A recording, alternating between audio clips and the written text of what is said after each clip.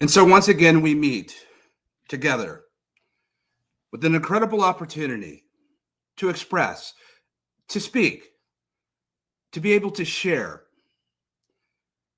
We arrive once again to our fourth annual affair. Welcome to GatherVerse Summit 2025. We've come a long way, but we've barely even begun. This is our 29th Global Summit, and we're happy to see all of you that have come to join us at GatherVerse.live and also in our other different streams and restreams and live broadcasts. We greet each of you. We welcome you all.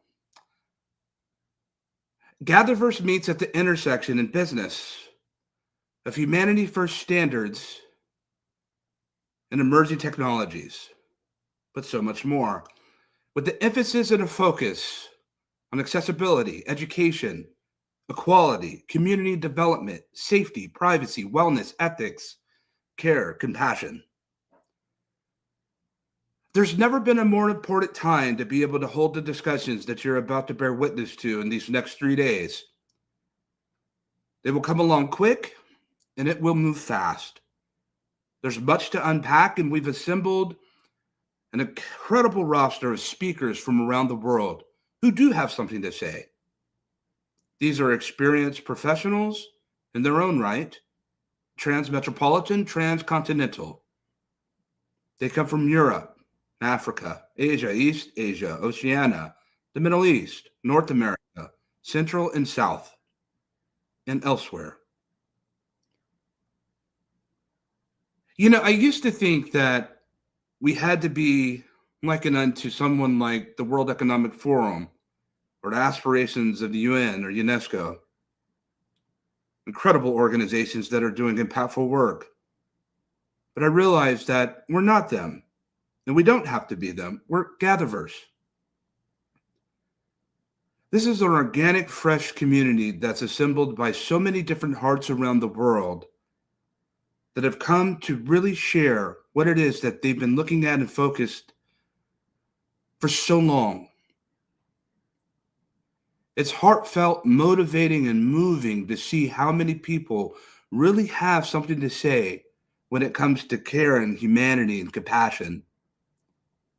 This is a defining time of our era where we're seeing emerging technologies hyperscale and accelerate like we've never seen before.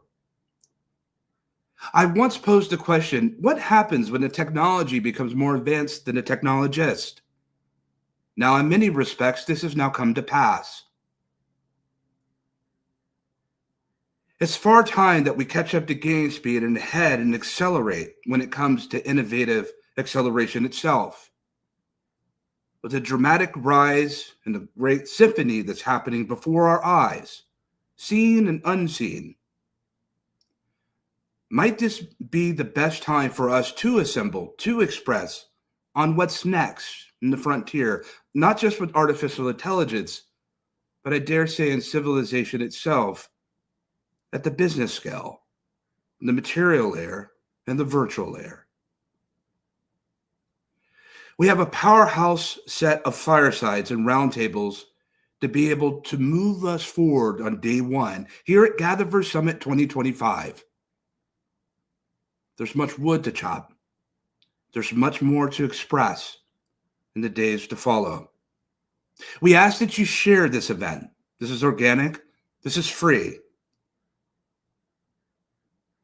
We ask you to share this with your colleagues, your families, your loved ones, your friends, a stranger, your networks. Why do we do this?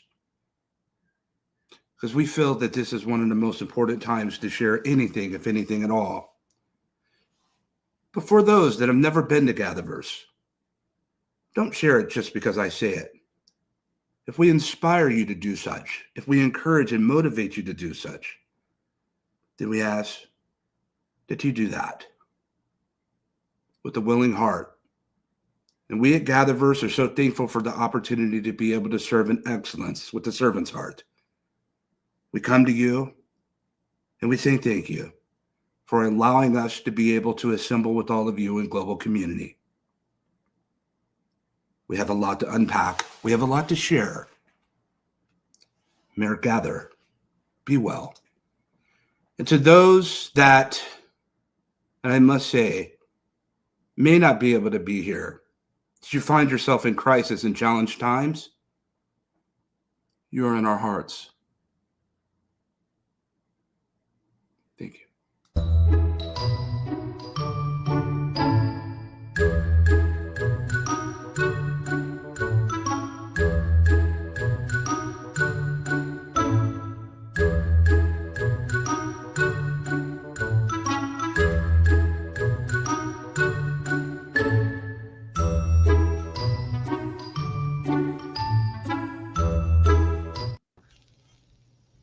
Hello and welcome to GatherVerse Summit 2025.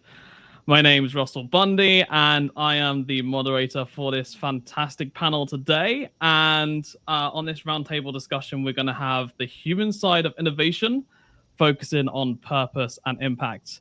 What we're going to do is we're going to have a quick 30-second introduction from each of yourselves. And then once we've done that, then we will get on with the questions. And if everybody could also mute their microphone so we don't have any sort of disturbance from anyone whilst people answering the questions or talking, then that would be great. All right, we'll start with Elisabetta. Hey, good to see you again. Hello, Russell. Hello, everyone. It's good to see you too. Nice to meet you all. I'm Elisabetta Rotolo. I'm the CEO and founder of MIAT, which stands for Multiverse Institute for Arts and Technology, which is actually the educational and creative hub for immersive arts and emerging technologies, integrating an excellent academy, also using GenAI since the last 3 years with the hands-on and practitioner-driven industry access training programs, alongside the full-service immersive production center generating original bespoke immersive experiences with all immersive and emerging technologies. And thank you for having me here today. Thank you for joining us, Elisabetta. And next up is Trina. Welcome. Hello. Welcome, and thank you. Good morning, good afternoon, depending on where people are. Thanks for having me, Russell.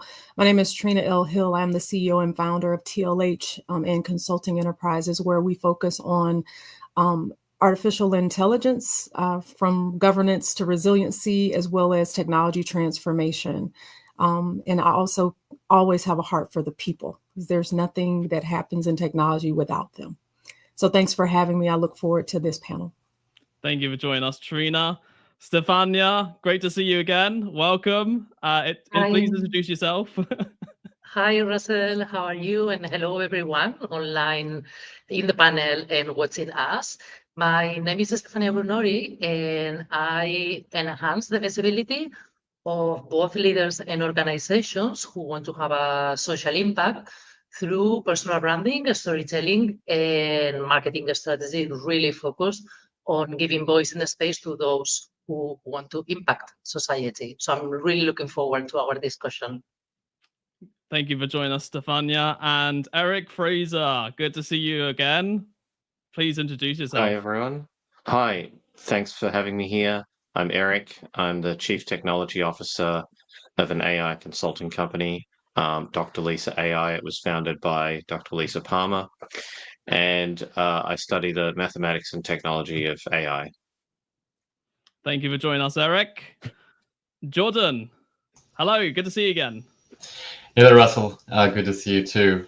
So my name's Jordan Woods, and I'm with StarChain Ventures. We're a Silicon Valley venture studio, and we're focused on deep tech, so AI, Web3, blockchain, AR, VR, IoT, and looking with our advisory and investments at making a better technological ecosystem and better society and better world.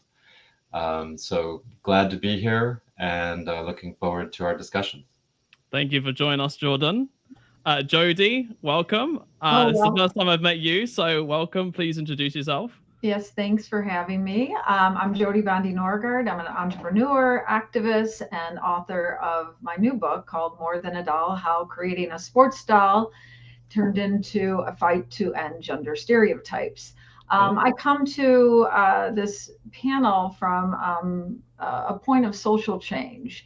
I worked with the Biden administration and their Gender Policy Council, which was an amazing experience, but definitely in the social change space, and I've been working hard at that for about 20 years. Thank you for joining us, Jody, and welcome to GatherVerse. And Joy, last but not least, please introduce yourself. Hi, I'm Joy Wiggins. I'm the CEO of Equity and Inclusion Consulting. And I'm a former professor and DEI research and content lead in corporate America. And I'm also a DEI consultant, which now is what I do full time, living here in Portugal. And I do a lot of cross-cultural communication workshops. I work with executives on creating strategic planning, kind of pivoting from the DEI, diversity, equity, and inclusion stuff that's happening, and really looking at it and expanding it into more holistic cross-cultural approaches so that we can understand that diversity is actually integral to everything that we do. So that is part of what I'm doing here. Thank you for joining us, Joy. And by the way, I love Lisbon. I went there for the Web Summit, so fantastic place. Oh yeah, the Web Summit is a great place to go and meet lots of different people. So good.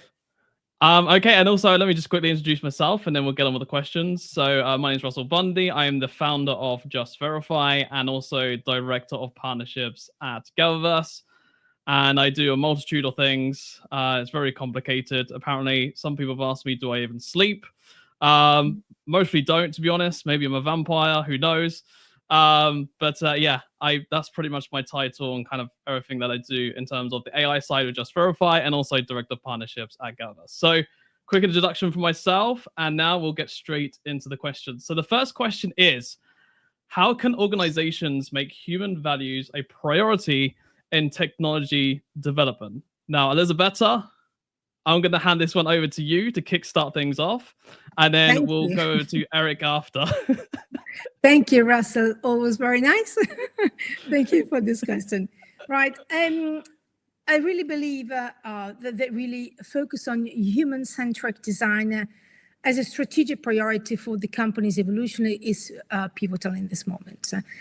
You need to really apply human-centric principle. This is what we call also in our company MIAT, which means that when also we teach or we produce for companies, entrepreneurs and brands will really need to develop the skills needed to understand what's going on out there with all these immersive and emerging technologies in the market, but also how they have to build with, security by design, equity by design, and privacy by design in their technological projects, and prioritize the user needs, which usually they don't do, I have to say, and experience these all throughout the life cycle of the products or the services they do, and also including fairness and into continuous generative learning ensures that products and services are both technically viable and meaningful to users. Other two things that I would like to say is education and engagement are really like a core, like educating young people and people working in the companies, in particular this moment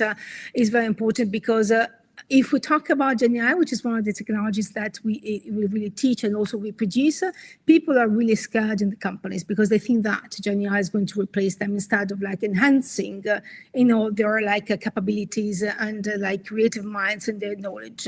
And the last thing that we do with companies, because it's very important for them, is implement ethical guidelines and governance, particularly for GenAI. They don't do it in this moment, and doing that, creating governance for GenAI adoptions and emerging and emerging tech is really, really massively important in the companies because really there is a little bit of chaos, not only out there in the market, but also inside the company. Yeah, no, I agree with everything that you said, Elisabetta. And I mean, honestly, you covered so many key areas there that, is extremely important. And, ethical wise, I think that's important too. Trust, transparency, accountability. There's so many areas which, human value wise, is important into, technology development, which brings me on to sort of Eric. Eric, what are your thoughts on everything that has been, said so far? Do you agree with everything? Do you disagree? Or what are even your own thoughts with this question? I agree. Human-centric development is really important. Here's why the people that actually make the technology don't do it very well. So let's take an example like Salesforce, which I'll assume that most of you know who they are. They're a very, very big software company. They make software for salespeople and customer service people mostly. And they do employ what they would call human-centric design when they make a new product. And lately, they've been making a lot of artificial intelligence products. They've been doing this for several years, but they've really accelerated it in the last 2 years. when you take those artificial intelligence products and you give them or you sell them to customers, a lot of the salespeople at those customers actually rebel and they say, I don't want to use this AI, or I feel like it's spying on me, or the notes it's writing don't really reflect what happened. So how did that happen? If there was human-centric design, then these experiences shouldn't be happening. Salespeople should be welcoming the AI, saying, oh, I love this, give me more. But instead, a lot of them are saying, I don't like it, stop forcing it on me. So what's really happening is that inside really large technology companies, the concepts of human-centric design are present. So you'd find lots of people who say, yes, we use human-centric design. But what's happening is they're not talking enough to the outside world as they design the product. So instead of talking to real salespeople at real customers, they talk to their own salespeople, for example, or they talk to the boss of the boss of the boss of those salespeople. And so the actual connection and understanding to real human experience is completely lost in layers of, misunderstanding and frankly, just corporate politics, saying the thing that you think the CEO wants to hear. Yeah, no, I completely agree with that. I think it's kind of like the sort of, human in the loop, but it's like feedback in the loop, right? Where you can get from users directly using your product saying, hey, give us your honest thoughts. How can we improve this? How can we add more human values within this product so that we can make sure that AI is, has the human values at its core, so that we can, from your feedback, be able to make those corrections and be able to fix that. So 100% agree with you there, Eric. And I think Jordan wants to jump in too. Go ahead, Jordan. Yeah, so definitely agree that human-centric design is very important. What I would add is that, we work a lot with startups and younger companies, as well as obviously their customers, which are large. But culture of the company is really critical, because it really underlines and underpins the entire, life journey and how everyone in the company interacts, behaves, and what they think about.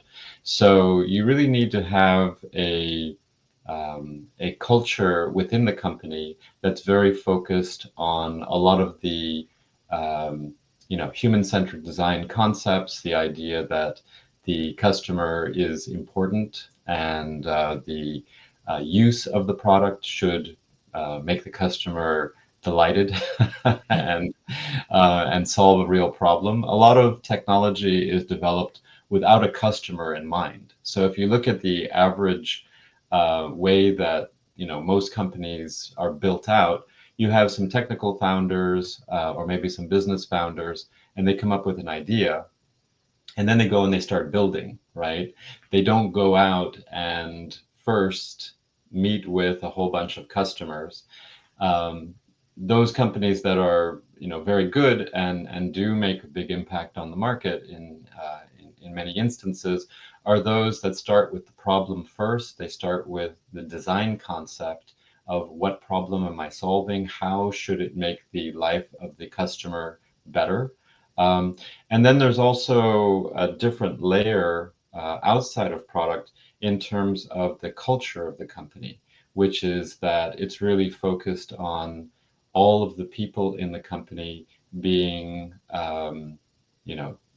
issues or key tenets. So you can have a pledge, or you can have an oath, or you can have a culture which is defined by things like integrity, excellence, ethics, compassion, empathy, these different types of values that will make the average person in the company more attuned to the needs not only of the other people in the company, but also of their customers, shareholders, etc. Yeah. So I think those are very important concepts from a culture standpoint. Yeah, I mean, community, culture, they're all really important and fundamental to any company. And it to me is business 101, which is, find the problem, find the market to fit that, that problem, what the solution is, and then, what is the painkiller in which you're giving to that customer to solve that problem, right? Which is business 101. So, but anyway, let's get on to the next question, which is, what practices help align personal motivations with meaningful advancements? So, Stefania, I can see you nodding your head, so we're going to pass this one over to you, and then we'll go to Joy after that as well. Unmute your microphone, Stefania. It's the little microphone button down the bottom. You'll see unmute, and then if you just press the microphone, it should unmute. Right next to the camera. There we go. See, you're on mute now. Yeah, okay. So I just wanted to add on the previous question that we were talking about human centric design, and I would stress the factor that this needs to be kept during the whole customer experience until the end of the experience with a product or service. But anyway, we can talk more about that later.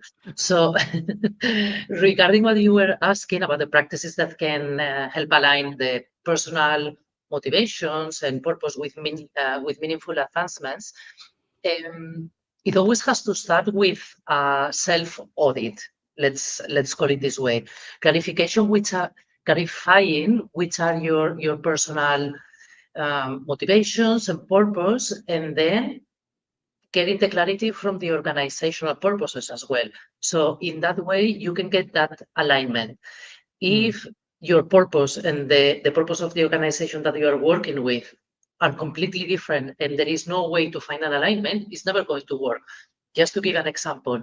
So the company Patagonia is always encouraging employees to be active with environment. So if this is something that there is no way aligned with what you want to do, you're going to find it like an obligation, right? To attend these type of activities, and you will always be on a different road and trying to escape from that. So number one, really clarifying which is your purpose, and then aligning it with the company, or clarifying the company and then finding the alignment. Then I find also that in the companies that they are too restrictive with employees, in the sense that you are only allowed to do what is your role and stay inside the company. You are not allowed to dedicate any of your working time to network somehow outside the box. They are limiting as well to explore different venues, because it's when you have those spaces of creativity that you can create that innovation as well, and probably find your purpose that you don't on your daily basis. And that links us a bit with the personal branding. That is when you start putting up yourself out there and start with a narrative on your own personal brand, that you find those collaborations or spaces to grow more on your purpose. Because again, on the daily work, you are not going to find that. So it ends with that cross collaboration within industries, but also within the same organization between departments. That is where you find those spaces of novelty, innovation, creativity that goes beyond, again, the admin work that you do every day, but really connects with your purpose and the purposes of the organization. And of course, to wrap up that, we need to go and measure success really beyond profit. There need to be some other ways to measure what profit and success means inside the organizations, and can have that percentage of how are you contributing through your work with social impact or to sustainability. So that's the frame that I would say can help having more meaningful contributions on a personal way inside the organizations to create further advancements, because at the end, when we work on a purpose aligned with the company, that multiplies by 1,000. I will also add, I think potentially one practice could be leadership as well. I think if you have the right leader who can also motivate and can help encourage people and rally people behind them, again, that's another way in which, you know, personal motivation can be helped, and also adding to meaningful advancement, including, you know, what they, you know, because also the other part as well is it depends where the person wants to go within the company too, right? It depends, like, what is their end goal? Like, do they want to be a chief marketing officer? Do they want to be a head of a certain department? Or do they just want to have more personal time with their family and be able to have the freedom to do what they want to do? So again, it kind of, how you're saying it depends on A, the end goal, and also B, the right leader and being able to lead and be able to give space to that individual to allow them the freedom to do what they want to do and to motivate them in the direction they want to go. So I will add that to what you're saying, but everything you said, Stefania, was spot on. So thank you for that. And we'll hand it over to Joy now. So Joy, what are your thoughts on this? Well, yes, Stefania, I think you covered a lot of it. A couple of things that I would say is you always want to ask why. Why are we doing this? What is the purpose of this? And so I think when employees and the community all understand and have had a voice into the development of some of these practices and some of the advancements that are going on, for instance, like if you're partnering with the community nonprofits or healthcare organizations. The other day in Portugal, we had an earthquake, and it was my first one. And so as my desk is rattling, I just remember thinking, okay, what technology do we already have in place that, because this is a personal thing that just happened. And so I wanted to make sure, like, what does Lisbon have right now for earthquakes? And what happens when those are, when everything is shaky and you really don't know what to do. So for me, that became a personal thing. Mm-hmm. And it's also looking at employees' contributions to societal impact. Like, where is this going? Are we mentoring organizations? Are we mentoring employees? Are we mentoring leaders? Like what you said about leadership. Not all leaders really understand exactly how they want to show what they're interested in and what the societal impacts are, or should they share that with their employees? And so I think if you provide lots of contribution or rewarding contributions from employees to allow them to say, hey, listen, this is a really important aspect of technology that I would like for us to include or to look at.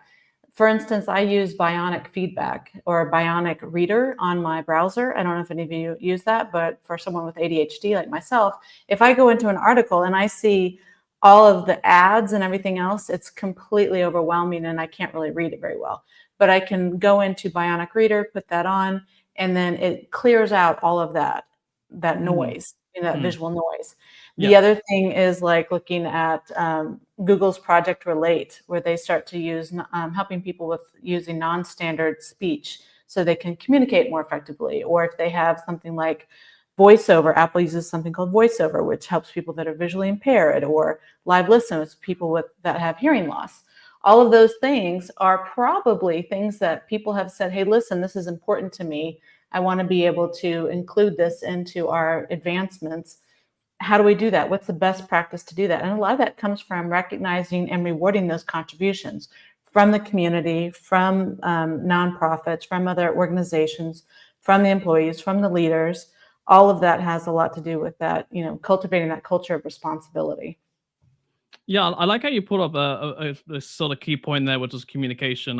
When you were saying about the communication aspect, I think that is really underrated in kind of what people, think. Like, I think people just don't understand exactly what communication. Like, what is a communications director? Like, what's the communications of what? What are you supposed to be communicating about?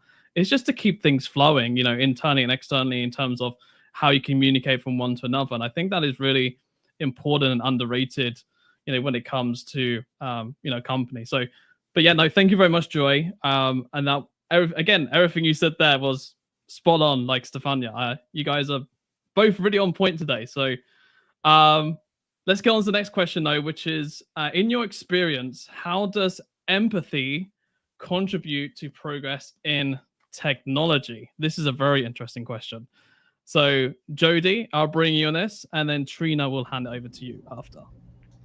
Thank you. I'd love to extend the question just a little bit. How does empathy contribute to progress in technology and just everything in life?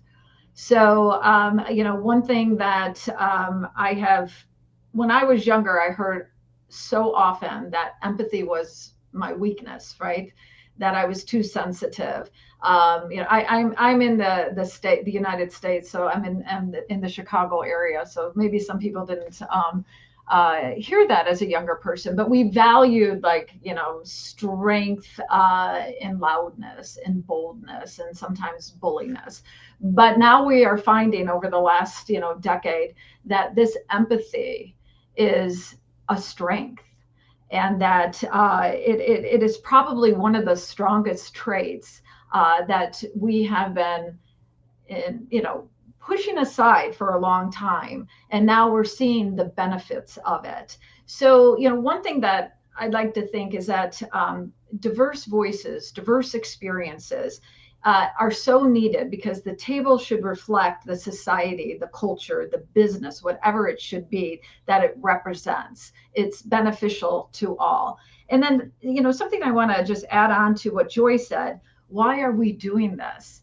I feel that it is, very important for all of us to understand that questioning the status quo is essential for driving meaningful change. So bringing in your empathy, asking those questions, and being very confident, which sometimes can be hard to maybe say, if it's a group bias or something, bringing up your voice, but understanding how important that is. Very interesting points you brought up there, Jody. And that, yeah, I completely agree. Empathy is a strength, right? It's not a weakness. And also, when it comes to the AI side of things, right? I mean, people will argue, should AI have empathy? Should it not? Should AI have feeling? Should it not? I mean, again, eventually AI will have its own sort of emotions eventually. When, I don't know. But at some point, it will do. When it comes to that side of things, it will have its own, emotions and stuff like that, where you won't be able to tell the difference between if it's, AI or human. So Eric, let's bring you on this as well. What are your thoughts? The key thought is the reason we have low empathy in business is because we keep characterizing business as if it's some kind of battle or war. So the things you do in business, very, very few of them are actually like a battle or war. We keep characterizing them as that. And then we have this misconception that battle and war require low empathy. But actually, they don't. So military planners and thinkers and strategists employ a lot of empathy, because you're trying to get inside the enemy's head, essentially. And you're also trying to anticipate, what will this do to my own troops? That's an empathetic process. When you're actually in the business of fighting, yeah, sure, you probably want to turn your empathy down when you're trying to defeat the actual enemy.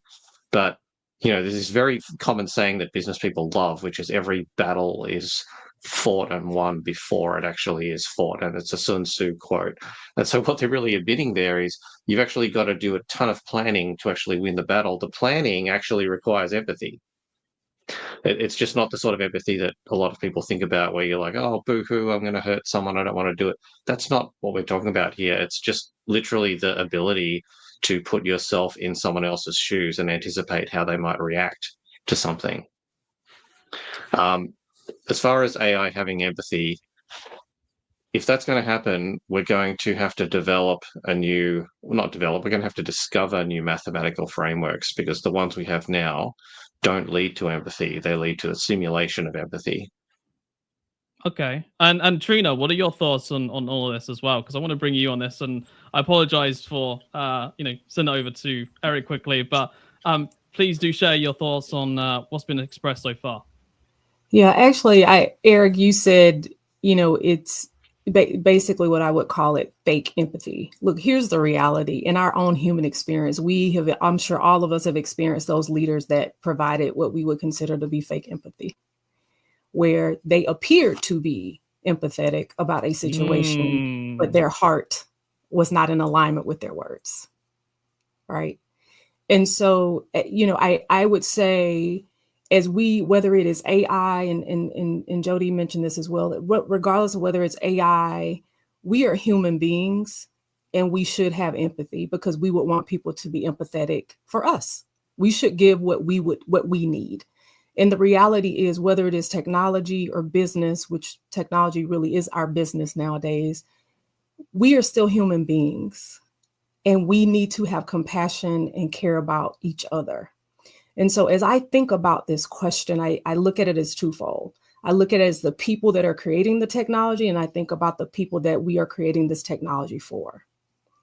The people that are creating the technology, they need to not only think about the customer, but also put themselves in the seat of the customer and say, how would I want to experience this? How do I meet that need? And also in the creation of the technology, how do I work with my fellow man or fellow woman, et cetera, in a way where we can not only create something great from a technology perspective, but create the right experience in working with one another, even if we disagree. We can still disagree and have empathy, even if we don't understand.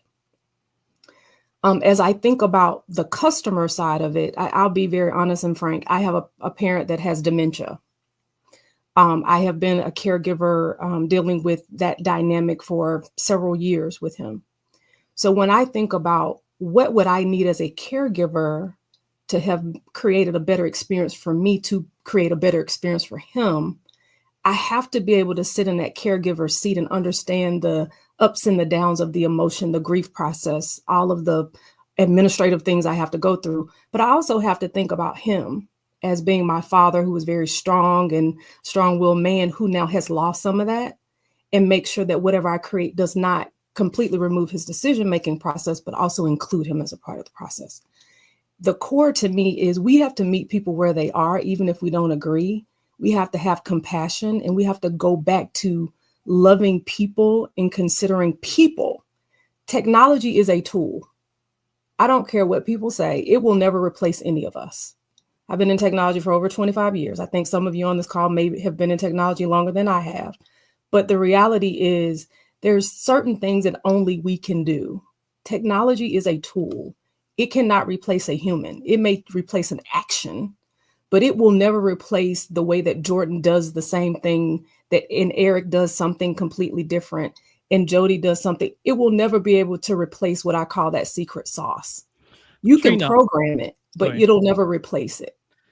No, I just wanted to jump in because how can people, like, I wanted to just quickly fire a follow-up question, which is, how can people use, AI as a tool for compassion, empathy? I'm kind of curious to hear that side of things and what are your thoughts are on that? I think I would leverage it for research. I think, and again, I'm in the States, just like Jody. I'm in the United States of America, and I'm sure you all have seen what is going on in our country right now. I think we've lost the art of communicating this way, having conversations where we don't all have to agree. I think where we can leverage AI is being able to collate data and get different opinions about different things, even if we don't agree. And it takes the emotion out of it because it's purely data and nobody's going to probably fight with AI. Or if they do, that's their own thing. It's different versus us having a disagreement one-on-one versus leveraging this tool to pull the data and to get different people's experiences. Look at this call. This is a global call. Joy's experience where she is right now is very different than my experience right now. I can leverage AI and say, hey, well, what's going on in Portugal right now? What's the climate like? How are people working together? How are they leveraging AI to work? What types of problems are they solving? And get that additional data, which then gives me a different perspective on the things that they care about, which may be different than the things that we're caring about right now in the States, or they could be similar. So it's very interesting how you can use that data to, Jordan, I'm going to have to go to the next question because we've got so many questions, but I wish I could hand it over to you, Jordan, but I can't. But kind of going back to you yourself, Trina, like it's very interesting how you can use AI as a tool to understand, to empathize, to understand what is going on in other parts of the world so that you can put yourself in that position, in their place, and think about what it would be like if you was there in that experience. So I think that's a really good answer in how you can use AI as a tool to be able to do that. So the next question, which is, how do leaders encourage a culture where individual contributions are valued? Now we're going to have to speed this up because we don't have much time and we've got about another 5 questions to go through. So what I'm going to do is we'll have to do very sort of like 60-second sort of answers.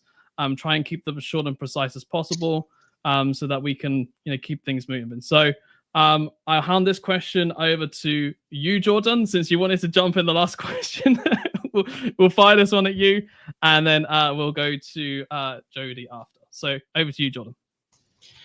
Yeah, so this really dovetails very well with my first answer, which had to do with culture, right? So a lot of companies, when they create culture, it's kind of unconscious, right? It's not structured. And so if you build a culture that is going to sustain and, actually suffuse a company and become the culture of the company, it has to be intentional. It has to be something that you define, that is repeated, that is reinforced. And so this is something that unfortunately doesn't happen in a lot of companies, right? You have a founder, they have a particular way of doing things. But over time, as the company gets larger, you have a lot of other people that come into the company. They're not necessarily hired for the same culture, and the culture starts to dilute. And if that initial culture was from someone who really understood the customer, they understood the problem, they understood, what the solution was supposed to do, that can dilute. And then people are really there just to collect a salary, or they're just there to socialize, or something like this. So it's very key that the culture be intentional, that people are hired to reinforce the culture, and that culture, if it is going to be, about empathy and compassion and about solving customer problems, that's really the criteria that goes down into the job description. It goes into, the hiring managers. It really needs to be something that is reinforced on a daily basis, and that intentionality is really key. What do you think, Jody, quickly? What are your thoughts on what John just said? Did you say me? Yes, yeah. I just said, sorry, what are your thoughts on what Jordan just said there? Oh, I agree with Jordan. I think he did a really good job. I don't have anything to add to that. So I know we have more questions to get to. So since I don't have to add, let's keep going. Definitely. All right. Thank you for that, Jody. What methods help incorporate real-world feedback into design and development? Elisabetta will jump on you for this one, and then Stefania as well. That face said otherwise. do you want me to get? I can give you another question if you want, Elisabetta. Russell, did you say me? Yeah. Yes. I did. That was so very nice. So thank you. I just try to be very, very, very brief. Okay. Well, and very practical, to be honest. I think creating continuous feedback loops with real users and stakeholders is massively important. I'd say, like at international level, we work with, we adopt agile processes, which means that, we break down development process into like smaller manageable cycle iterations, and we evaluate its phases. What is actually helpful, we can see like even meetables with companies, big corporations that we work with and for, is that also like when you have a diffused and shared leadership inside the company, which is very rare, which means that also like, ideas can come from everyone. It's really, really help, to have, real world feedback that you can put into the design of your products and processes. And when you use actually agile approach in every project that you undertake, you start with research and you need to anticipate people's needs and align then also with business goals. But as we talked about a lot regarding empathy, I think that as the essence of empathy, emotional intelligence into like the strategies of the companies is massively important also to incorporate real world feedback into design, but the real emotional intelligence. So when you are capable to acquire and share knowledge all through the companies, when you are capable to create an environment which is psychologically safe for people, but really not just because it's really fashionable to say that. And also when you're capable to have, processes that are really lean, and not like just full of procedures that really like overwhelming people for nothing. And as I said, authentic and diffuse shared leadership is massively important. And inside corporations do not have that because they don't need to control people. I come from a huge corporation, so I know that what I'm talking about. Yeah, no, definitely. And I mean, I can see my screen blowing up right now saying that we're running out of time. So I'm going to jump straight into the next question, which is how can businesses balance technical advancement with everyday needs? So Joy, we'll bring you into this. And then we'll try and get to around as many people as possible. We've got about 3 questions left. So Joy, over to you. Sure. Well, one of the things I think that's really important right now is mental health and looking at mental health apps. And a lot of mental health apps have come in. I know I have been introduced to women's apps like Flow, that's tracking your menstrual cycle. There's things like, Headspace, the bionic reading, what I was talking about before. There's lots of apps out there for just different needs. And those have all come from people that have said, this is what I need. This is what the community is looking for. That's been, talking to stakeholders, having diversity on your teams, people coming from communities that have been usually underrepresented. And so those folks are coming in and saying, these are the things that people are asking for. There's a gap here. And when we start to address those gaps and we start to look at, well, we've always had these mainstream types of technology, but then when we bring in new and different voices, those voices will say, hey, there's a whole huge gap over here that you haven't thought about yet. So that's a really important way to bring more, all different types of advancements just for daily needs, all kinds of things. Yeah, and when we're talking about, and also when we're talking about AI, right, in particular, when it comes to technical advancements with everyday needs, like, I mean, people use AI all the time to, solve any problems, ChatGPT, take a picture. There was one person with a use case, how they managed to fix a toilet by taking a picture and using ChatGPT to fix it, right? Which is very interesting. So, I mean, when it comes to everyday needs and using AI, I mean, AI is great because it can be used for every day as well as business, aspect. So I just kind of wanted to add to kind of like what you're saying, Joy, which is, there's many different needs. And the point is, what can, help and do those needs? You've got all the different apps, but you've also got AI, which can help with a lot of those needs too. So anyway, let's get into the next question because I've got 2 questions left and we've got about 5 minutes. So Trina, we'll hand this question on to you, which is what role does storytelling play in communicating the value of new ideas? All righty. So Stefania, hopefully I'll make you proud with this answer here. Look, to me, I believe if anytime you want to express something and see the value, it has to be personal. It's got to matter to you, right? Why does it matter, right? I think we mentioned, right, the question of why. You have to speak to your audience and you have to communicate to them in a way where it matters to them so that not only are you just talking, but it drives them to act. So if we're going to transform and change XYZ process and we're going to now leverage AI, we need to help people understand why and why it matters to them and what's the value to them. If you don't do that, you're going to lose people. That's a really They're going to good resist you. Yeah, no, completely agree with that. Stefania, quickly, 30 seconds. Just express your thoughts on this very quickly from your side. Okay, quickly.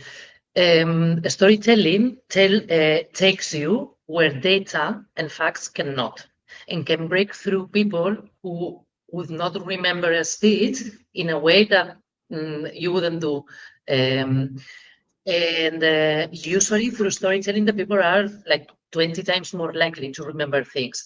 So it's really powerful to transmit really complex ideas, the use of storytelling, because it's going to be faster, it's going to be more retained in the memory, and it's going to connect emotionally. And in a moment that everything is connected through technology, storytelling, we are going to see that is the fantastic vehicle really to transmit complex ideas and to really get, it's a bit like contradictory, right? Technology and storytelling, the technical and the emotional, but this is the way really to break through with new innovations and to make it relatable and memorable. Okay, to add on to that really quickly, I love what both of you said. And to make sure that storytelling is diverse voices. So we hear storytelling from everybody, right? Not just one-sided. So we need to see that balance of storytelling. And then my next question, which is, how do you measure success when evaluating the effect of new developments? So Eric will bring you into this one, and then we'll finish the last question on you, Jordan. So over to you, Eric. Yeah, so before you start to build something, you do have to ask, why am I building this? And if it does everything that I want it to do, what would be happening in the world that's different now? And those measures will usually be, some of them won't be financial or economic. So some of them will be, well, I built a new browser, right? This is the CEO of Google did this. He was in charge of building a new browser called Chrome. He was up against the Microsoft browser that was built into their operating system. It was a very difficult thing to dislodge that. And he set himself a set of metrics that most of them were not financial. They were about, how many people downloaded it today. And you want to be really clear about a small set of metrics that define what success looks like for you. And then you just measure it. He wasn't successful for years, by the way. He was given this mission and it took him several years to get to the metrics that he set himself. So fundamentally, just ask what success looks like and how will it show up in metrics. Yeah, like what are your KPIs? What are you aiming for? What are your goals? What is the overall mission that you want to accomplish? Yeah, and don't restrict yourself to just the financial ones. Gotcha. In fact, the best ones are usually human behavioral. And my last question, which is, in what ways can collaboration across industries expand creativity and results? So Jordan, we'll finish you on this one, and then we'll have to wrap things up. Yeah, so creativity is something that can come when different groups with different points of view work together, right? So we've talked about, quite a few people have mentioned diversity. When you have people working across different industries, they bring different viewpoints. And so there's a lot of, cross-cultural or interdisciplinary. These different words have become very popular over the last 20 or 30 years because they lead to solutions that are more, they're more inclusive, they're more able to solve problems, and they come up with more creative and better solutions. So I'll just leave it at that. Thank you so much, Jordan. And thank you to everyone on the panel for joining us. Make sure you follow them all on LinkedIn. Everyone is on LinkedIn here, I'm pretty sure. So if you want to connect with anyone, do search their name and connect them on LinkedIn. And that is everything from myself and from this panel. And I will see you guys very soon. I'll be back tomorrow. But in the meantime, enjoy the next panel and enjoy the rest of GatherVerse Summit 2025. See you later. Thank you. Thank you. Bye. Thank you. Bye-bye.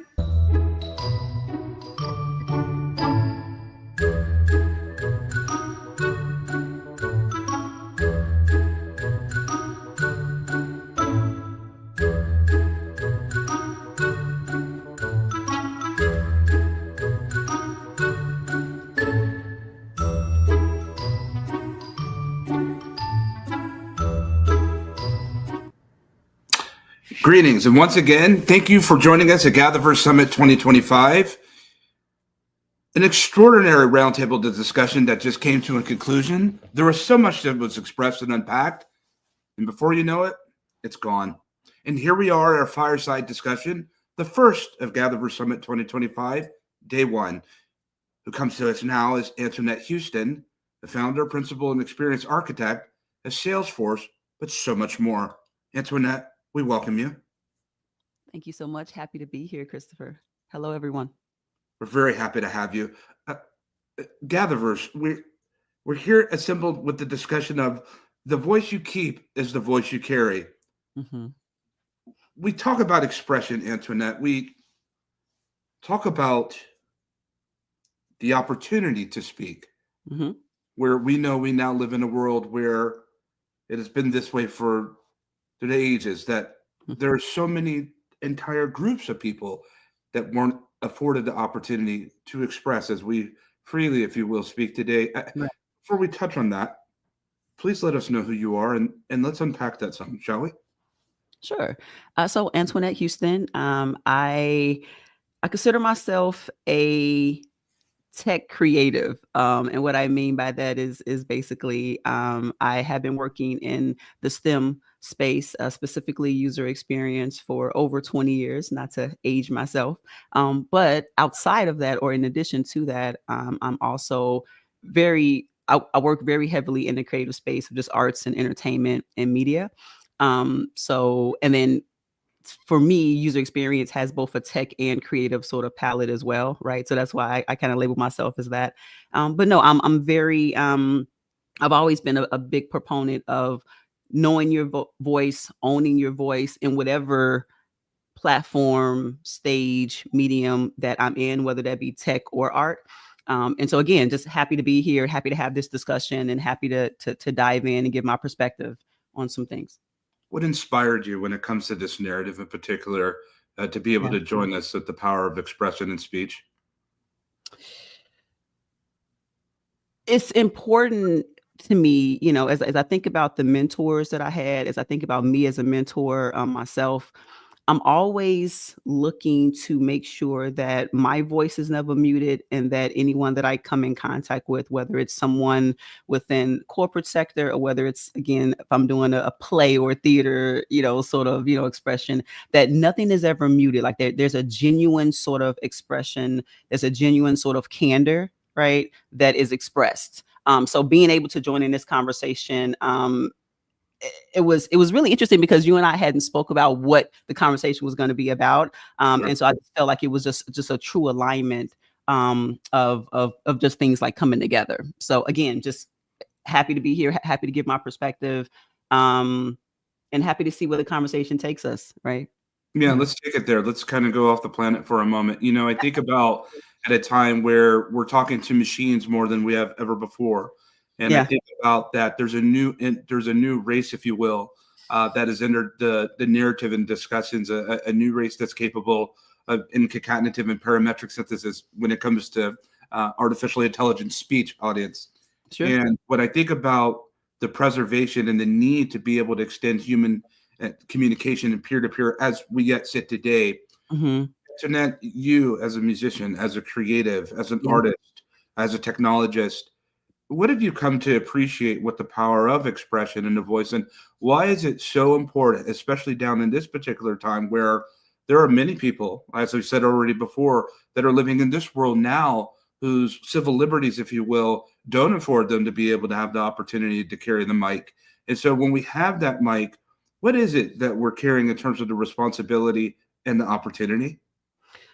I think the responsibility is one, we have to make sure that we're very clear as to how we're defining what our voice is, right? And being able to then recognize said voice. So I feel as though it comes from the baggage that we carry through our experiences. But let me just explain baggage, right? Because I think sometimes baggage gets a bad rap. It's not. That took a heavy turn.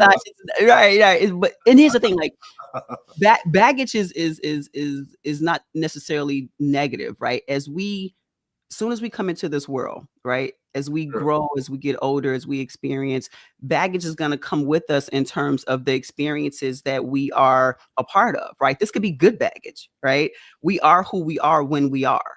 So I feel like to know your voice means that you have to be able to, if I'm coming into a space, if I'm coming into a space, again, whether that's a corporate boardroom or whether that's a theater stage, I'm coming with everything that I've experienced up until that point. And I'm trying to hopefully express it in a way that's genuine and authentic, right? The panel before this spoke about storytelling, right? And the value of being able to express. And a lot of times, even if I don't necessarily leave that situation with knowing all the facts that were expressed, I'm probably going to leave with a feeling, right? A feeling to do some sort of action. So when you talk about the true voice, I think about all the baggage that I'm coming in with, right? Good, bad, indifferent.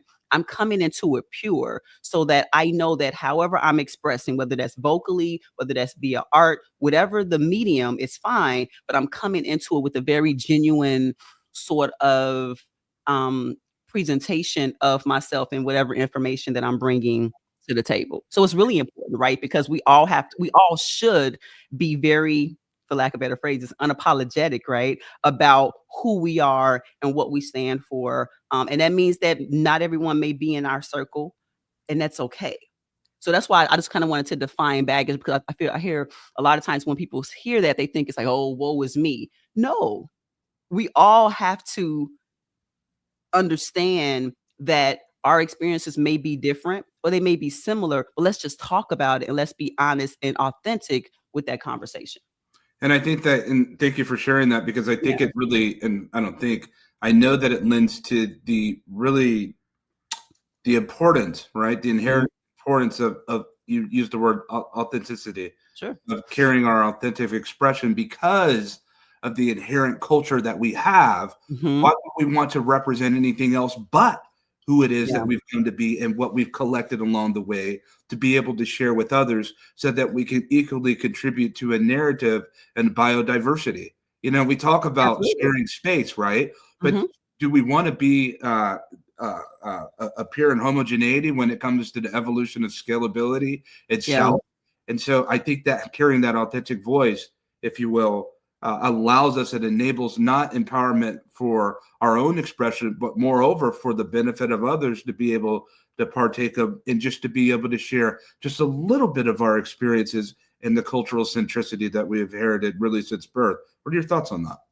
And that plus one that, but then being comfortable with that, right? I mean, a lot of times, and I'm sure you've probably heard it in your experience, but just that phrase imposter syndrome, right? Sure. There's so many different spaces that I know, people that I know have walked into, even myself earlier on in my career, of like, do I belong here? And I think that no one can answer questions like that but ourselves. So there's a level of comfortability that I think that we all have to have when we are expressing, when we are voicing, right?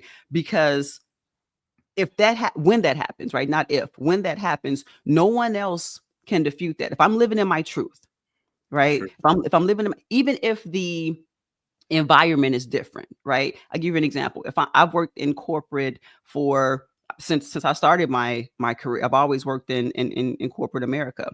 And there's certain spaces in corporate where initially it was like, okay, do I want to speak up? Whatever that speak up may be. It may be speaking up in a meeting, or it just may be a particular presentation or something that I'm providing to a client. But it's like, do I want to speak up for what is right in this situation? Yeah. How does that look? Right.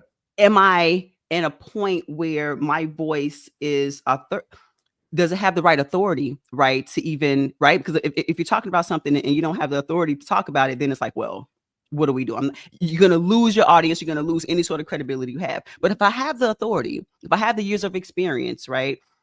But also have my own like opinion and my own, again, baggage that I brought to the table, right? My own experiences and degrees and all of these things, right? A Sure. lot of times we mute ourselves. Is what I'm Mhm. trying to say. So when you talk about that imposter syndrome, a lot of times we come in because of fear, because we're not comfortable, because of uncertainty, because I Right. can't lose this job, because whatever, Right. right? And so if we keep doing that, we as in society, Mm. if we keep doing that, Mm. I feel like, especially with AI and all these things, we're going to eventually find ourselves in a very uncomfortable situation that we're not going to be mentally, you're not going to be able to get out of. So I've always been a proponent of speak your truth, right? Be knowledgeable, understand the environment that you're in, but speak your truth and never let anyone mute your voice, including yourself. And feel comfortable doing it, right? Because you mentioned the sense of belonging, right? I mean, Absolutely. we quell the fire of expression because oftentimes we find ourselves in an environment or in conditions and situations where we don't feel a sense of belonging. And Right. when we're in that situation, it can lead to imposter syndrome. It can lead to self-limiting beliefs. Yes. And it makes us, instead of fortifying ourselves with transparency and vulnerability, Mhm. we become completely resilient to the environment and not want to be open and expressing to it because we feel as if there are no people that want to inherit what it is that we have to share. I mean, who Right. wants to share in an environment where no one wants to listen?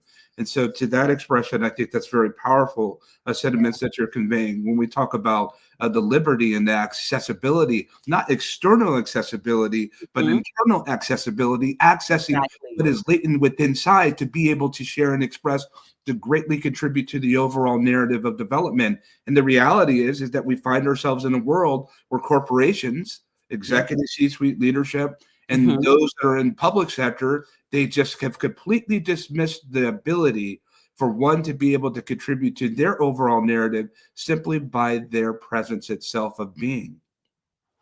I'll tell you this, my grandmother, and she's still with us. My grandmother worked for 35 years, same job. She never learned to drive. She took public transportation here in Chicago every day, rain, sleet, or snow. She was like a postal worker. Like she was just like on it, but she worked in STEM, right? And then eventually she ended up getting pushed out, right? Because I mean, technology was changing. The level and age of people that were coming into her job was changing. She was ready to retire anyway. It was what it was. But growing up, seeing that, I learned perseverance, right? I learned fortitude. I learned resilience, but I also learned that's not my path.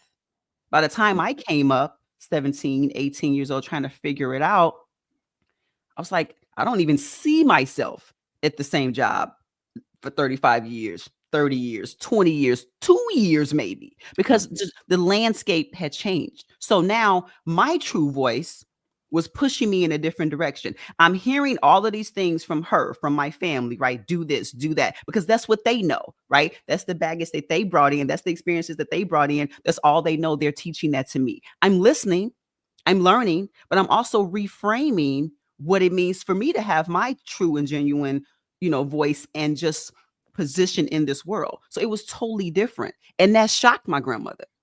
And so me living with her and she's seeing how I'm navigating this world, navigating this STEM space, navigating corporate America as a woman, as an African-American woman, it was difficult for her to see variance in that.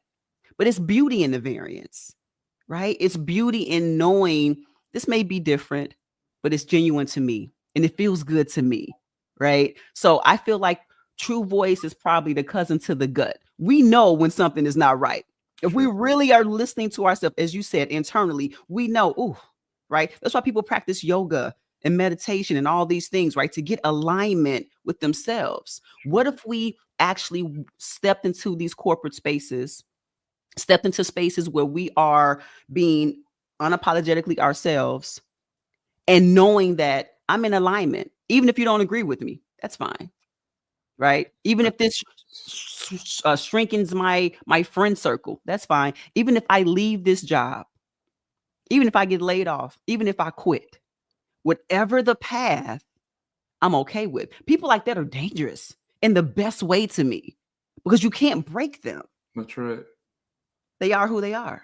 I think there's a certain courage and inherent courage to be able to go to a path and exercise your autonomy and not have fidelity to a thing you think that you need fidelity to in order to sustain.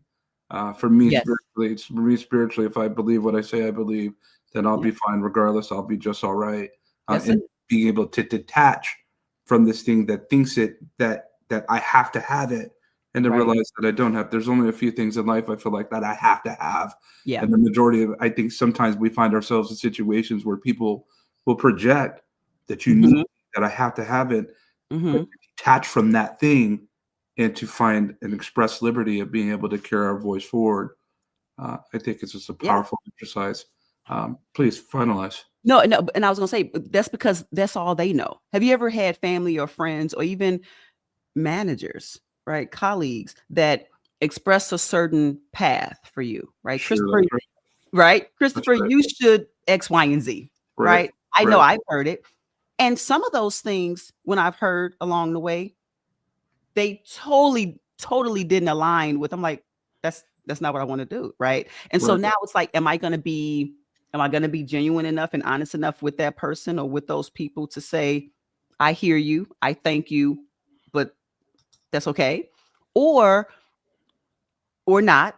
And even if I do that, am I okay with still saying even all the things that I'm hearing if they don't 100% align with what I feel is really whatever that path is, being okay with that too. I'm so okay with being uncomfortable. I'm so okay with change. I'm so okay with who I am, regardless of what happens. That didn't happen today. That happened through the course of living and learning and growing and pivoting and shifting and realizing that trust is a hell of a drug. And I'm all for it because I know that I trust myself. I know that I believe in God. Even if you don't, I believe in something bigger than myself, right? And if I believe in whatever that thing is, I believe in that, in the strength of humanity, in the strength of my alignment. And so as long as I'm walking in that, if I'm at a job 20 years or 2 days, it's okay with my soul. If I have a huge friend group or just one bestie, that's fine as well, right? Because I know and I feel that that's just what my alignment brings. I think that's what true voice is. I think as we talk about true, we have to put the words authentic in. We have to put the words genuine in. We have to put the words trust in. And when you do that, I don't know about you, but it feels good with me. Like whatever option, whatever step, whatever path, it's going to be okay. My 2 takeaways from what we're sitting here, because as quick as it came, as quick as it goes. I know. 1, everyone has a role to play and they must be allowed to play them. 2, people will project their fears onto you of what they can't do. And just because they can't do it doesn't mean that we can't. So I appreciate what you just broke down with us, Antoinette. I hope that we're afforded to be able to have you again with us at GatherVerse, to be able to assemble with us. You're doing incredible things. Audience, follow this woman, this leader, and what she's doing. Break it down with her, connect with her on LinkedIn, dial in, and break that bread. And so we really appreciate you joining us with us, Antoinette. I really appreciate. If I could just say one other thing for like 15 seconds. This is something that I always like to leave with, if it's okay. Yeah. I am a fraction of we, but that she be me, and I'm beautiful. The black on my back reflects how suitable. See, understand we got to stand for our style, man. Forget the norm. Why conform? Just profile, man. You see, these words are a gift. I still smell the newness. And the pride that's inside, I celebrate. You knew this. But for those who clueless, please, all you got to do is keep being the wonderful, beautiful, incomparable you. Thank you so much for having me. Thank you so much for this platform. Thank you so much, GatherVerse, for just the conversations that you bring on a global level. This is amazing. And I am grateful for this opportunity. I appreciate it. Shout out to Antoinette Houston, GatherVerse. Prepare for the next roundtable. Our gather was well. May our gather be well. Take care. Bye.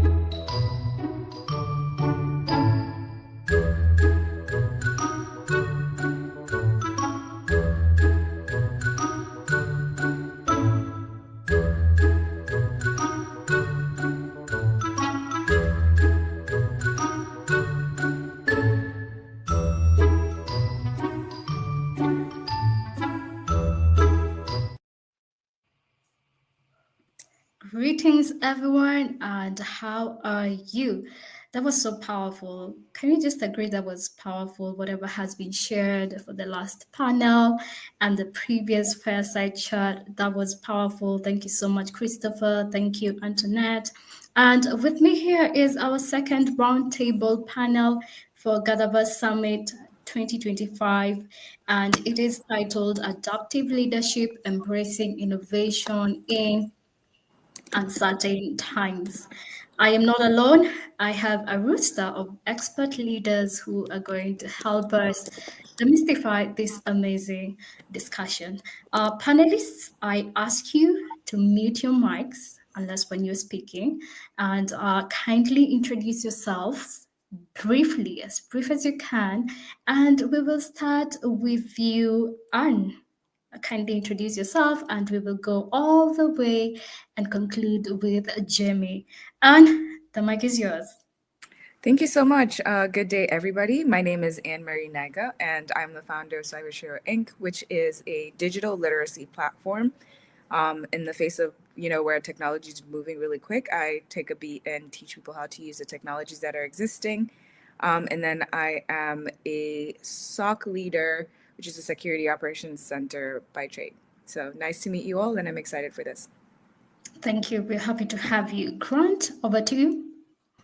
Yes, thank you very much. My name is Grant McGaw. I am the CEO of 5-Star BDM. That stands for Brand Development Master. I'm a world-class podcaster for the last 4 years. I specialize in personal branding, business development, as well as investment banking for small and mid-sized businesses and entrepreneurs to help them to elevate and scale to the highest level. We greet you, Grant. Thank you for joining us. Bay, happy to see you again. The mic is yours. Hi, Ling. Hi, everyone. Nice to meet you. My name is Bay Wang. I'm from the Netherlands. I'm a serial entrepreneur and a media and communication consultant. But at this moment, I really want to focus and emphasize my identity as a teacher. My latest teaching project is I have developed a course offered here in the Netherlands, but also to France. It's called Tech for Good. And very excited to share the roundtable with you guys. Wow, we're happy to have you. Liu, over to you. That would be me. My name is Hai Hao. My background is in science and research. I consider myself first and foremost a scientist and educator. I conducted research in AI at MIT and pursued a Master of Education at Harvard. And so I'm, wearing those hats as well as a budding entrepreneur, I guess you could say. I am working on a startup where the idea is to take some of the research I did and the things I learned about education and to kind of radically transform how students will learn given the power of AI.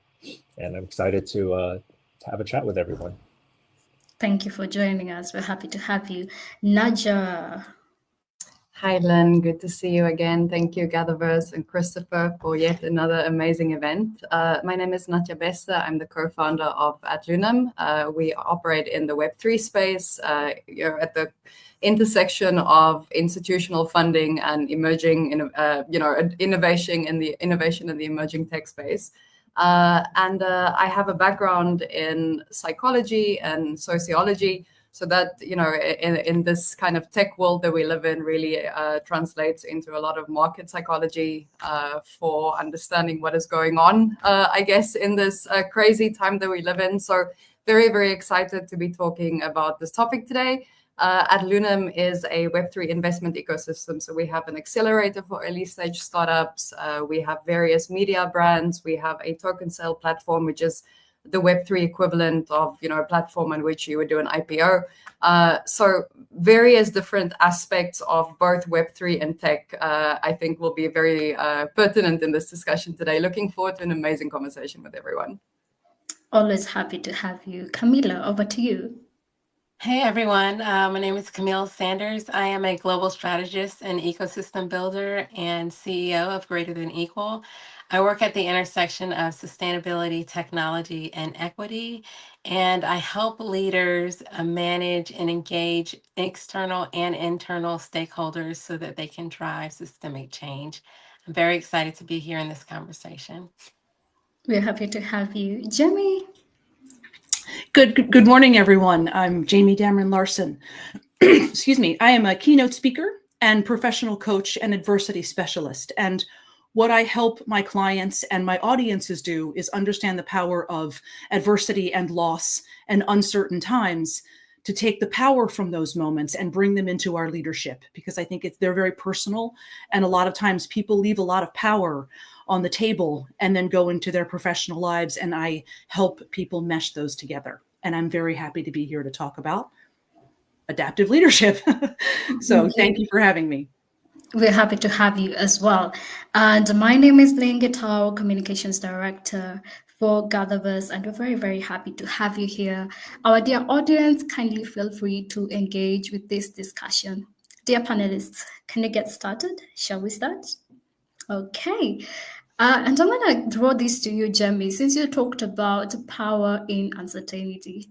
This is the best for you. What does adaptive leadership mean to you in a rapidly changing world? And anyone can chime in on that as well. Thank you. I think the first thing to understand about adaptive leadership, and the first part of it, is to understand that there will always be something that we're adapting to. And there's uncertainty around positive things, and there's uncertainty around things that scare us. So as leaders, before we even get into the adaptive part of life, find out what's not adaptive about you as a leader. Every leader needs a North Star, and we need things that we understand, that we are steeped in, that we know will not change, and how we move forward and how we treat others, and the basis of what our leadership is.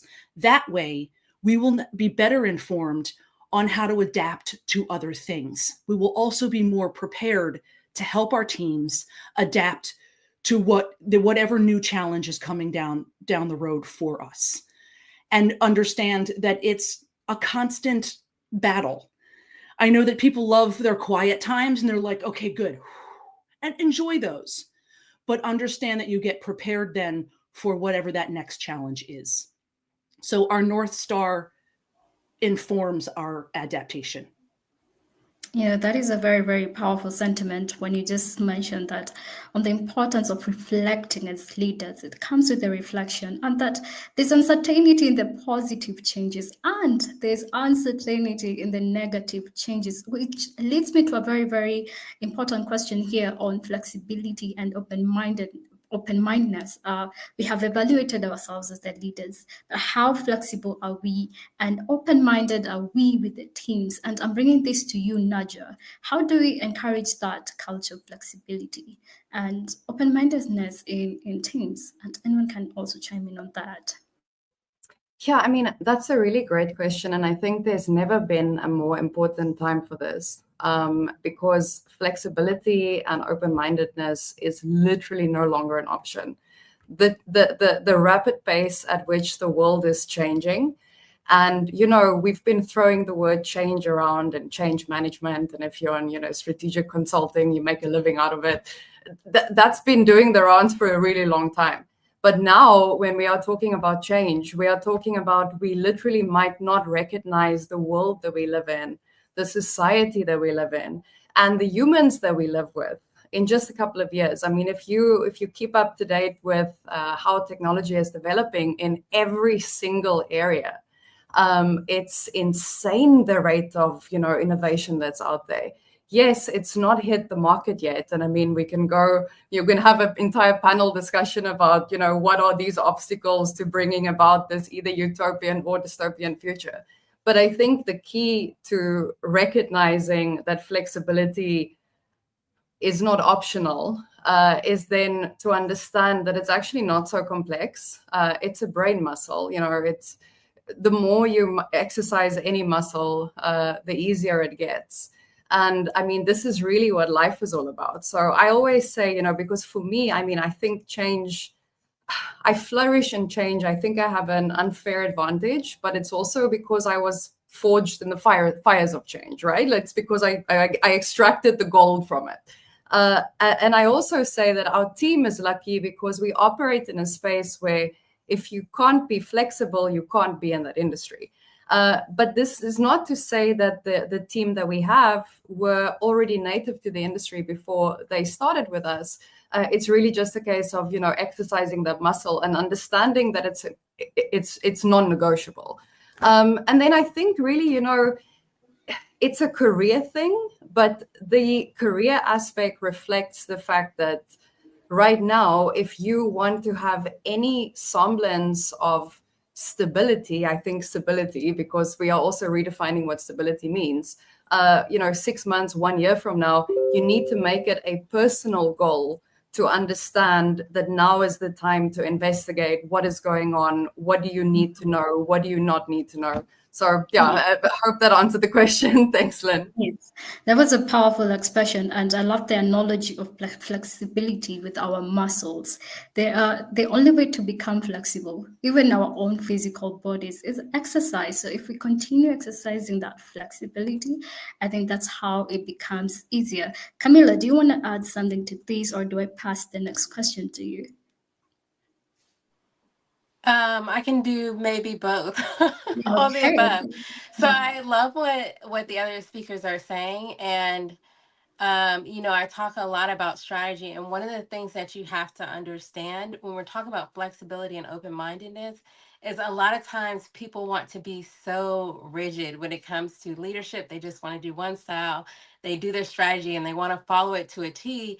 But when you're building your strategy, like one speaker said, you're setting a foundation of your vision, your mission, your goals. It's a foundation. It's a backbone for you to go back and refer to, but you're always flexible when you're executing, right? Because the only thing that a strategy is going to do is as you're executing, if you're not doing something right or something doesn't turn out as you expect, okay, go back, make sure you're aligning with your mission and your vision and your foundation and your core values, but then move and do something different, do a different tactic. So don't be so rigid that you have to do this specific thing, but do have that foundation.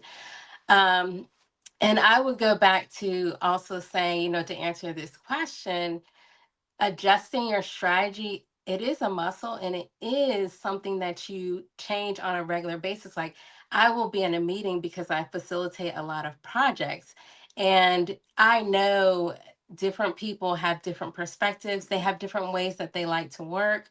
And so you may be in a meeting and you may be managing a lot of different people or leading a lot of different people, and you have to be aware that you're going to have to adjust on the fly.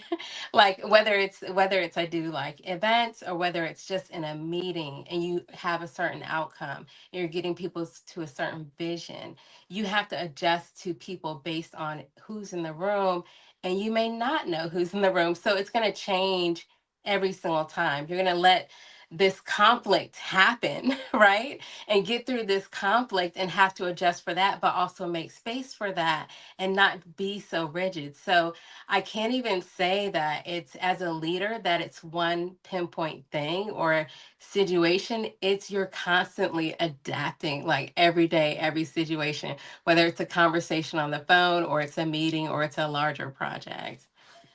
Yes, that is very powerful. We're constantly adjusting every time, and I couldn't agree more than that. And I just want to even draw back to an example that I myself I have experienced here in Africa. It's not even just about the tech industry, but generally the world is changing. And some years back, I remember I couldn't have even internet, accessing internet itself, me being on this meeting some years back, maybe 5 years ago, not even 3 years ago, getting access to Wi-Fi for me was a challenge. But right now I'm seeing even 5G. And this is Africa. Now you can imagine the whole part of the world. And there's still some places that are catching up to this. But the overall theme I'm seeing here is change is constant. It happens every day, every minute, every second. And I want to bring this to you. Hi, how? What methods help leaders stay informed about emerging technologies? Please share what you have, and anyone can chime in on that as well. Yeah, thank you, Lynn. I think this is a particularly apt question for me. Working especially in the AI space, right? I'm sure you've all, even if you don't work closely with AI, you've kind of had this experience where you're just overwhelmed with the sheer rate of new AI models and in the news and so especially in my experience, right, talking and working with teachers, a lot of them feel this way, right? They're like, oh, I want to include AI, in my classroom or in my curriculum, but I just don't know where to start. It's just so overwhelming, right? And so I definitely feel that, right? Even as someone who tries my best to keep up, it can definitely get overwhelming. And so I think an important way, right, is to follow sort of the thought leaders in the field, right? So I do that mostly through LinkedIn. I found that we say a lot about the algorithm, but sometimes it does work, right? So I tend to see like the latest developments, right, like pretty high up on my feed, and I'm fairly up to date in that way. There are also sort of these newsletters or on Substack. For those that don't know, Substack has kind of become the how would you put it, like an online platform for all these people to share ideas and stuff. And so it's like a much more civil Twitter, I guess, where people can actually share ideas in long form. And there are a lot of educators that I follow who write about some of these latest tools. And so I think these kinds of principles can apply more generally, right? With obviously AI is the big thing now, and I work in education, but for sort of any field and any emerging technology, those would be kind of how I do it. But I want to kind of talk about a little bit less sort of concretely, like with these practical things, but just sort of the other thing about AI in particular is that with the rate of development, right, I think it's difficult to keep up if you don't have a sort of some level of foundational understanding. And what I mean by that is, with AI, I personally believe everyone should have some level of understanding of like, what is a neural network, right? What does it mean when they say, oh, this model has, this many more parameters, or like it used this much less to, like, I'm thinking about DeepSeek, right? It was in the news, like, it costs this much less compute. Like, what is compute, right? And again, I'm using AI as an example, but, with any sort of emerging trends and technology, it would serve you well to have a sort of solid foundation so that as these, developments, come out in the news, you have a sort of conceptual framework or context of what it is, rather than just, having these headlines being thrown at you. So those are some of my thoughts. I totally agree on that, having a basic foundation. And I'm going to come to you on that because there's a very big challenge there.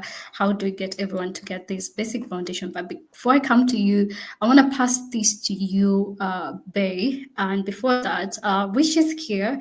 Kindly introduce yourself and then we'll come over to you, Bay. So is Wish going? Yeah, Wish, go ahead. Yeah. Sorry for being late, guys. I had something come up and couldn't get out until now. I'm Wish. I'm the founder of Renaissance Analytics and the creator of Spark, an AI system that helps you turn your ideas into businesses and grow your business. Glad to be here. Thank you.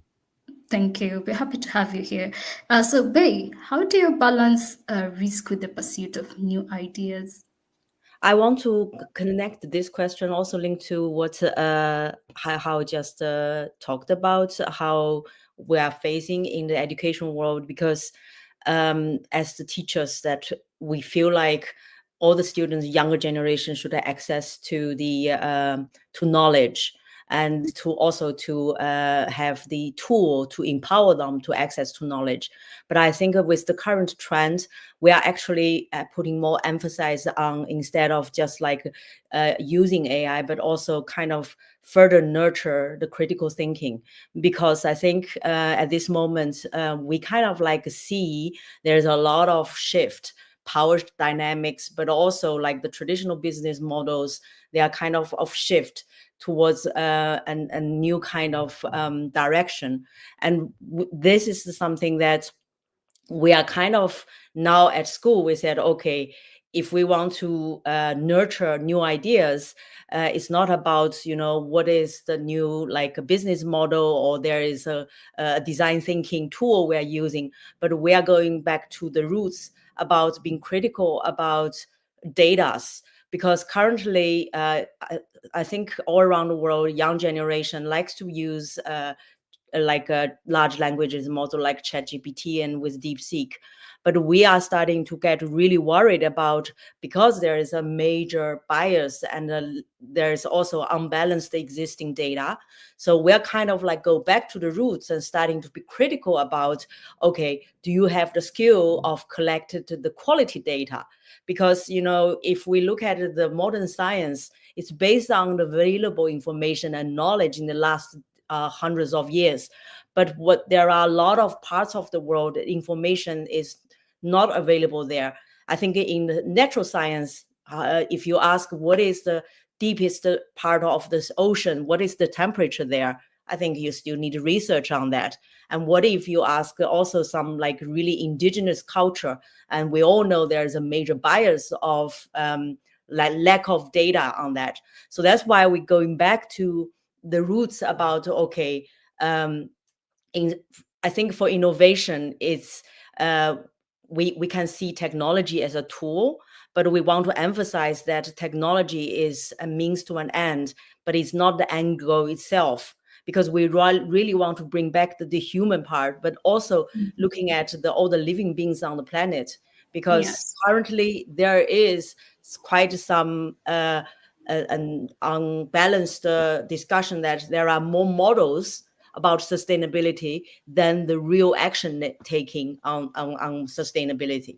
I'm based in Europe, and there are a lot of business models. There's all kind of new models, but there's too much theory. But there is a lack of really like hands-on nitty-gritty things. And the students, they are starting to get really lazy if they say, okay, we just get data through ChatGPT. But we said, no, stop using it and go to the places, work on no data scenario, lack of data, or like how do you get the quality of raw data? So okay, I think I'm going to come to you, and yeah, those are very powerful sentiments that you mentioned there. And I just want to pass this on to Grant, and then we'll come back to you. There's something I want to find out more on what you're doing with students. And Grant, bringing this to you, what role does clear communications? You're a media personality, and what role does clear communication play in times of uncertainty? Bring the media aspect of this as well. I think this is very important to understand power dynamics on a world stage, right? Let's just talk about Earth power dynamics. Power dynamics in this world is really, most of us controlled economically, then it's by government. And then what people don't realize, the third component of that is communication, even beyond military, right? So when you understand communication, and I've been in telecommunications over 25 plus years, the ability to influence large groups of people in a moment's notice is powerful. So when you go back to what was just previously discussed around these LLMs, who controls them, how they are programmed, this is a powerful consideration, right? Because just like in our own world, even before LLM, just talk about the basic newspaper, who controlled that? And then what's the difference between propaganda and just everyday news, right? So we start looking at the world of, we call it network television, network TV, your NBC News, your ABC News, your CNN. If they're not giving you what you would call unbiased information, it becomes very skewed. But then who owns these organizations? So you get out of the world of just what AI is doing. Look at what humans do to each other, and what is their end goal by doing that, right? Mm-hmm. We need to understand the power that we have. This is the most unprecedented power that we do have right now on this platform that we're on. We did not have this capability 5, 10, 15 years ago to come together as a world community and have real world discussion. Once you have a momentum of people, they say, no, I am free to speak my truth. Just like what Ms. Houston said earlier, have an ability to self-define reality, right? We need to understand ourselves as human beings at a high level. Because I've been in in technology for a very long time. I have a certain understanding that human beings are really just recreating in a certain subset the world around them and utilizing it for gain one way or another. We ourselves accumulate over 1 to 2 terabits of information that we absorb as an experience on a daily basis. We are the most powerful, quote unquote, machines on the planet. Yes, I How do we totally. unleash that power? How do we begin to really express that at a mobile scale or something that is high end? It's something that we really need to contemplate. No AI engine is as powerful as the collective of the human mind or the different people. But when we know how to utilize these tools to our benefit, and this is the most ascertained time, talk about leadership and adaptive leadership. We now as individuals have more control over communication that we've ever had in a moment in history. I want to let that Yes. sink I, in. I totally agree with that. This is the most important and most powerful time to express ourselves. And I kind of want to draw back to how you expressed the history of media and communications.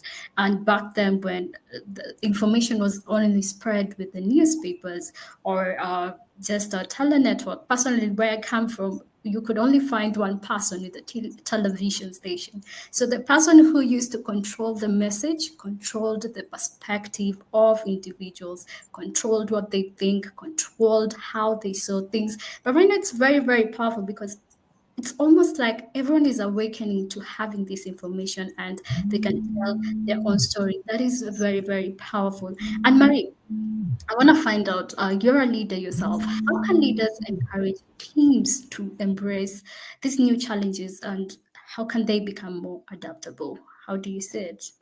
Yeah, that's a great question. I actually just dealt with this right before getting onto this call, but I found that meeting people where they are definitely works.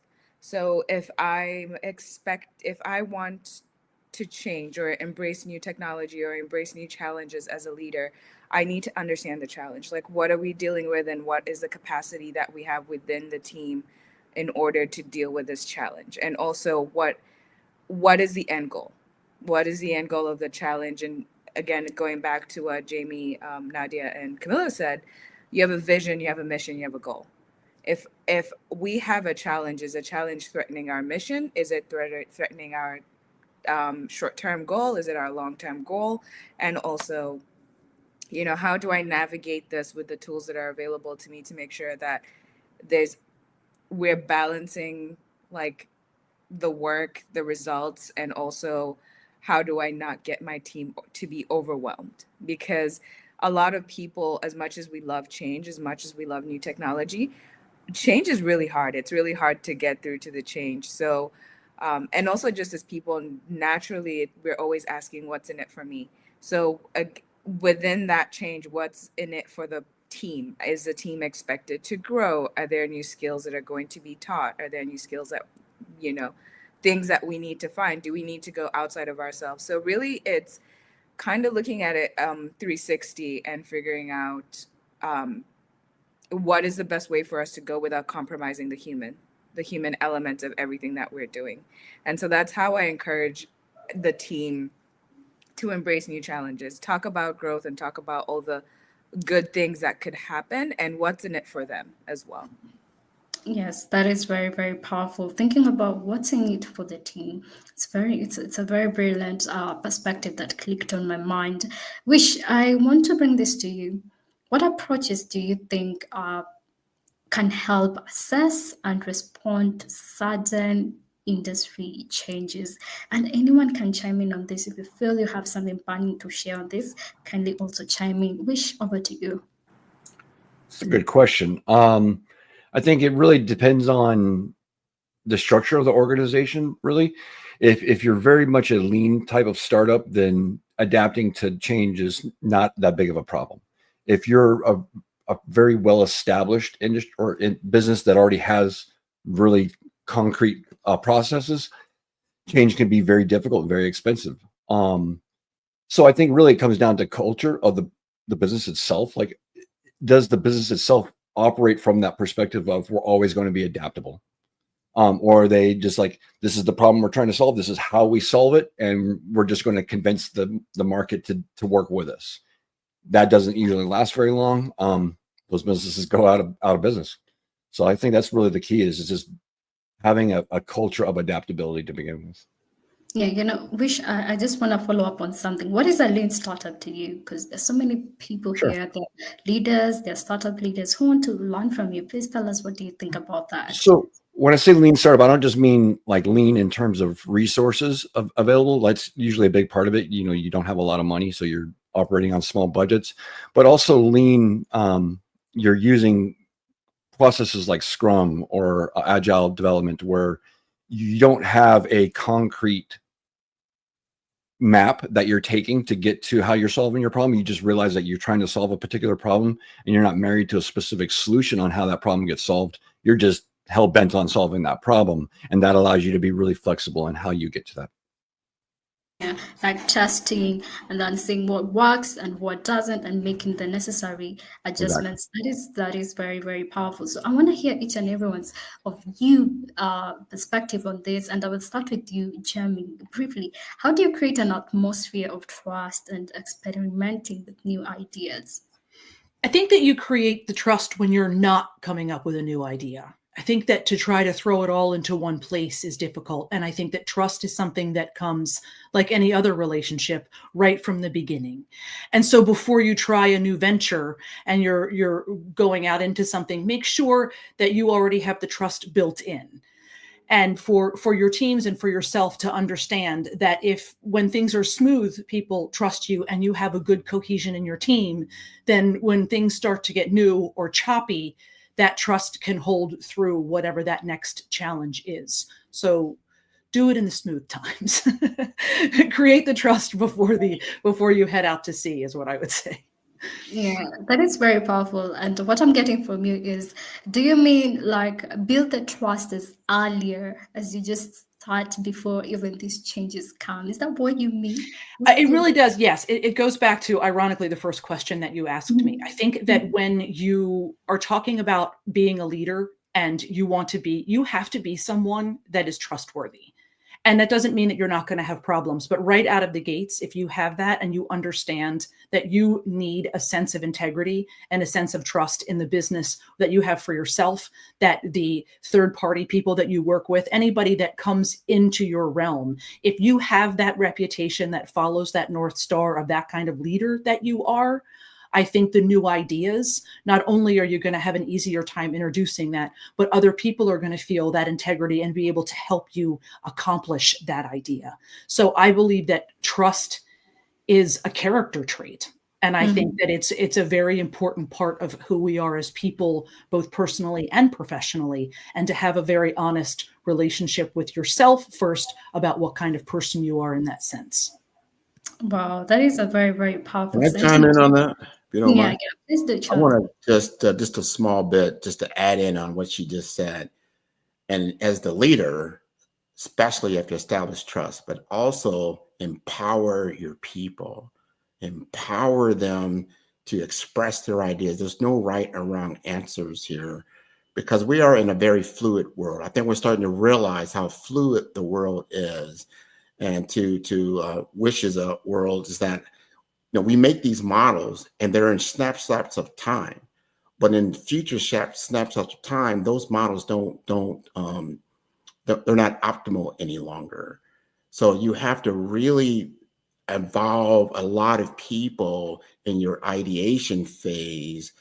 To other people that were on the panel talking about, if you don't have enough data, you don't have all the data, you're coming up with models that aren't really optimum and holistic in point. So when you empower as many people as you can, you get better models.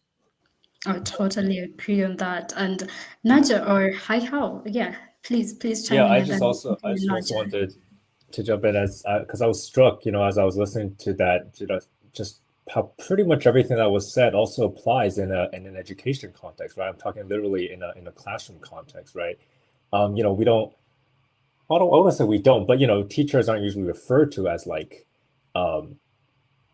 the leaders of an organization, but in many ways they are, right? They're the leaders of the classroom, of the students. And I think, an important parallel here, right, is we have this power dynamic, right? We have like the manager in an organization, and then you have the teacher in a classroom, and you have the students, and what everything that was said about like trust and empowerment, I think really really applies in this educational context, right?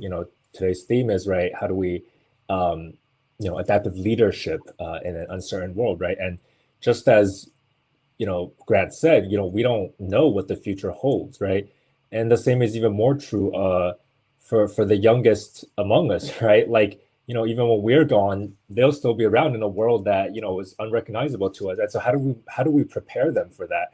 And that's sort of a big challenge for teachers right now, right? And so to go back to what Bay said, right? I think going back to some of these fundamentals, right? Like critical thinking and about knowing what's real, right? Not just taking shortcuts.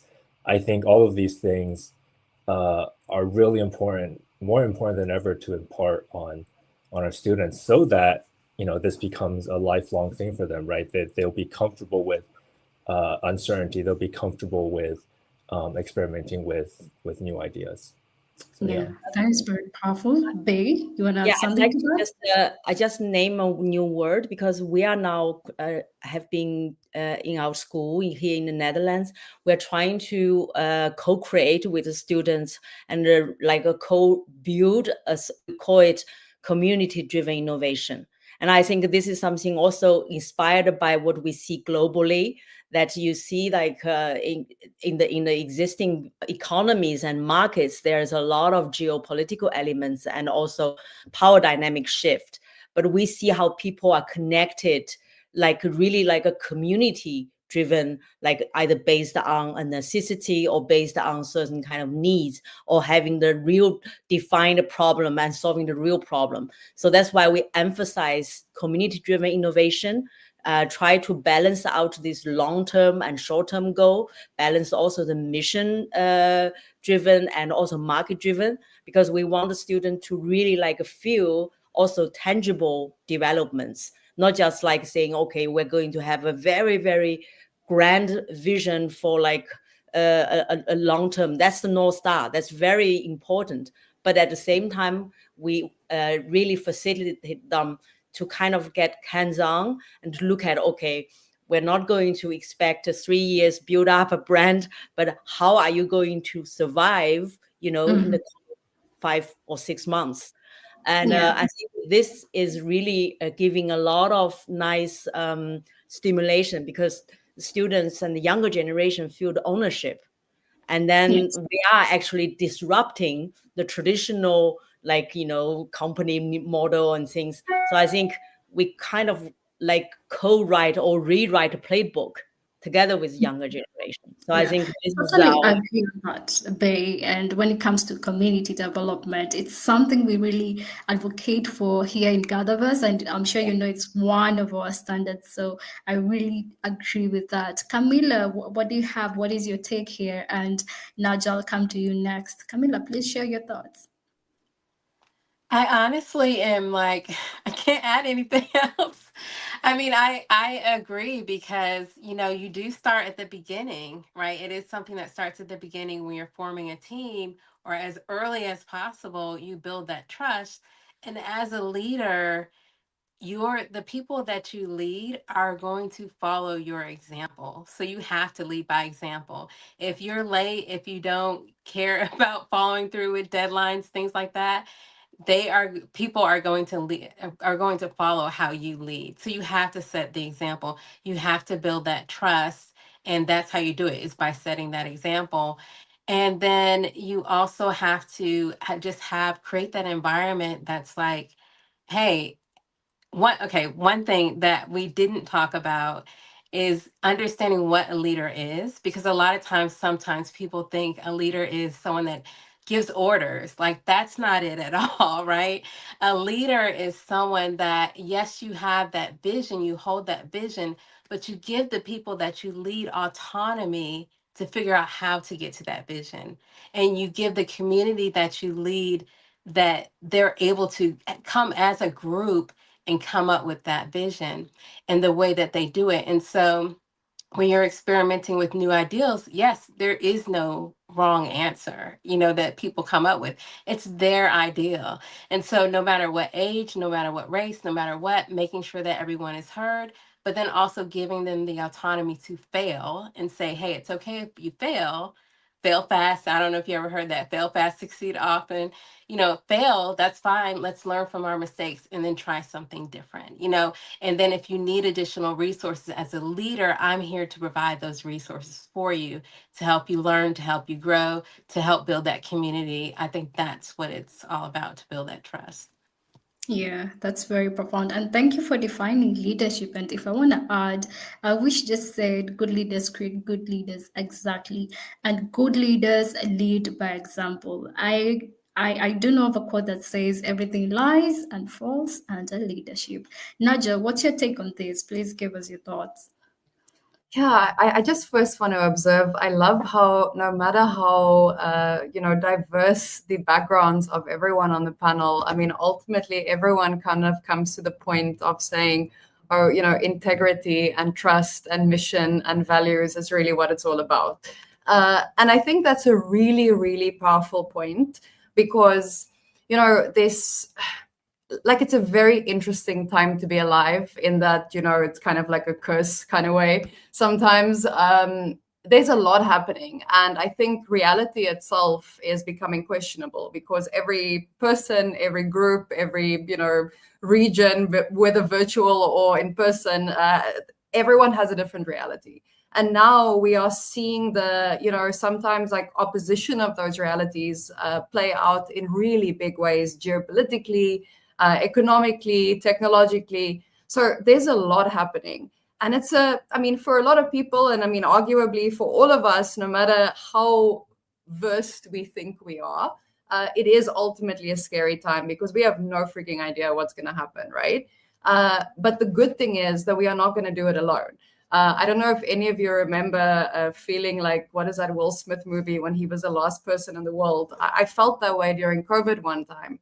And I was like, oh my God, this is not how I want to step into the future. I don't want to step into the future alone. I want to do it with other people. And I think ultimately that is what it all comes down to. And so then if you look at, what is adaptive leadership? What is leadership? Leadership always starts with self-leadership. Leadership is always a mirror of, you might think it's this person and this scenario and that situation and these dynamics, but ultimately it all points back to you. That's just how, human interactions work. So it's actually really beautiful if we consider that we are all at this, sort of inflection point where we don't know what tomorrow is going to bring. None of us have all the answers. So we can now actually co-creatively start and collectively start constructing new realities, but also questioning the ones that are currently being put to us. Understand, as you understand whether AI data is real or not. Also understand if your own cognitive biases are, valid or not. If your brain software needs to be updated from earlier programs that are outdated. So yeah, it's a difficult time, but I think together it's not nearly as difficult. It's actually like a choose your own adventure book. So yeah, let's all have some fun and adventure together. That is very powerful. I think together, that's why we're called GatherVerse. We're bringing each and every one of us together to do all this pamoja. That pamoja means together in Swahili. And Marie, I want to hear your take on this before our time's closes off. Lynn, real quick before you move on, can I add just one little piece on the leadership thing? Yeah, please. I think a good way to think about a leadership versus like a director or a boss is, anybody can give direction to do something, but a leaders, they do it by doing it. And then everybody else just kind of like follows them. I think that's a big distinction between somebody that is able to just direct a team or guide a team versus somebody that's building something and being a leader in that process. That's it. That's very powerful. Anne-Marie, you're the last one. Close us off. Close the whole panel. Tell us what you think. Yeah, thank you. So everybody's comments have been really great, and honestly, I feel like there's not much to add. But just to go off Nadia's last comment, and also I know Bay and Hey How are doing education. I do really think that education is important in instilling trust, because when you know something, you're confident in it and you trust yourself to do it. And so I think educating people, there's such a thing as too much resources, but there's also educating people about the greater world, but also the world around them, right?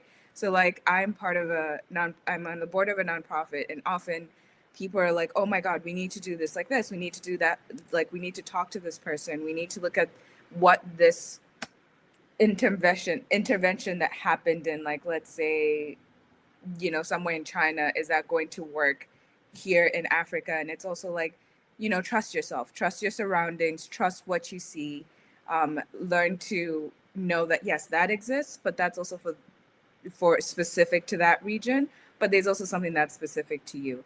And I think that giving people, like Bay was saying, like giving people the no data solution, sometimes it's really good to instill trust, because then you learn, and you also you learn a valuable lesson that gives you trust in self. And I think that as a leader and as people who love to bring people together, making sure that you're empowering your people to trust themselves. Because yes, they might trust you, but then what happens to the leader if everybody's coming to you 24/7? You're going to get worn out if they're really coming to you all the time. But so like my team is 24/7, 365. I need to make sure that at 2 a.m. when I'm asleep, they are able to make that decision, and they trust themselves to make that decision. And I will support them, whether that decision was the wrong decision or the right decision at the time. And I think that education, to sum it all up, I think that education and also, letting people go out there and explore and trust themselves is something that's really, really great, because I found that when they trust themselves, they will come to me and tell me, hey, I did this. I'm not sure if it's the right thing, but here's the lesson I learned. This is what happened. These were the results, without me having to do anything. So that is all I have to say. And that was powerful. What you had to say was powerful. And everyone who expressed on this panel was just incredibly powerful. We could go on. I learned so much. I'm sure the audience learned so much. And maybe just let me read some few comments, and then we can close off the panel. William says media has the power to influence thinking, movement in specific directions, and our relationships with each other. Lisa says, nice gathering. Thank you. Africa VR Campus says, we are present and accounted for, streaming this in the metaverse. Someone is streaming in the metaverse. And that was very, very powerful. Our dear audience, I encourage you, please connect with these leaders, learn from them, and maybe support them. And I will gather as well for this panel. Thank you so much. Over to you, GatherVerse team. Thank you.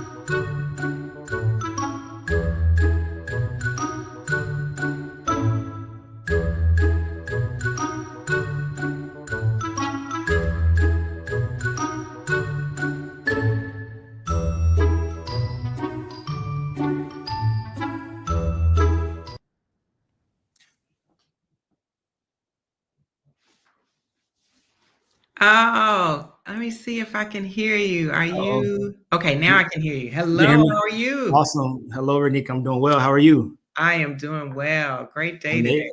Yeah, I'm so excited to talk about you. First, let me give the audience a little bit about who you are, so they have some context. So, Renika is an executive leadership coach and talent development consultant with over 20 years in creating solutions for leaders to enhance their personal and team effectiveness. And she's the founder of Your Next Thought, which offers game-changing coaching and consulting. Did I get that right? You did. Thank you. I also do some keynote speaking. So thank you. Yeah, no problem. And so I'm really excited to talk to you for a couple of reasons. One of the reasons is because I know you're a leadership expert, and as a young leader, I'm struggling with this leadership thing, and so I'm excited. I'm excited to hear your wisdom, and I know that your formula and framework for leadership revolves around 3 words, which are clarity, courage, and commitment. And so my first question is, what do these 3 words mean to you, and how are they relevant in personal and professional? Yeah, so I just want to double click on one of the things you said. Is you said, I'm struggling. And a lot of times we struggle because the thing that is in front of us, the way that I see it, the way that you see it, and the next person sees it is very different. And so the main thing I think is just to have clarity of really what's happening. So you talk about being a young professional. When we step into the professional arena, what's really happening? What are the games that are being played? Who are the players? What are the things that I need to do? So clarity is about cutting through all that noise, getting to the heart of what truly matters. And courage is one of those things. Everybody talks about courage, right? I was watching television the other day. I think there's a new Superman coming out. So everybody wants to be courageous. And it's kind of like vulnerability. We want to see it in other people, but it's difficult for us to see it in ourselves. And courage means different things to different people, but courage might just be learning a little bit more about something. Courage might be speaking up more about something. Courage might be actually standing in the gap for someone else. So once you really understand the game and understand what's going on, the next thing is just to have the courage. And sometimes it's simply just to ask the questions that need the answers. And then the commitment to that is doing it when it doesn't even seem like it's fun, doing it when it doesn't seem like it's fair. Because oftentimes, if we are in a situation, especially going back to what you said is, I'm struggling. A lot of times we say, hey, there's an easier way out. I'm going to do this. Or, you know what? Today's not the day. I'm going to take a rest today. And it's like you have to be on the grind every day. Yeah, I love that. And I want to follow up on what you said. I want to give you some more context, but then also add another C, right? So for me, I think I'm struggling with just being a leader and also being in a global framework to where I'm a product of Atlanta, but based in Europe now, and having to lead people from different countries, different languages, different ages. And sometimes I just lack the confidence, I feel like. And so confidence is that 4th C that I want to kind of bring into this conversation and ask, what role does confidence play in leadership and then within your framework as well? Oh man, confidence is king. And confidence oftentimes is like just being confident in who you are and how you got to the space that you are in today. So all of the experiences that you have, there's some of those experiences that are very similar to some of those people that you're leading in this global, universe. And then some of those experiences only you have. And so tapping into both of those, finding out what makes me unique. What do I bring to this situation that only I can bring to this situation? I mean, no one else brings this but me. And then also figuring out what am I bringing to this that other people can tap into and they can relate to. And sometimes we have to go there first and find out where there's a relationship, where there's connection with individuals before then we can show the confidence of saying, I got something that no one else has. Because if we go there first, that's where the doubt oftentimes checks in, right? Like, do I really have something that no one else has? But if you're connecting with other people, then the confidence will build for you. So a lot of this is about connection. Yeah. And what are some strategies for developing connection with people, with teams? So one of the things I'll say, and it's not my quote, it's actually from a group of coaches that I worked with, P-Link, and we would always say connection before content. And what that meant was, how do you connect with an individual before you jump into the content? Because oftentimes we want to just jump into the work. We want to jump into the outcomes, the things that need to go. And sometimes this is simply as, especially in these virtual settings, asking someone, how are you arriving? So if we came into this space today, I might be arriving really caffeinated. I might be arriving really tired from, whatever. And just to know that, just to put that in the space for you to know that as the moderator, that helps. And so if you're leading a team, just to understand, what are we bringing into this space and how can we all support each other? It doesn't mean that if I didn't get enough rest last night, we're not going to get the work done. We're going to get it done. Yeah. It means that Renika might have to take a couple of breaks. If I'm overly caffeinated, I'm talking too much, it means I know this as a leader. and I have to say, hey, Renika, do you mind yielding to someone else? I want to make sure we get all the voices in the room. Yeah, I love that. And then like that, I'm curious about your journey. How did you get into this space of what you're doing now and doing the coaching on leadership and consulting and speaking? Oh man, I'll go slow to go fast, but I won't go too slow. So I am a product of an HBCU. I went to Florida A&M University. And when I finished there, my dream was just not to have to go back home and work. I wanted to be actually in Atlanta. It's interesting you say that. And I worked in the biotech and pharma space for many years. I started carrying a bag as a drug rep. And then my dream was just to be a hospital rep, because that was bigger than just going in to see physicians. And I think mentorship and sponsorship is so important, because oftentimes people can see something in you that you can't see in yourself. So someone saw something in me and said, no, I think your dream should be bigger than that. And so I started in training, I led a team, and then ultimately worked for a number of biotech companies. And my last position was VP of talent development. And in that space, the beautiful thing about it was that you really got to see the light bulbs go off.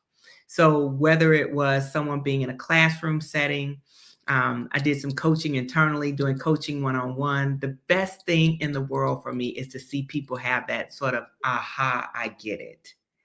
And so for me, my journey was first sales. So I'm sort of a salesperson at heart.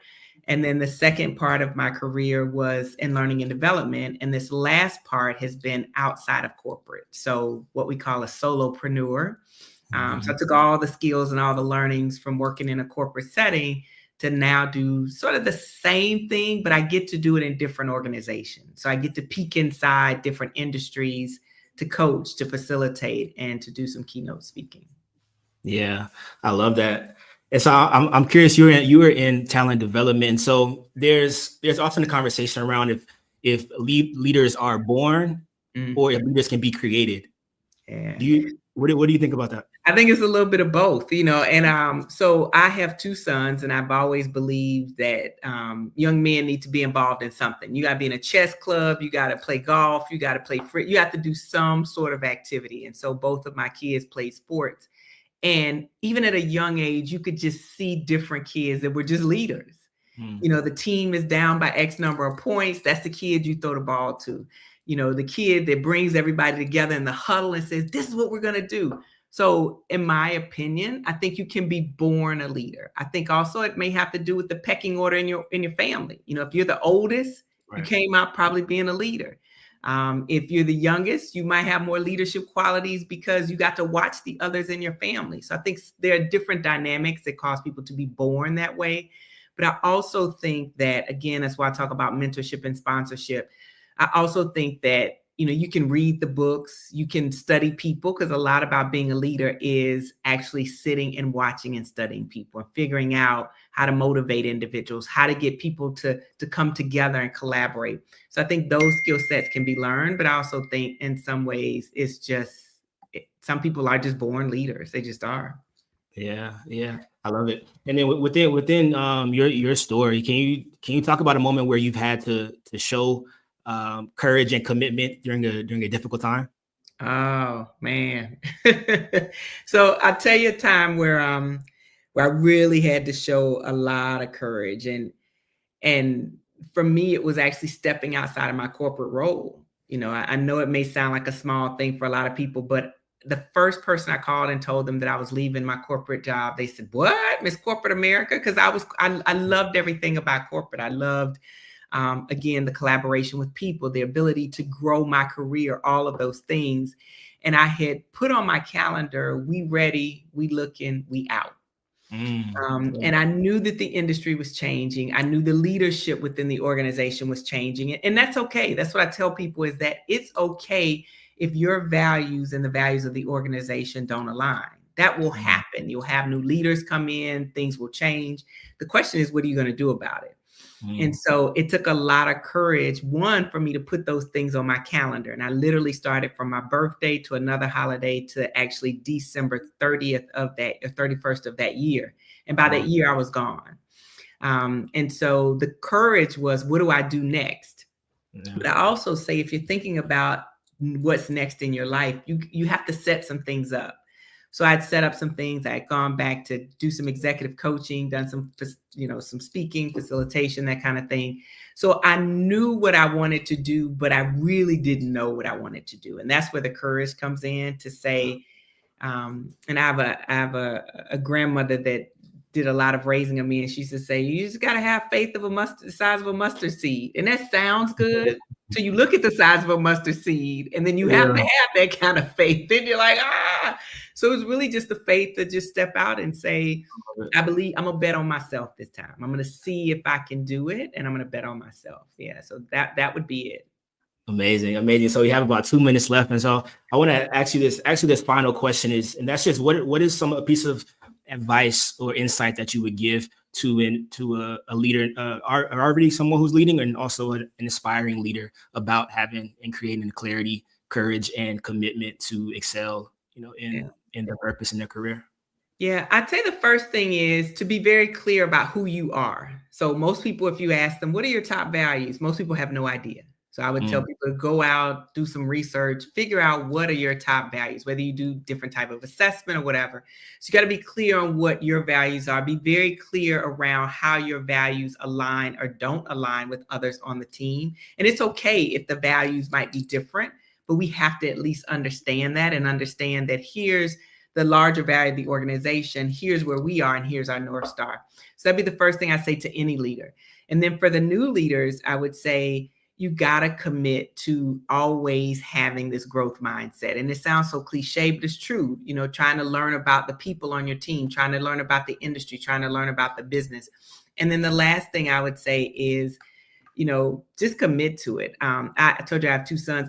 People want instant gratification now. Yeah. And so a lot of people don't want to think about what their career is going to be like in 10 years or 15 years. But if you keep living, it's going to be there in 10 or 15 years. So be committed to what you want to do today, but also think about the long term around what are some of the things you want to accomplish. Amazing. Well, unfortunately, we are out of time, Renika, but I appreciate you. I appreciate your insights and your wisdom here. Shout out to GatherVerse and the entire team for putting this together and allowing us to come on and chat for a little bit. So enjoy the rest of the summit, and may our gather be well. Yeah, thank you so much. It was my pleasure. Bye-bye.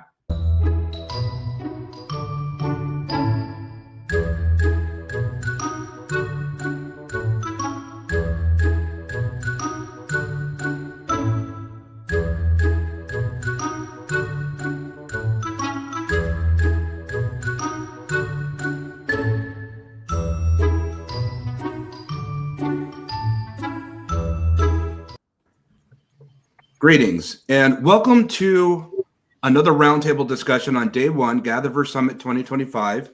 I'll be your moderator today, Christopher Lafayette, founder of GatherVerse, emerging technologist. We're so happy to have all of you that are still with us here today at GatherVerse.live. It's been a rather invigorating fireside and panel discussions today, wherever you may find yourself around the world. There's been much expressed and much carried.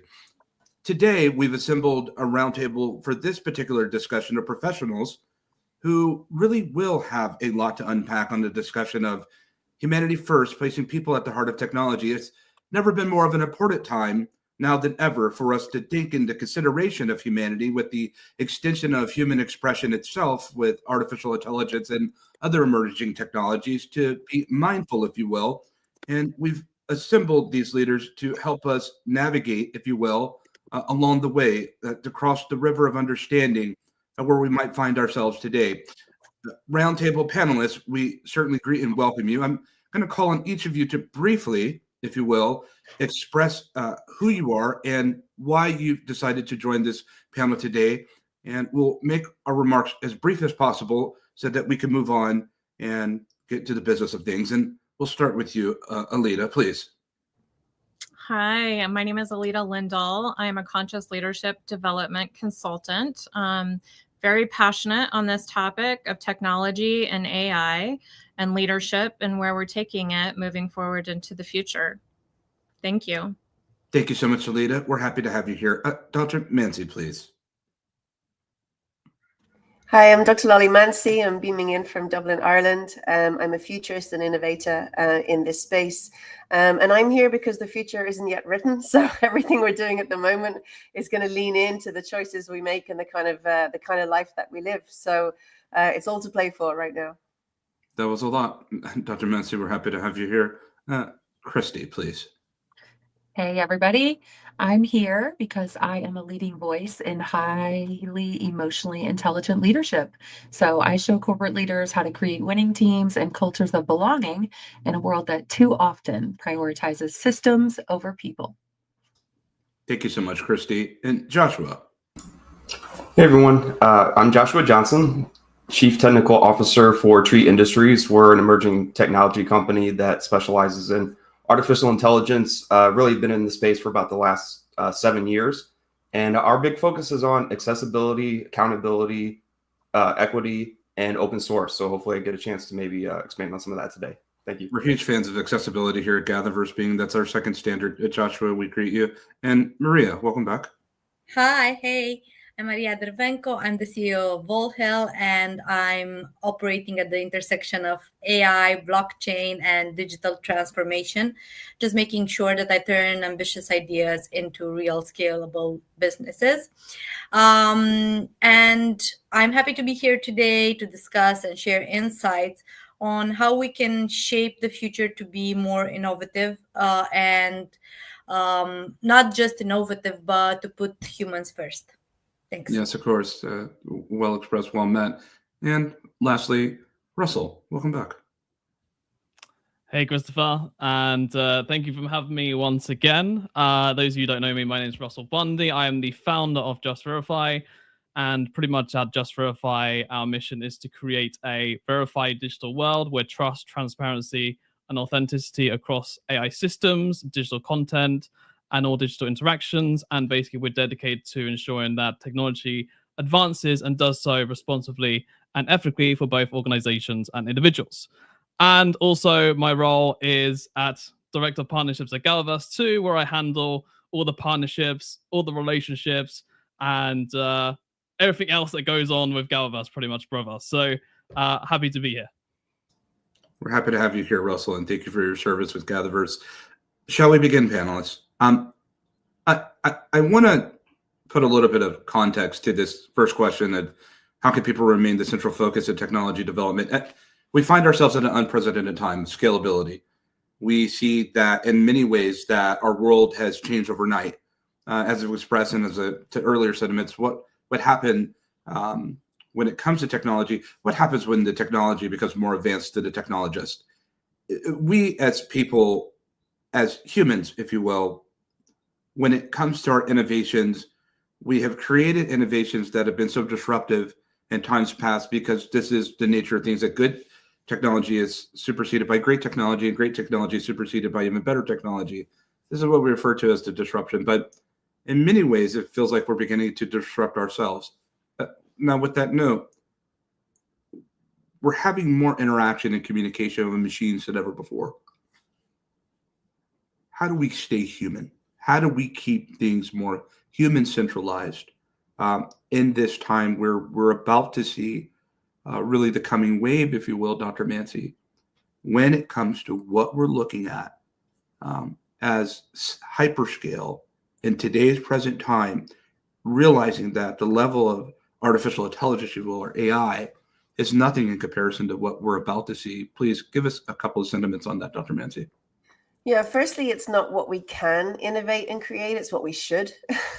And we're so quick to trying to get to wherever this journey is that we has no destination, that we're all rushing towards with the technology, that we're not spending enough time on the consequences of this, and there's the unintended consequences as well as the intended ones. And so we've got a huge impact coming in terms of relationships. When we see technology coming forward as an alleviation to loneliness, we were literally wired for human connection. So that's already playing an impact into how we interact societally and culturally, but also our mental and physical health. Sure. And that's only going to continue. So, I really, at risk of sort of saying, it's too late to put the brakes on, we need to be having much more discussion on a much higher level, cross-collaboratively, to say, what are the consequences to this, and try and future-proof ourselves against what's being created now. So it's not that the technology is either good nor bad. It's our applicability of it and our usage of it. And there are unintended consequences coming to everything that we're doing. Sure. And we're not spending any time in that field, to be honest. Well expressed, well met, and we will come back to you, Dr. Mancy. Alita, I want to hop over to you real quick. We think about innovation at the hyperscale, at the rapidity, if you will, moving so fast. Are innovators consciously aware enough when it comes to what we're building and being mindful of who we're innovating for, or why we should be innovating in the first place? And if they aren't, what do we need to do to catch up to game speed? Yeah, so let me just touch first and say I was just reading this last week, and Gartner's latest report on HR trends says that 64% of our organizations are failing to be preparing their leaders for the future. So that for me is very alarming, right? That ratio is way too high. Leaders need to understand more about self-awareness and what does it take, and pull themselves into present moment awareness and understanding how that actually works. Let's take it back to, we can, I think, compare this state that we're in with AI and have a comparison in real time, saying, like, if we compare to the pandemic, AI is moving at such a rapid rate of speed, just like the pandemic was sweeping through our world, right? And so I think it's very important for people to be able to cultivate this skill, and leaders, most importantly, to be able to guide the command and understand that human intelligence is what really has to be at the forefront of it all, with compassion, right? Sure. But Joshua, going on the heels of what it was just expressed from Alita and Dr. Mancy, here you are. You've been in AI for a number of years, if you will. How do we do that? How do we stop and get the attention without pausing, still with the need to be able to hyperscale or accelerate to move fast? I've never been a fan of taking a break and slowing down. I believe that we have to speed up to stay ahead of this innovative culture, if you will. How do we do these things at the same time, Joshua? How has this caught your attention with all the work that you're doing in the trenches, but you find yourself here at GatherVerse day one, 2025 with us today? Why? That's an excellent question. Pretty loaded one too. Do the Sure best I is. can to break it down. So one thing that I talk about a lot, and you'll see posted this around, is the term acceleration, right? So when you talk about not taking a break, there's a good reason not to.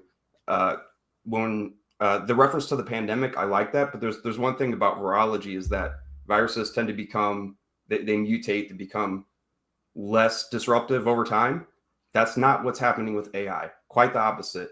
Anybody who thinks it's slowing down right now, or there's a couple day break, or even if you feel like it's moving so fast you can't keep up, it's time to be ready, because we're on this curve where it's going to scale even faster over the next year, 2 years, 5 years. So the question is, how do we get people to wake up to that? What's that wake up call that we can do? That's something that we explore every day right now. I wish I had a better answer for what that is, but we do have to start preparing people that this is not something that's going to slow down. So how do we frame that in a conversation that is, while not inducing fear, does kind of like spur that I need to start preparing my life, how I'm aligning my community, my relationships, my career to this acceleration? How do I pair up with that well? And that's about the best advice that I think I could give. Thank you, Joshua, and I really appreciate you saying that you wished that you can answer a question. I'd rather have people wish and answer questions and answer questions they have no business answering. So I really appreciate the vulnerability, and so does the GatherVerse community. GatherVerse.live and those that are at different various social streaming platforms. How can people remain the central focus of technology development? Drop your comments, share with your neighbor, let us know. We really want to kind of hard in on that. But for now, Christy, we're about to leap over to you. Rosa Maria, stay ready because we're coming your way. Then about to Dr. Mancy and Alita. Christy, I want you to route in this perspective. We're attempting to catch up to game speed. We're attempting, all of us, Joshua, we're all attempting to be able to figure this out, Christy. Let's make some sense of it right now, if you will. We know we won't be able to solve the whole thing, and we're not certainly saying that this discussion is the panacea and the high solution. I suspect that we all can arrive together, write a book together, and publish it. But how do we catch up to be able to be human when it comes to modern innovations? Yeah, great question. I always go back to the fact that technology doesn't build itself, right? People do. And yet so many orgs focus on systems and spreadsheets and efficiency at the expense of the actual human experience. And so the biggest mistake that I see when I'm consulting with folks is leaders like to treat innovation like it's a system and not a human function. And so I believe the sooner that we can wrap our minds around that if we build something technically sound, people will just adapt. That's not the truth. Okay. That's what a lot of people like to think, especially in the tech space. Hey, if I build it and it's really great and it's technically sound, people are going to adapt. But the reality is, if you don't start with the actual human need, you're building something that people aren't going to use or something that actually even alienates them. And so Sure. when I look at huge tech successes that move super fast, Apple, Airbnb, they don't just build their products, they build the actual experience that change the people and how they interact with the world. And I think that that truly is the quickest way for adaptation, adoption, and moving things forward at a higher speed. Christy, thank you for your sentiments, and I certainly do wonder about the half-life of the question of the statement that you said about technology doesn't build itself, because it seems to me right around the corner, just on the other side of the moon, if you will, that technology is positioning to be able to hyperscale itself, build itself with recursive development. And what we're seeing with these foundational models, given the level of them being semi-conscious to some degree and the level of extended intelligence within these machines, to be able to go to what we call automata, if you will. But nevertheless, that was a powerful statement. Let's etch that in time and come back and revisit and see what that looks like, even this time next year. Russell, I want to bring this over to you, and then Maria, we're next. And I want to bring the same thing.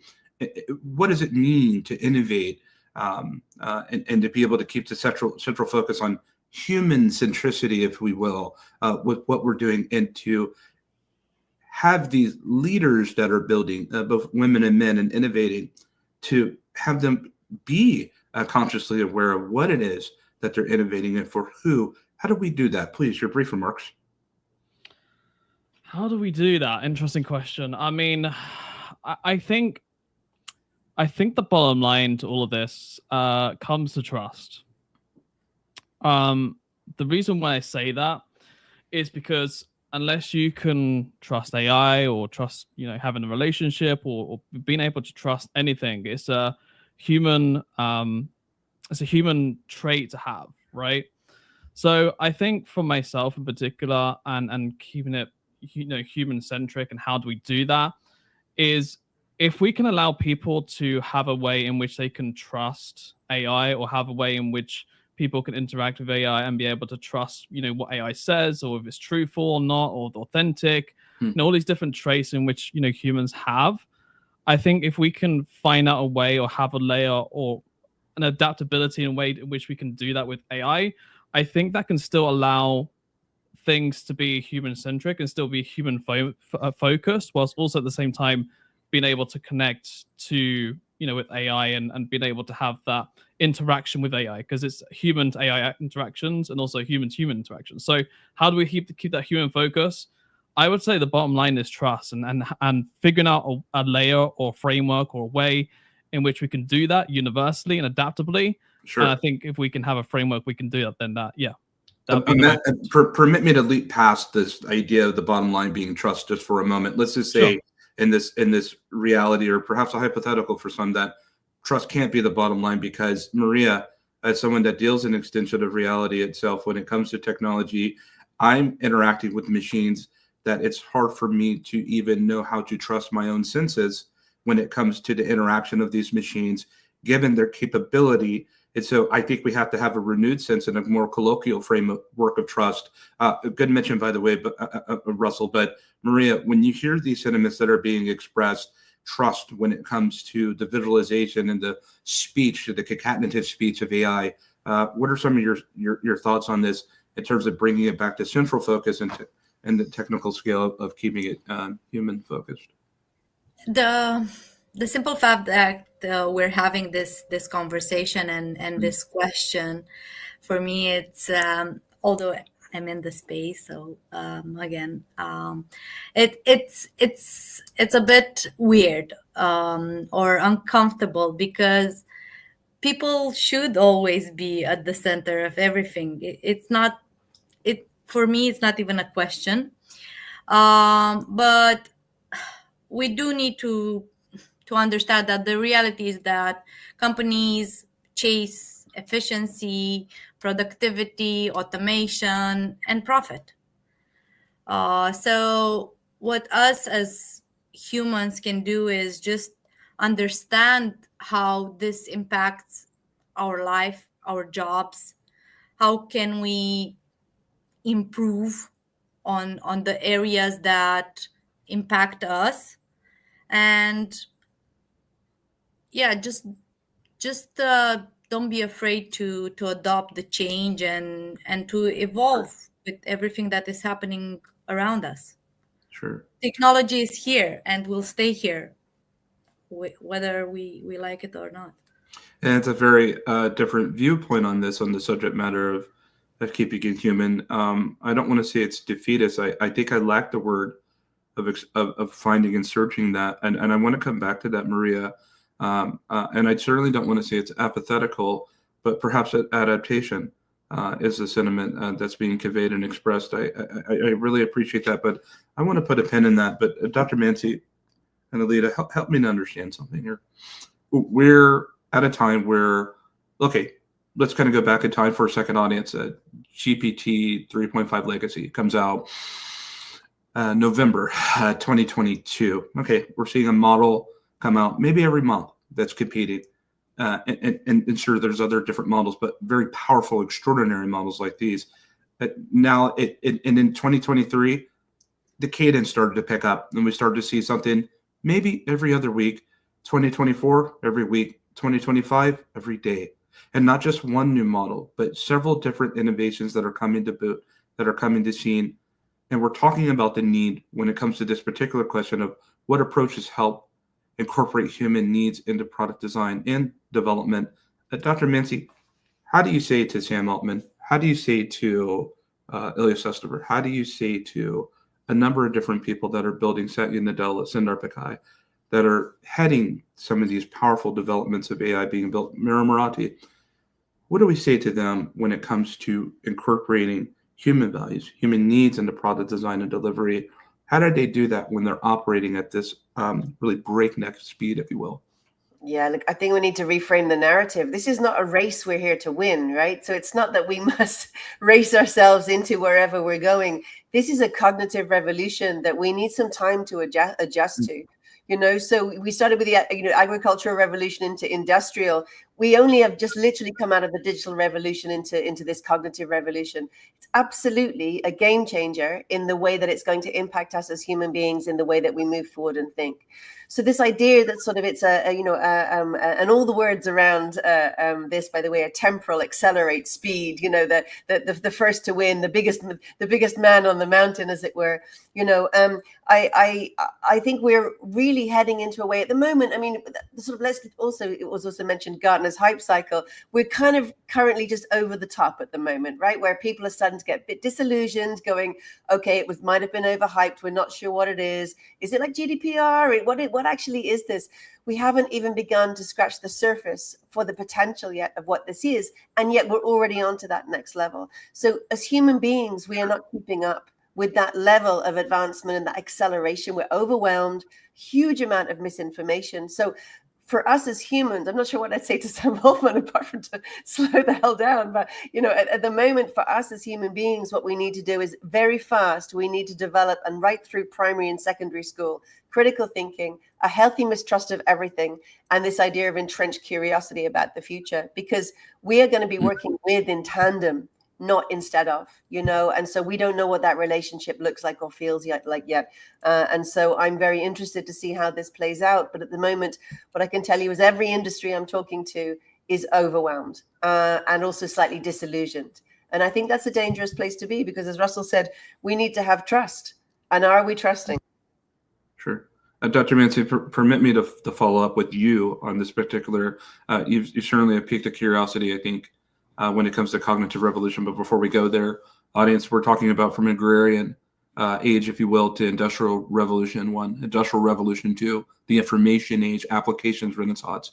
And now we're talking about the cognitive revolution. And it's interesting that you put it on Gartner's hype cycle, a peak of inflated interest, trough of disillusionment, slope of alignment, plateau of productivity. Where do we find ourselves when it comes to the cognitive revolution, let's say hype cycle or beyond?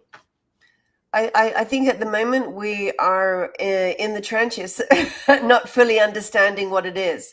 So we run if we see it as a productivity tool, we run the risk of sort of sidelining it. And then we've all, got an awful lot of people that are saying this is going to change the world, both positively and negatively, and we can all play a part in that. So I would say to people at the moment, try and go from passive to active in your understanding, not only of your own usage of it, but also, be very mindful of where you're getting your information. There's a huge amount of misinformation out there at the moment, and that is only going to seek to polarize us even further. And then we're in dangerous territory, as we currently seem to be. I'm glad that you brought that up. I heard a vice president of the United States say in Munich a couple of weeks ago, really dismissing the misinformation and disinformation and the threat of the ecosystem of information itself. I just think the misinformation. Yeah, it's just like, and while we're getting misinformation directly from those that are dismissing this disinformation with the sense of wanting to be able to hyperscale race, some people are very out of touch, no matter the position of power that they find themselves in. I say that with respect. But Alita, I kind of want to bring this over to your audience. Put that in your notes, conscious revolution. I'm putting that in mine. But Alita, I want to be able to hard that in. And then Christy, we're hopping over to you and Joshua. Let's look at that for a second. This cultural, if you will, this creative, this consciousness revolution that we find ourselves in, because it seems to me with this innovative scale that there's so many things when it comes to a level of automation. And I'm seeing more people use AI thoughts instead of their own now, which it is what it is, and that's for a different day of a subject. But what I want to run with is do we have this need of this level of consciousness, this level of awareness?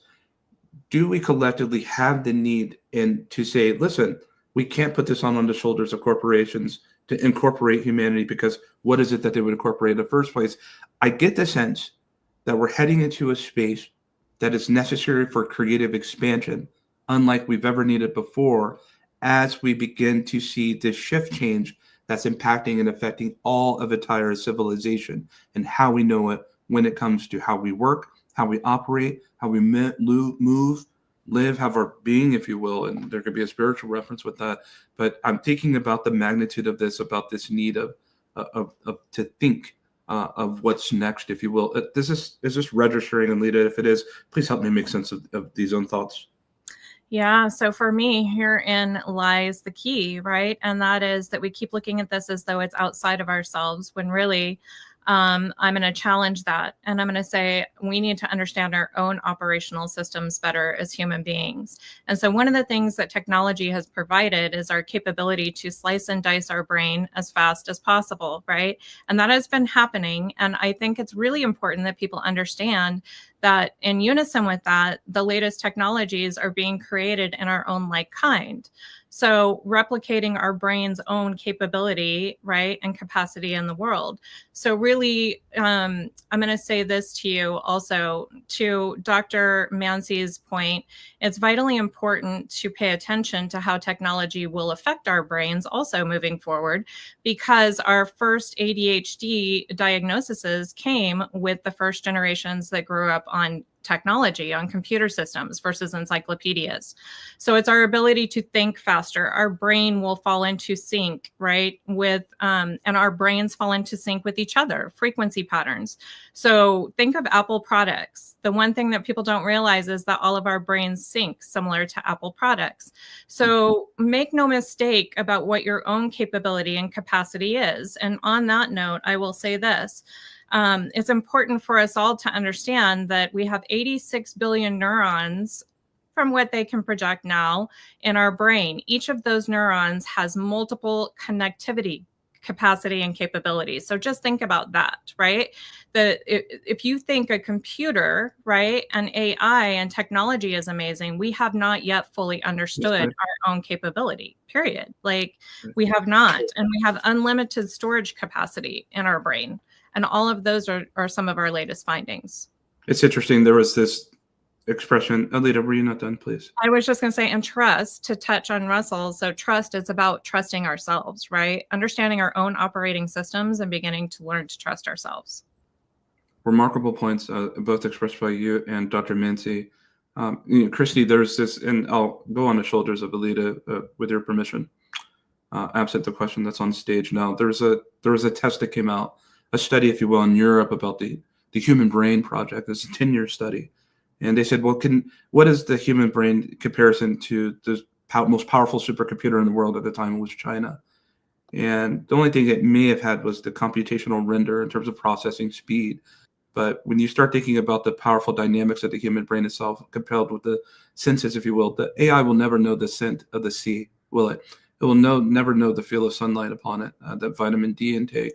And so when I think about the magnitude of what was just expressed with Alita, I find myself and all to really want to, by inspiration, say, listen, folks, if you're out here listening with us, and we know there's a large volume of us here at GatherVerse.live, we're so thankful to be able to have you here. It seems to me that it's prudent just to say that AI can never replace the powerful engine that you've been given since birth. That's right here between the confines of your mind. And I just want that to be mindful of it, because we are talking about human centricity. And so it seems to me that if we are going to keep innovation human-centered, it starts within first. And so and to have a trust on that, if you will, if I could put it like that. But Christy, can you kind of speak to some of these things that have been said? I know there's a lot of things that are just flourishing off, and I don't want to inhibit that with a question. Sure. Yeah. No. So much great insight shared so far. And, not only are we in a technological revolution, as you mentioned, it's this cognitive revolution, and the way we learn and process and make decisions is being reshaped in real time by AI and automation. And so the challenge really is the tech evolving faster than the human cognition, which is kind of what's been on my mind. Now, I appreciate the perspectives that have been given. And I do know we've spent thousands of years developing social intelligence, emotional reasoning, but we're now being asked to integrate technology at the speed I don't think that our brains were really built for. I think that this absolutely is proven based on the statistic regarding overwhelm, burnout, people not being prepared, over 50% of organizations not being prepared. And so the gap between that human adaptability and that technological acceleration is where I think the biggest leadership and adaptation challenges, and honestly opportunities too, right, exist. And so how do we move from information overload to decisive intelligence? And so we talked about trust. That's really a discernment issue, right? We Sure. don't have a knowledge problem. We have that discernment problem. And then leaders have to shift from hoarding information to actually curating insights. And so the humans are always going to own the why. And I think that's a really interesting perspective when I think about the conversation we've had so far. It's a powerful consideration with this ideas, or this consideration of internally within, in terms of the preservation of humanity when it comes to the extension of technology, seeing that artificial intelligence is an extension of our own reality and the observable nature, if you will, and what's seen and unseen, with that in consideration based on what Dr. Mancy, Alita, and Christy, you have now expressed. Joshua, let's kind of go back to this, where we're talking about here we have these incredible technology companies, OpenAI, Anthropic, and so many more, Microsoft, and the deep minds of the world. They're building, they're hyperscaling, they're moving with this race, if you will. But at the same time, we see an inherent need to be able to have the preservation of humanity that's in the center focus of what we're looking at in the extension, in this hyperscale, if you will. What are the things that you're looking at, and what are the things that you're becoming mindful of how you do preserve it? Because you said it, hey, most people are ill prepared. They're not prepared for what's coming. Mustafa Solomon talks about the coming wave of Homo technologicus, if you will, and where we might find ourselves with this coming wave. And that today's AI, even as advanced as it is, even with all the models that we're seeing come out every single day now, not every week, not bi-weekly, but every day, new innovations are breaking forth. And at the same time, with the real consideration that we've never have ever needed the opportunity of understanding the importance of human preservation and expression, and think as we do now, in exercising the databases that we've been given since birth between the confines of our mind. Joshua, how are you being mindful of this as a technical founder and innovating, and is this registering with you? Yeah, this is something that we think about every single day as we're building technology. And I think if you're an innovator and a builder and you're not, you're, in my opinion, you're making a mistake.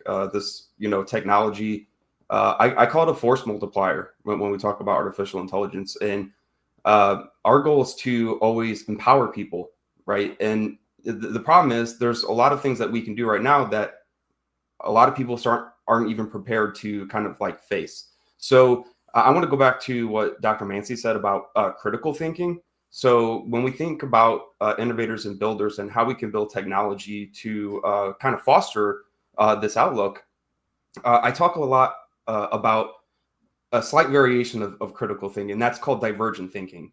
So divergent thinking is really where we're at now. I say it's the only game in town when it comes to how you can prepare for this. So it's an offshoot of critical thinking where it's kind of everything everywhere all at once right now. And so all these things are kind of collapsing towards the present. And we need innovators and builders and also leaders in companies to think divergently about how they can utilize all these existing things to empower the people within their company, their community, things like that. So I implore and I recommend to any builders out there, think about force multiplication for your staff, your workers. How can you educate them on thinking divergently on their own? So they can find those things to empower people within their organizations. So yeah, the big takeaway for me there is like let's spread that word of divergent thinking.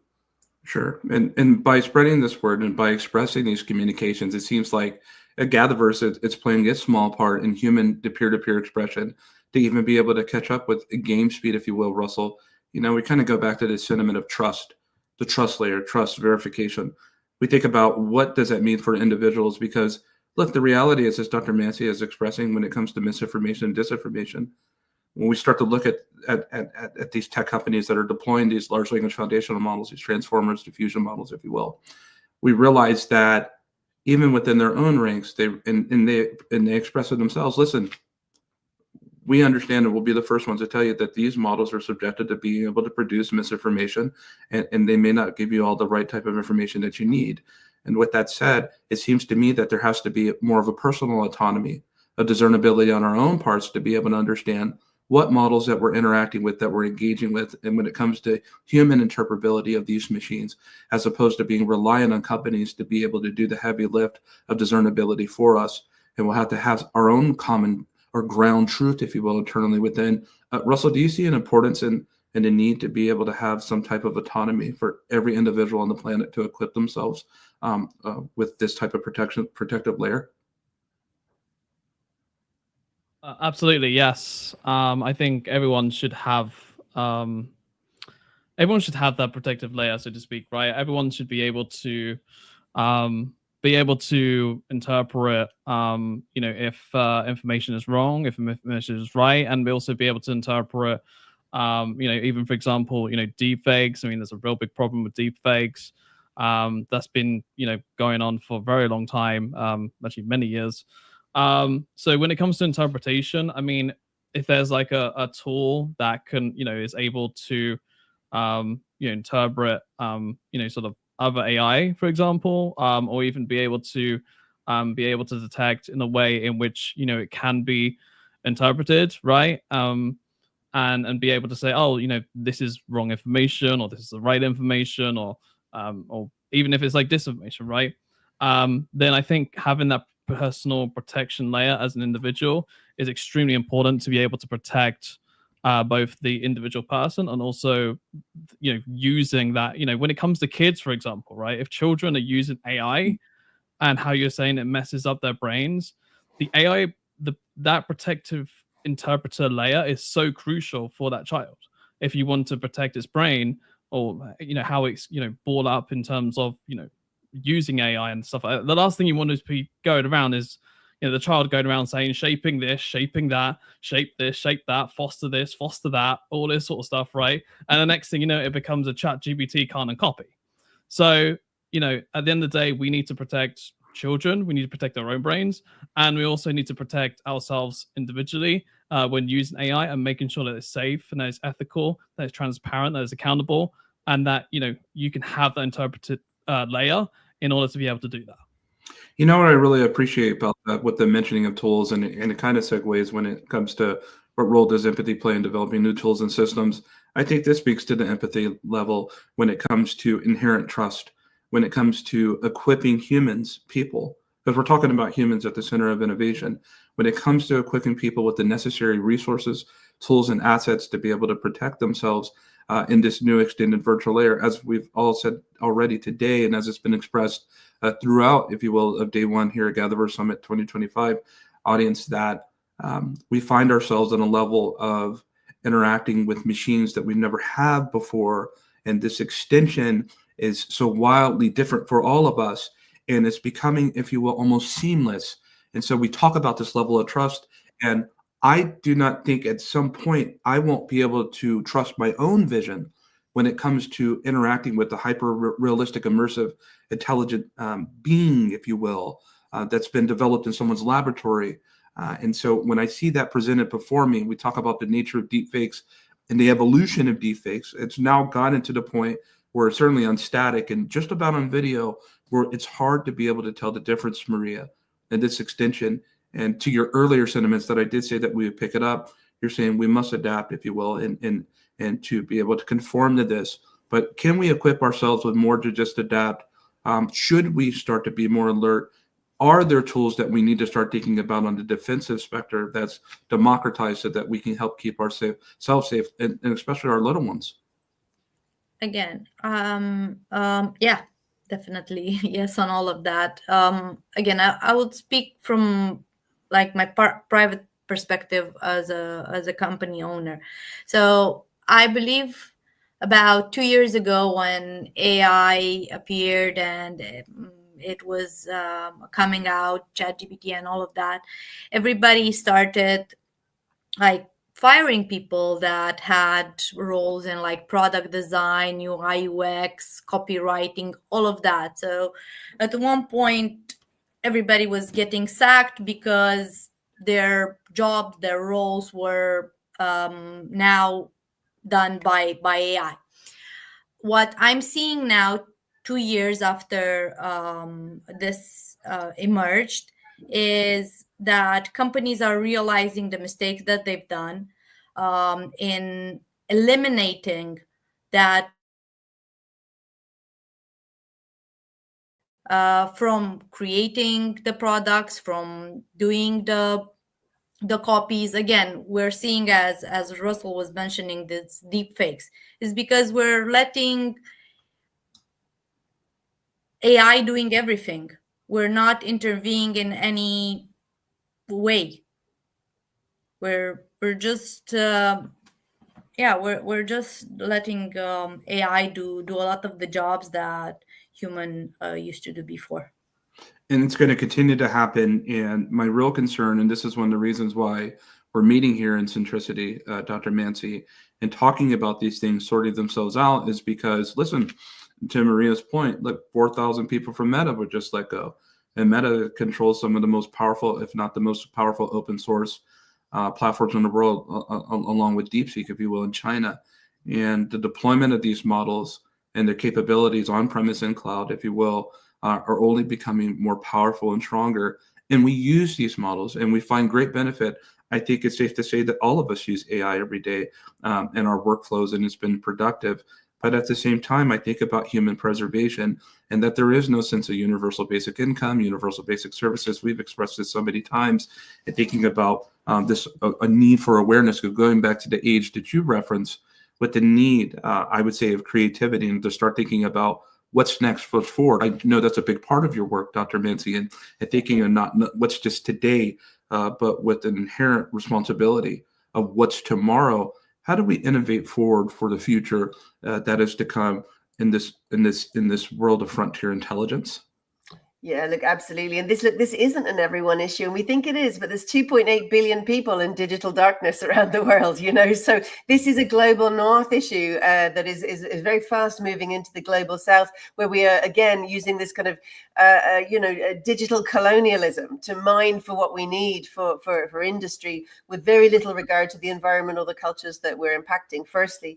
But I want to come back to another point that was really interesting on this, which is that we exist in a world with moral pluralism. We can't agree on morals from one culture to the other, of what is right, what is not, what is good, what is bad. That's a movable feast for us, and so that's up for discussion. When we're talking about AI being good or bad, or trained on the right things, that's perspective.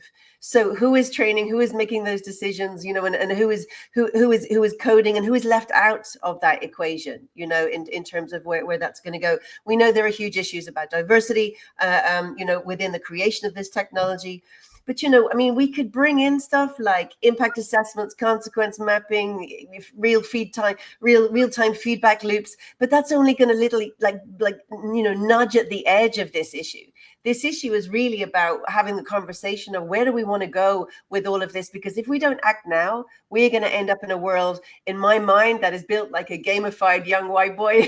That's not the world that I want to live in, So there's many more voices that have to filter into this, and we haven't had the time to even take a breath to adjust to this. We are technology companies releasing stuff first. We are regulating to try and catch up as quickly as possible, and then we've got education right at the bottom of that, and that is even down to the education of people not even knowing what's right, what's wrong, what's safe, what's not safe, in terms of what I can use. So we're pretty much sitting ducks at the moment, and what we need to do is go train ourselves and help each other, especially those that don't understand as much as we may do, that are watching this, really get to grips with the idea of how do we go from passive to active. Sure. Then we start to have a voice and to maybe make a bit more impact. But at the moment, we are literally letting a few people rule the world in terms of what this rollout looks like. And I'm very worried about that. Sure, and that's a dramatic concern, and thank you for sharing that, because audience, as I'm sitting here listening under the sound of Dr. Mancy and the whole roundtable's voice, and Alita, we're coming right over to you. When we think about this right now, it seems to me that two of the things that are most prevalent are two of the things that are most lacking when we start to find ourselves in frontier intelligence: the need for better education on what these technologies are in the first place, and the point we make this assumption that everybody understands what artificial intelligence is. Listen, I know for a fact that there are people that are working in some of the biggest companies that produce artificial intelligence, that work in these companies, in these environments, and they don't even know the AI that they're deploying. And as I've said before, all Anthropic, OpenAI, Microsoft, DeepSeek, all they're doing is they're making pots and pans and deploying it to the world of us, the chefs, to see what we will build with it in these new models. No matter what they say, it's for extended chain of thought reasoning or larger context windows, or you could do this, that, and the other. They don't even fully understand the magnitude of what it is, of the capability of their own models themselves, while they're attempting to understand mechanistic interpretability. So I think education in AI is super huge. But Alita, I'm going to route this over to you. Christy, Joshua, Maria, Russell, we're coming to you with some of the very final minutes we have when it comes to this. The second thing I would say, and it's addressing what Dr. Mancy is talking about, I think there is an inherent need for more startup founders like Joshua and Russell and others. I think there's more need for more innovators. And I think there's a real inherent need to fund these startups to contribute their inherent ideas and cultures, no matter the color, no matter the gender. Fund more founders to contribute to the overall development of AI, because it's monopolized.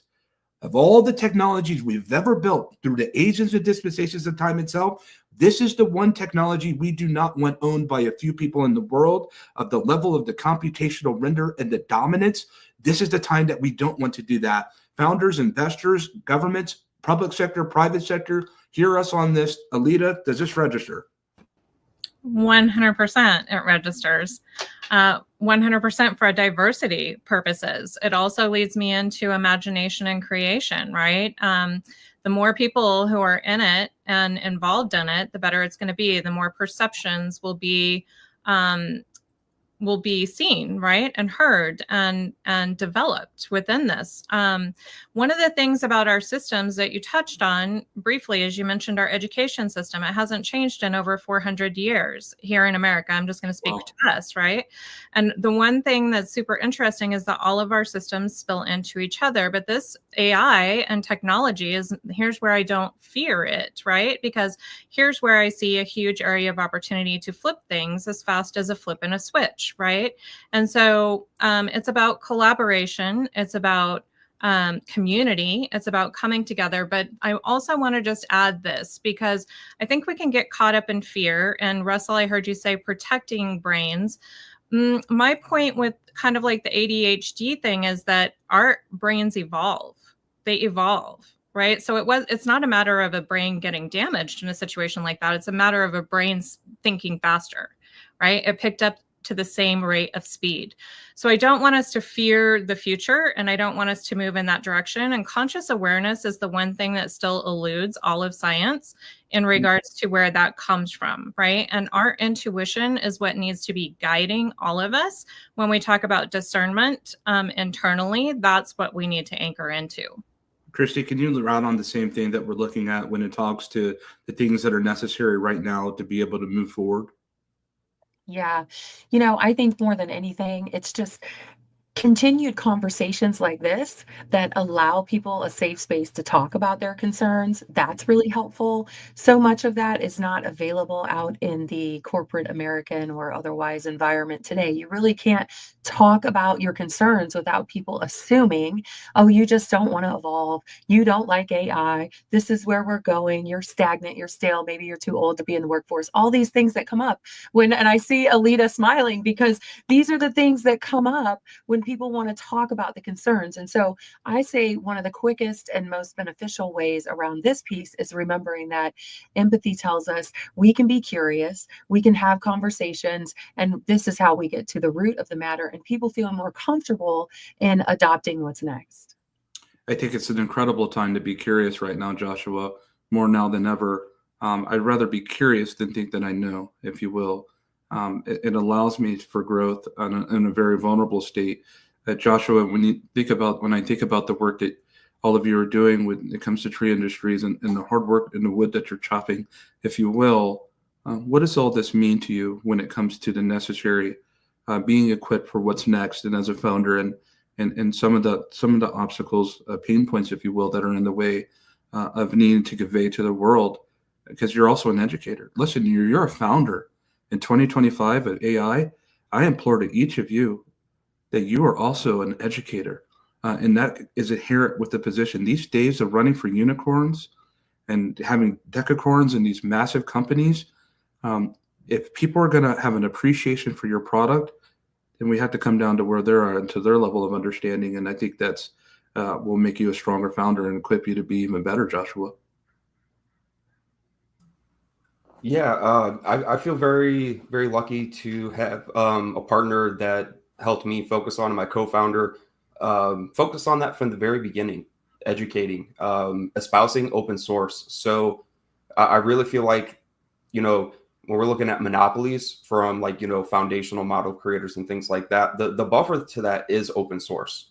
We need it to be everywhere. We need everybody to get hands-on with it. The more we can spread that message of open source, the more individuals start to use that to be creative. That's the biggest buffer against misaligned or bad AI, things like that. In addition to that, co-creation. So we focus on that a lot. That's a word that we use a lot here at Tree is, helping people understand how they can work together in tandem. I know somebody has mentioned that, previously here earlier in the session. So I just wanted to double back on that, focus on co-creation. Founders focus on creating solutions that foster co-creation. That's going to help build trust, right? If you're building things that is going to really obviously replace somebody, you're probably going to get some pushback. So the more you can foster that, working in tandem with these new technologies, I think the better off we'll all be. Thank you so much, Joshua. Maria and Russell, we're going to end with you, but Maria, can you just come on the heels of that and the need for, from what I'm gathering from what Joshua talked about in open sources, democratized access so that everyone is equipped to be able to compete?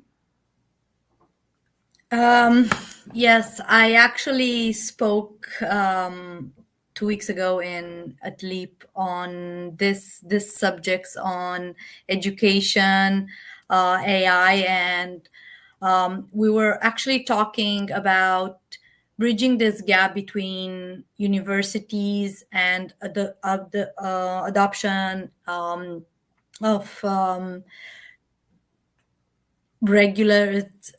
new regulatory and making also blockchain user friendly.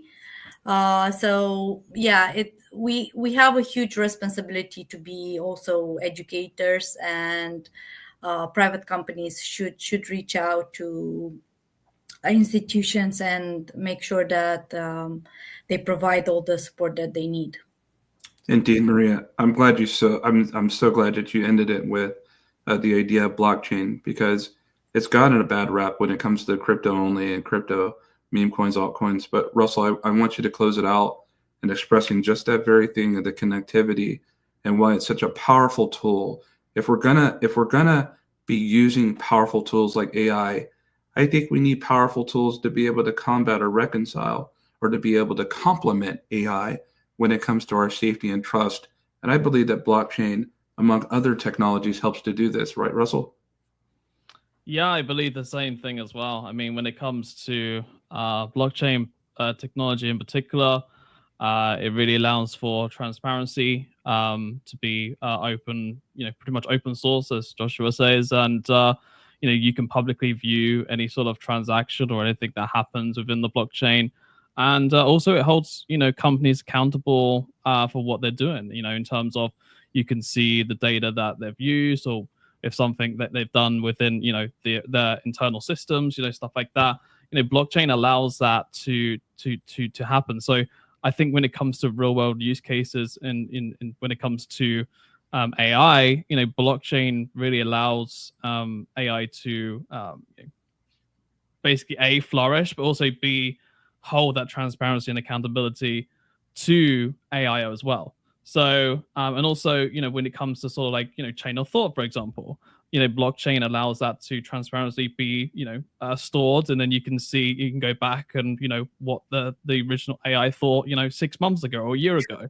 Sure. So I think there's a lot of use cases for blockchain, and I really think the emergence of blockchain and AI allows for that trust to happen as well, in an additional way. And I think also that it just and also when it comes to other aspects of Web3 as well, in terms of like crypto transactions and stuff like that too, where you can get peer-to-peer transactions happening pretty much straight away, and change of funds happening from one to the other instantly. Sure. When it comes to AI as well, I think that's another positive thing too. But yeah, blockchain bottom line is really beneficial and really great, and I just hope that people start to see that it's not just a NFT fad anymore, or a scam, or a rug pull, or anything like that. That it's actually got genuine, proper, real world use cases, which when it comes to AI technology, it really is beneficial for AI. Indeed. And that brings us to the conclusion of this roundtable discussion. Audience, the faces, the names that you see here, these experts that are putting in real work, they're in the trenches, they're around you, they're with us. I will say this, there's never been a better time to be open source, if you will. And instead of spending our time wanting these companies to change, I think we're heading into an era where we have so much access to tool and utility where we can equip ourselves to be the change. And with that said, we're so happy to have all of you have joined us with us today. We have more sessions that are coming up. But for this roundtable discussion, our gather was well. Thank you.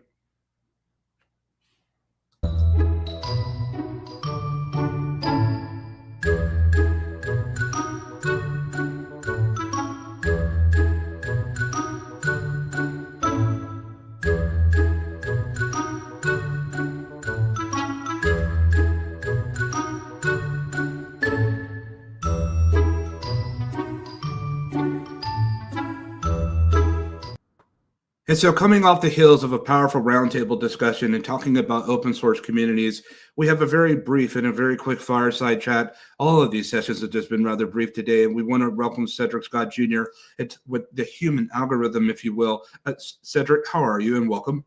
I'm well, Chris. Thank you for having me. I appreciate it. I'm very happy to have you here. We're very happy to have you here at GatherVerse.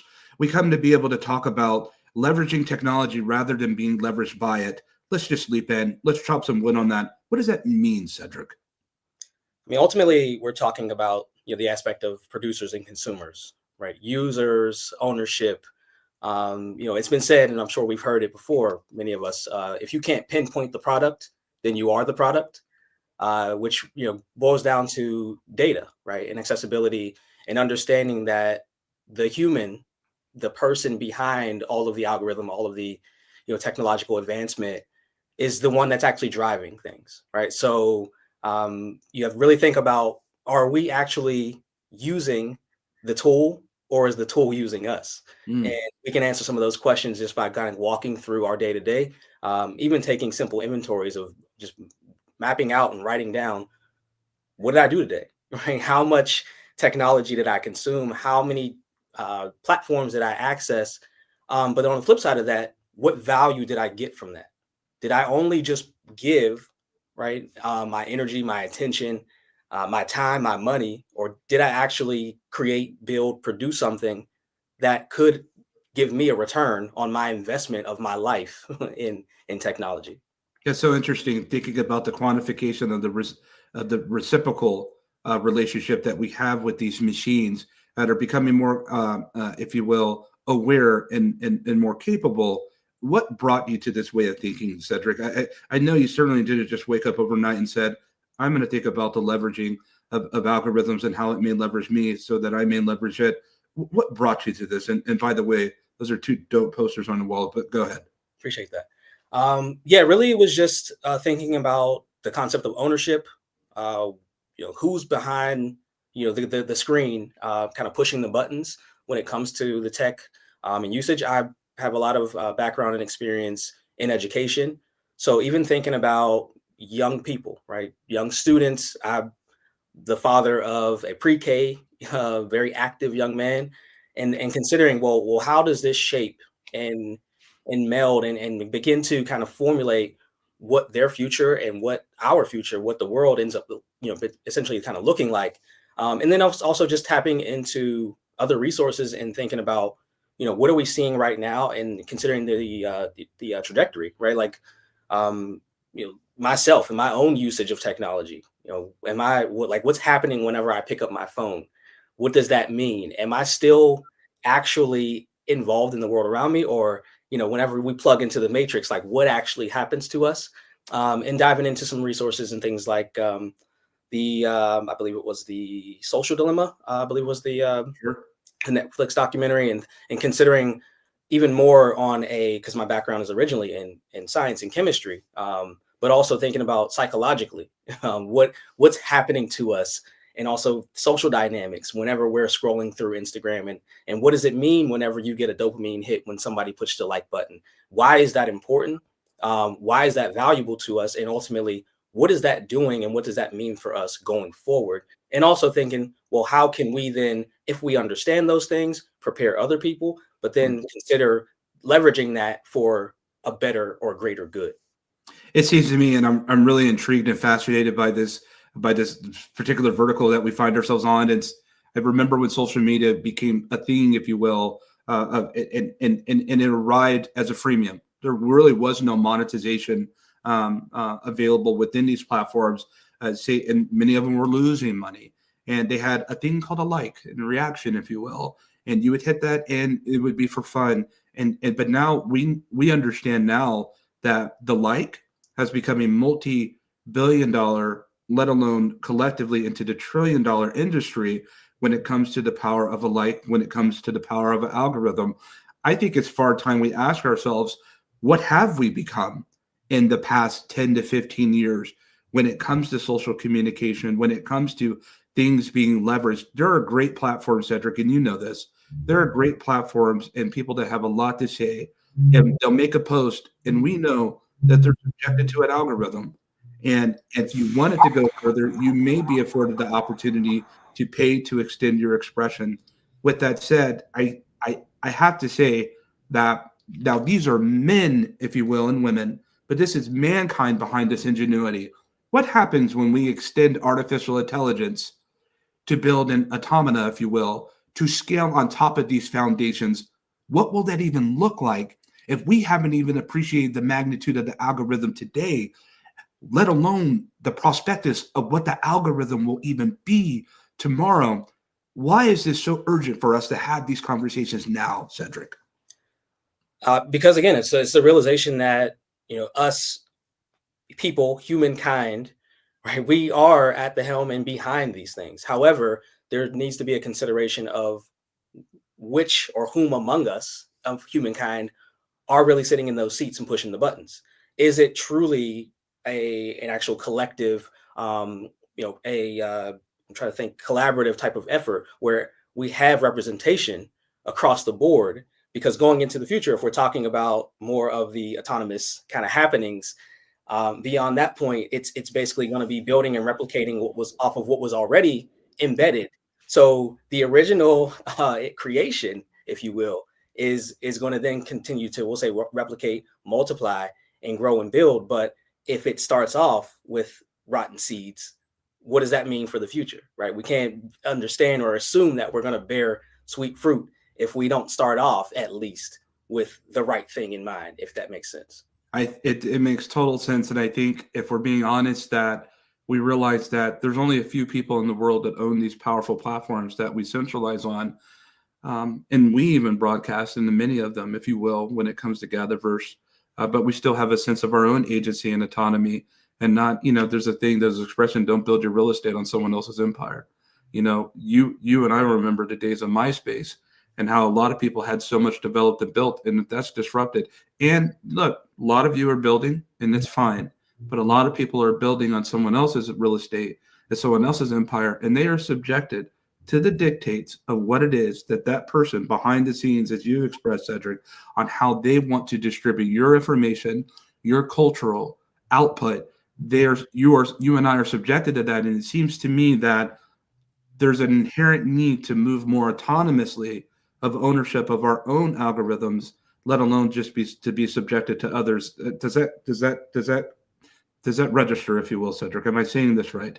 It does, yeah. And I'll tell you, Chris, like some of my favorite things to watch are founder stories. And I'll first start by saying that not enough founder stories and movies that I watch are comprehensive in terms of representation. We don't necessarily see a lot of those showcasing women, showcasing people of color across the board, right, et cetera. But what I will say is there's one in particular that what you just said really registered with me along those lines. The story of McDonald's, right? The movie, The Founder, Ray Kroc, right? And you talked about building on somebody else's real estate. And the kind of evil genius of that, right? That whole movie, if you think about it with McDonald's, is that they're not necessarily in the restaurant industry, right? What that particular gentleman did was, instead of just focusing on the franchising and focusing on the models and the restaurants and flow and all those types of things, it was more so, we're going to start a corporation and buy up all of the real estate that these restaurants sit on, and then control what's built on them and how it operates and flows. And if you don't adhere to these rules, you're out, right? So the same thing is with what you're talking about, is if you kind of start with a platform that you've created and nobody else can tell you how to run that, and then you build off of that, you then again have the autonomy of what that looks like. And then going into the future, building and propulsion and whoever you bring into the fold, nobody can tell you, hey, do it this way, because no, I built the foundation. I bought this land. I own the rights, right? Outright. You can't tell me in terms of ownership. So starting with that stake, to your point, is, I think, extremely valuable. And I think also there is some acknowledgement for, if we're building and you happen to be on a platform that's not necessarily owned for you, the consideration there is, well, how do you get to a point of building directly and completely from the ground up for yourself? What does that look like, and how do we help? I'm gonna take this to a real level, and then we're gonna close it. But I'm gonna have you end it with this, because I can't help but not look at, you got Nipsey Hussle in the background, you got Tupac Shakur from Juice, right? And I'm looking at this, and I think about the agency of these artistic brothers, these poets that they are, incredible poets. And they inspired a whole generation of culture, Black, white, what have you, Asian, Latin. And they inspired a whole generations plural to this day, of a culture of different thinking in terms of autonomy, in terms of, while you see everyone going this way, go this way, with opportunity. And both of those brothers' lives were cut short. That's real. Cedric, are we heading into a renaissance opportunity to be able to have innovation of ownership as opposed to usership? And could this serve to the benefit of humanity when it comes to controlling our own algorithms of innovation? Chris, I'll be real. I don't think we're heading into. I think we're there. I think it's happening.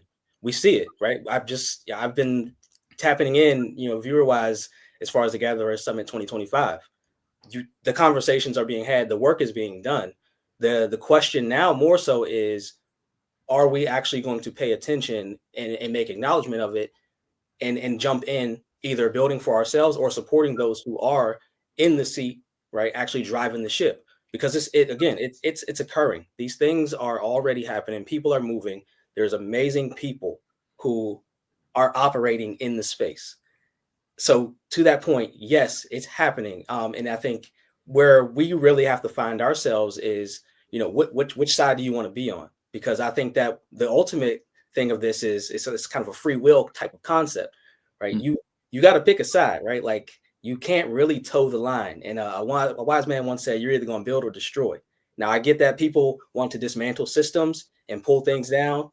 That makes sense. Okay, cool. But at the same time, on the other side of that, we do have people who are actively building and producing and growing, right? What's going to become our future. So for us, it's a question of not if, but when, these things will take hold. And also, what is our stance going to be? Where do we find ourselves? Because again, you can't necessarily toe the line. You got to pick a side, right?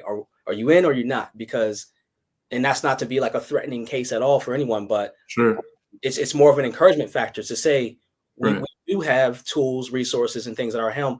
Are there still disparities? Of course, but Sure. at this point, the ideas that we've been generating for some time now are beginning to come to fruition. But it's the next phase of, all right, let's plant this flag and keep moving. And what is your legacy ultimately going to be is the question that a lot of us can begin to really answer and put some tangible actual actions and assets even right behind. So I'm looking forward to it.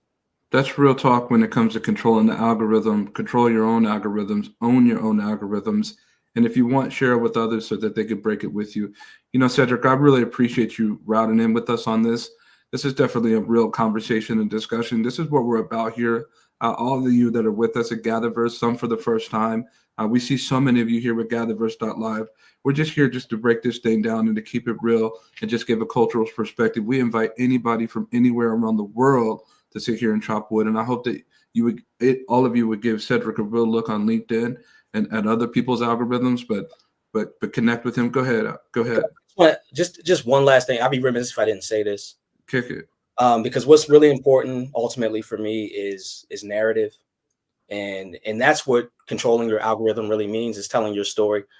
My favorite African proverb I've shared a lot with people is the tale of the hunt, which if I capsize it really quickly, because I know we got to get out of here, is you're good. The tale of the hunt will always favor the hunters because you don't hear the side of the story of the lions. It's on us right now as I'm talking to you, right? Stepping into this space. We are the lions. So tell it, because what I will say to kind of close things out is, regardless of anything, your story is going to be told. And more than likely, somebody else will tell it for you if you don't. And I can guarantee, I can bet this shirt in the house I'm sitting in that somebody else is going to tell your story wrong. So do it. That's real talk. Represent it the way that you know how to represent it at best, with that cultural inherent centricity.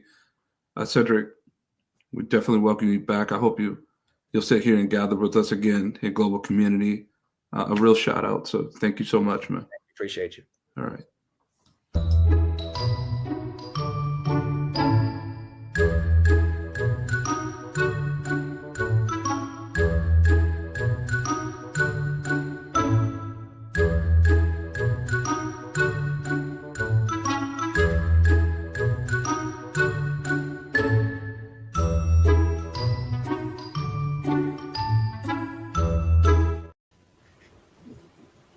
Hello and greetings, and that was such a powerful roundtable and fireside chat. I kindly request you to mute your mics, my dear panelists. Kindly mute your mics to avoid the feedback. Thank you so much. And my name is Ling Gitao, Communications Director for GatherVerse, and we are at our last panel for day one, and we are going to talk about the Metaverse United, how AR and XR can deepen human connection. A lot has been said, and we want to conclude with the XR and AI side of things, and I am not alone. I have a roster of amazing panelists who are going to help us demystify this discussion. And I request you, my dear panelists, to introduce yourselves briefly.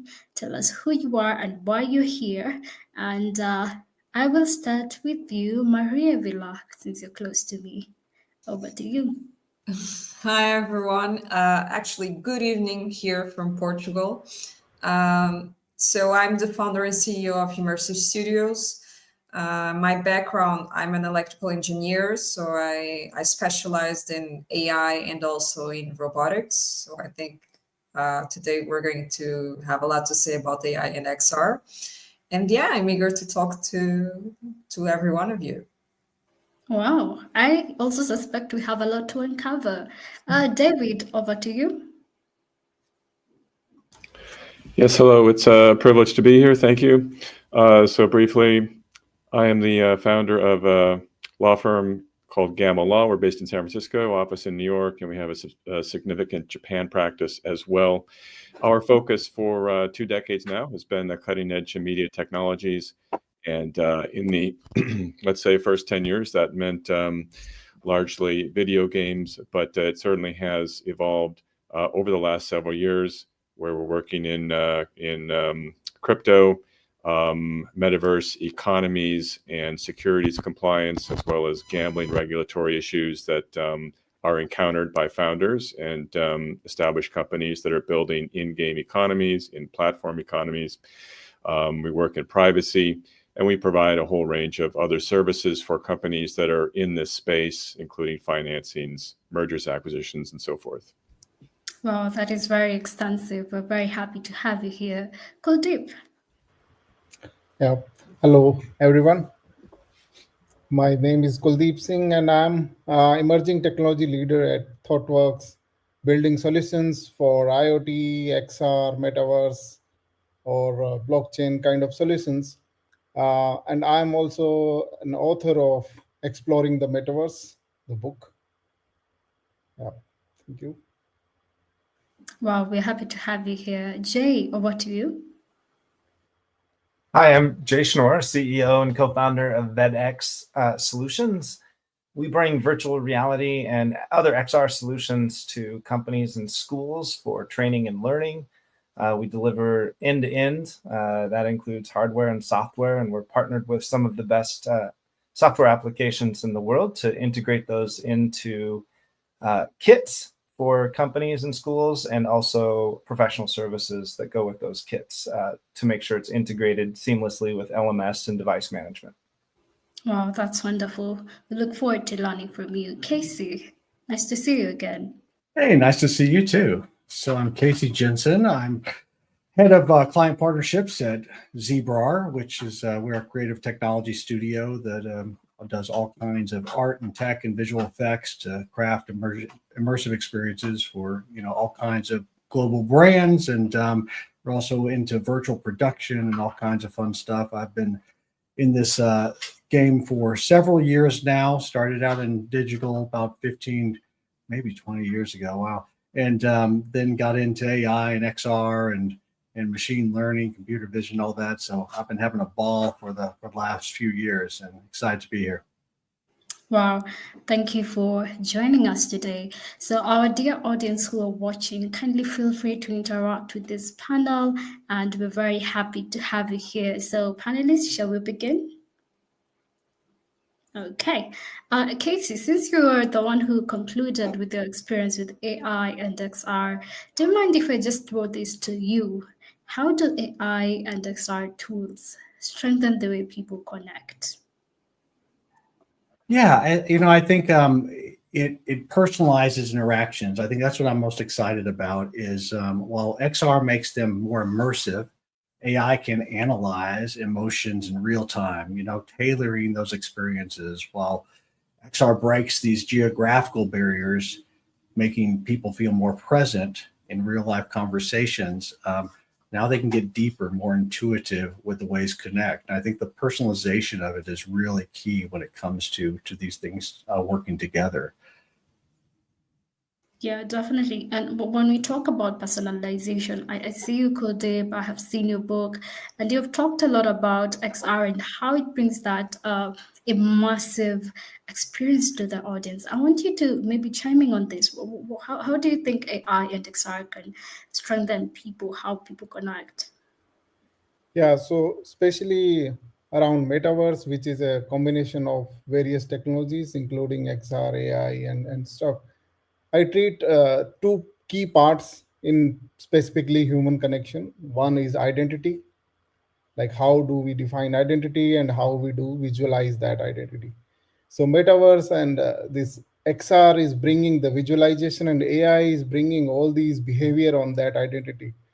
So now generative identity is the thing happening, uh, and other part of it is communication between those identities. So earlier we had a lot of barriers, be it the barrier of physical presence, be it the barrier of language, a time zone, culture. Now with XR, AI, all these things are reducing. The barrier is reducing now. So it's a metaverse is bringing a global language. It's like a global communication language for the world or for the human to connect more. So that's how I feel the identity is redefining and the communication ways are redefining.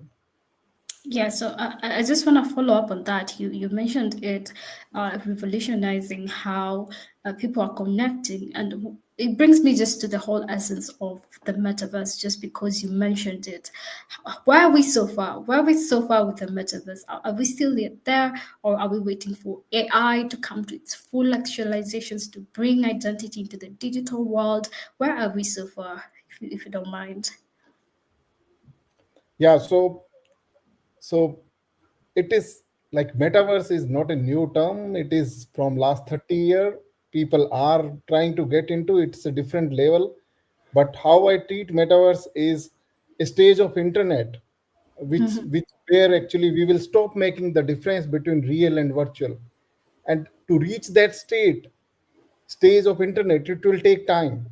So it will take time for different people to reach at different levels. Some people might assume that okay, being on LinkedIn or a metaverse or a Facebook is a immersion. I treat a virtual friends as a real friend. I treat their comments and everything. That could also be a metaverse stage of metaverse for some, and for some it may not be. So it is a very subjective thing for individual people, and we might already be in certain stage in metaverse, or we still need to reach that. They're still far ahead when we really stop making that difference, that it's a real or virtual. And now we are trying to build that thing, like bringing the right to know the reality. Whatever is presented to me, whether it's real or fake, still we are discussing those things. But the time will come when we will really don't need to make that difference. Just like we are talking now, whether I am talking or Avatar is talking, or it may make same thing in eventually. Wow, that is very, very powerful. I just love the way you mentioned there's layers to this, and everyone has their own stage and they're defining it. Which brings me to you, Maria. What challenges do you think are arising when integrating advanced technology with human experience? And Jay, you can also chime in on this with your experience. Maria. Thank you, Lynn, for to allow me to speak now, because I was going to actually make a joke about the metaverse. I think we're so far away because we didn't even agree on what the metaverse is. So I think it's a bit difficult to enter the metaverse when we're not on the same page. Most of us, I would say, we think, so my perspective on the metaverse, and also as an engineer, it's all this unified experience of what the metaverse can be. And actually going back to your first question, and Casey put it really, really well about the immersion of XR and also about the personalization of AI. So we have all these areas in our lives where XR can bring immersion, and then you have AI that can bring personalization. We, for example, at Immersive, we work with brand activation, and we see it a lot with brands. The way they connect with the audience is spectacular, because they can get the feeling in real time, and they can really measure the engagement, and they can perceive how their audience is really getting to know their brand. So I think it's a bit different from just consuming passively an ad, and also being a part of the experience of living a brand. So the metaverse can also bring that into play. It can be very useful for brands, for companies. So in my perspective, it's this unified experience. So I think we're just not quite there, because we're on one part, we didn't quite agree on what the metaverse is. And then I think in terms of technology, we're not sure what the tech needs to be so we can have this unified experience.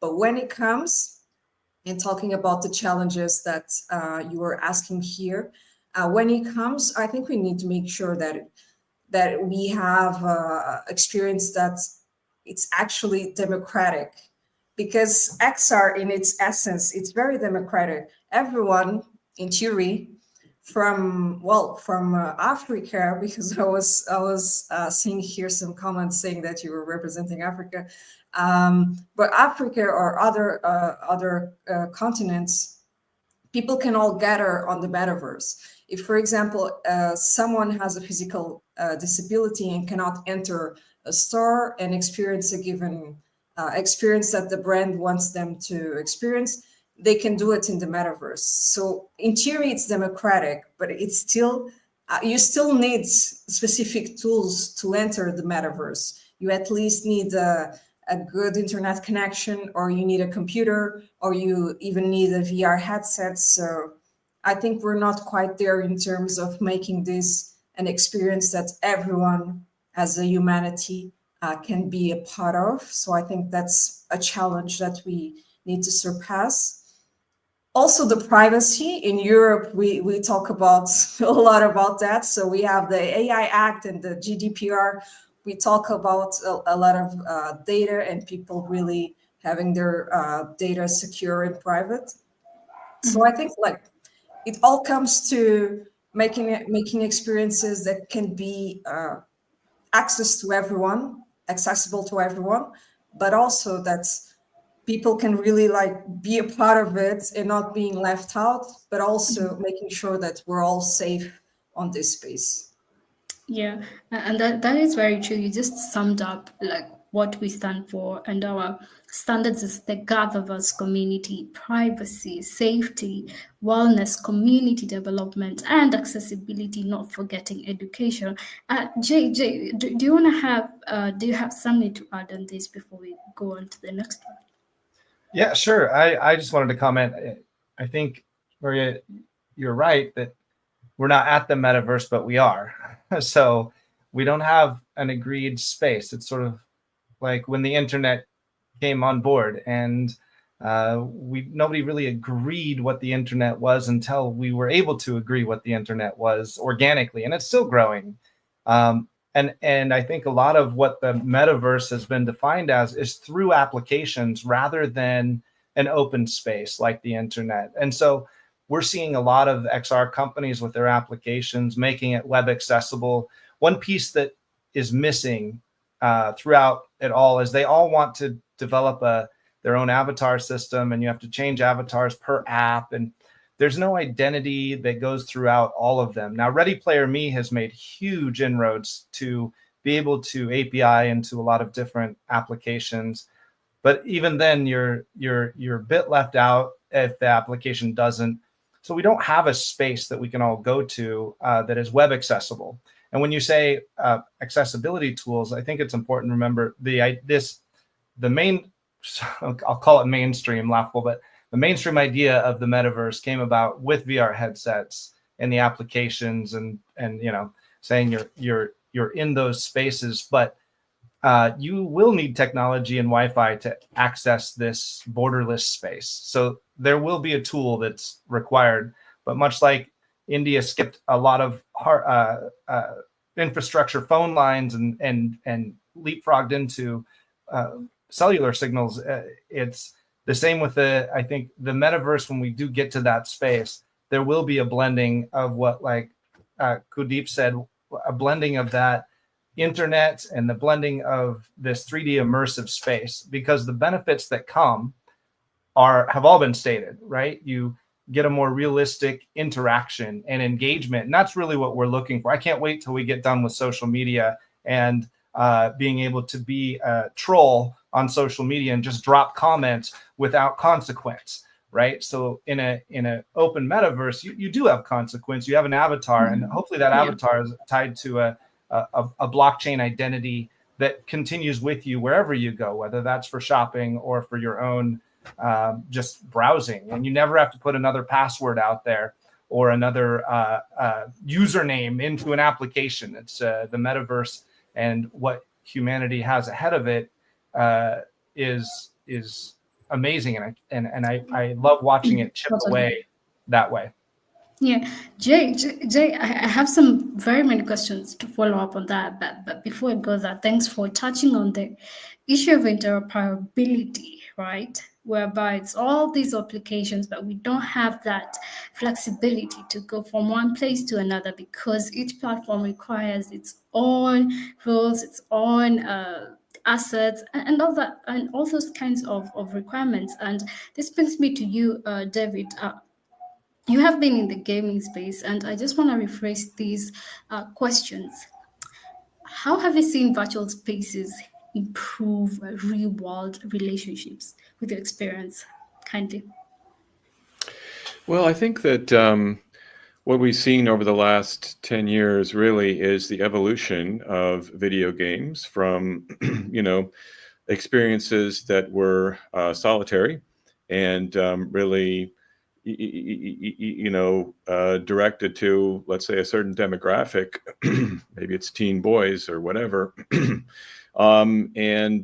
typically a fairly kind of standard type of experience, which involves blowing things up and shooting people or killing other characters by various creative ways. Often, we certainly. Over the last 10 years, I've found it really, really interesting how video games have grown so far beyond that, to the extent that now we have one of the fastest, perhaps the fastest growing genres are these sort of cooperative types of experiences, where you are forming relationships with other players and you are working with those other players to accomplish certain objectives. Or perhaps there's not a real defined kind of gameplay channel. It's more of an open world type environment, and within that open world you can form relationships with other players, persistent that are persistently represented by avatars or whatever it is. We certainly, there are so many stories now of people forming relationships within these platforms, and it's almost not even really accurate to call them games anymore, because that does kind of limit what it is that so many of these platforms have become. There are stories of people meeting, forming relationships that carry over to other platforms, that carry over to social media, perhaps even to real life. Of course, there's stories of people meeting within these experiences and getting married.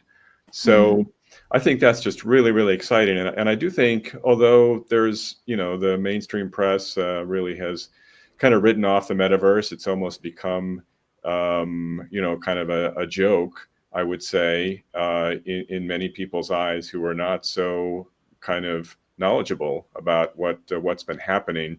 I think that the development of video games into broader experiences that appeal to a broader range of people, and offer, what I would consider much more meaningful and fulfilling types of experiences is really a good omen, let's say, for ultimate development of the metaverse. And Yeah. perhaps it's going to go by a different name or whatever, but I do believe that video games are taking us step by step to the metaverse. Wow, that's very intensive and great expressions there. And I also want to engage with our audience. What do you still think about the metaverse? Do you have something to say about what we were talking about? Is the metaverse there? Are we heading there? Is the future of video games better? And you mentioned something very critical, whereby video games are now becoming collaborative spaces, where video players are now becoming like friends or like enemies who are in a very competitive space to accomplish a certain task, not only just to compete for the sake of competing, but doing something that is really meaningful. And I love that trajectory. I'm not a gamer that much, but I believe gaming has changed a lot of people's lives. Casey, I want to come to you. How can emerging platforms create more meaningful interaction? We go. Yeah. I think, I think the future is in adaptive experiences. So, and when I say that, I mean, so imagine an AI-driven virtual space that reacts to your mood or adjusts the scenery around you, the avatars, the conversation topics, creating a real engaging environment for connection for that person. And it sort of goes back to personalization again. But I think, meaningful interactions come from technology that really understands and adapts to human needs. And I think AI is getting us there where we can start doing that. It's not so cold. It's not so, just for certain types of people, that this can open the door to really embracing a lot of people. One thing that was mentioned in the last one about sort of the examples, I think, one thing I've seen that I've enjoyed the most is just driving a wider worldview for myself. I mean, I think, being able to be somewhere watching a basketball game in Horizon Worlds or something, and being able to be standing next to somebody that's, from Denmark or Russia or wherever it might be. And so, it's so cool to be able to open that world. And I think, right now during this time, we need to have a better worldview, and we have to be able to connect with people. And I think these type of things with the emerging platforms is going to help us to do that even more. So that's what I'm really interested in. Yeah, that's very powerful. When you just say meaningful interactions are built by trust, and when these platforms just prioritize the human aspect and what this humanity or their audience wants, and if they establish that and the aspect of trust, I believe we will create more meaningful interactions in these emerging platforms. And maybe Kuldeep, can you add something to that? What do you think about or the whole interactions thing? Yeah. So I feel metaverse or XR, the important piece is it is all about changing the belief. We need to really believe what is presented to us as a real thing. Then only we will start interacting or start having expectation with those entities. With AI, what we are getting is we are getting the artificial sense of the world, be it human in front of us or be it the real world in front of us. We have number of now AI is bringing all the detection, depth sensing, or whatever object detection, and even behavior detection and more. And how we can generate using these technologies the more meaningful interaction is benchmarking the interaction itself. For example, we might have multiple interaction with the gestures and hand and other wristband or n number of thing, audio, video, and stuff. But are they really helpful or not? That will, until we really start measuring them, having tools and techniques to measure them. For example, whether the interaction is bringing cognitive load to our brain, So no matter how creative the interaction we have designed, we will still not achieve the effectiveness of that if there is a cognitive load on our brain to decide what to do. It should come so naturally that if there is a rubber ball in front of me, I would probably want to touch and press it. So it's a natural interaction. Rather than having some tools to press something and then having haptics is not having haptics is a problem. And now the smart gloves, etc., it's still bulky, but eventually there are some smart gadgets which are coming which can give us the electric sense on our fingers, etc. Maybe those could be really making them real interactions. So I think still a long way to go, but there are so many things to be done in this area to make it. Yes, that was very heavy to unpack, and I love the aspect of measuring the interactions, measuring each interaction. Where is the impact? Where should we improve? That is very, very powerful. That's just so much to unpack. And I want to drop these to you, Maria. What steps can be taken to protect privacy in immersive environments? And anyone can chime in if you have something very important to say about this, Maria. Well, yeah. So once again, let me just add something to what Kuldeep was saying, because I found it so. I think it's so interesting for us to be here, actually discussing what the future that is so near is going to be. Because just a few years ago, when the social media started, and when all these digital platforms started, it was amazing, right? Because we had out of pure magic, the internet connection allow us to see each other. So just being here with all of you, it was pure magic at a time. And now us going to and us really seeing the evolution of these digital platforms, it means that we're not just going to see each other, but as Kuldeep was saying, we're going to believe that we're in the presence of each other, because the barriers are going to be taken off by the realness, by the complexity of the avatars, by the complexity of the spaces. So I think we're in a very, very interesting moment now of society to discuss this. And of course, that with all these new interactions, there are a lot of dangers out there, because we need to control not only what's happening in real life, but also what's happening in these virtual environments. And I think we're going to evolve into a point that's, well, this is just my personal opinion, so you can you can have an opinion against it. But I think we're going to evolve to a state that all of us, we're going to have almost this dual identity. So the person that we're in our day-to-day lives, and then the person that we're that we really feel that we want to be on the metaverse.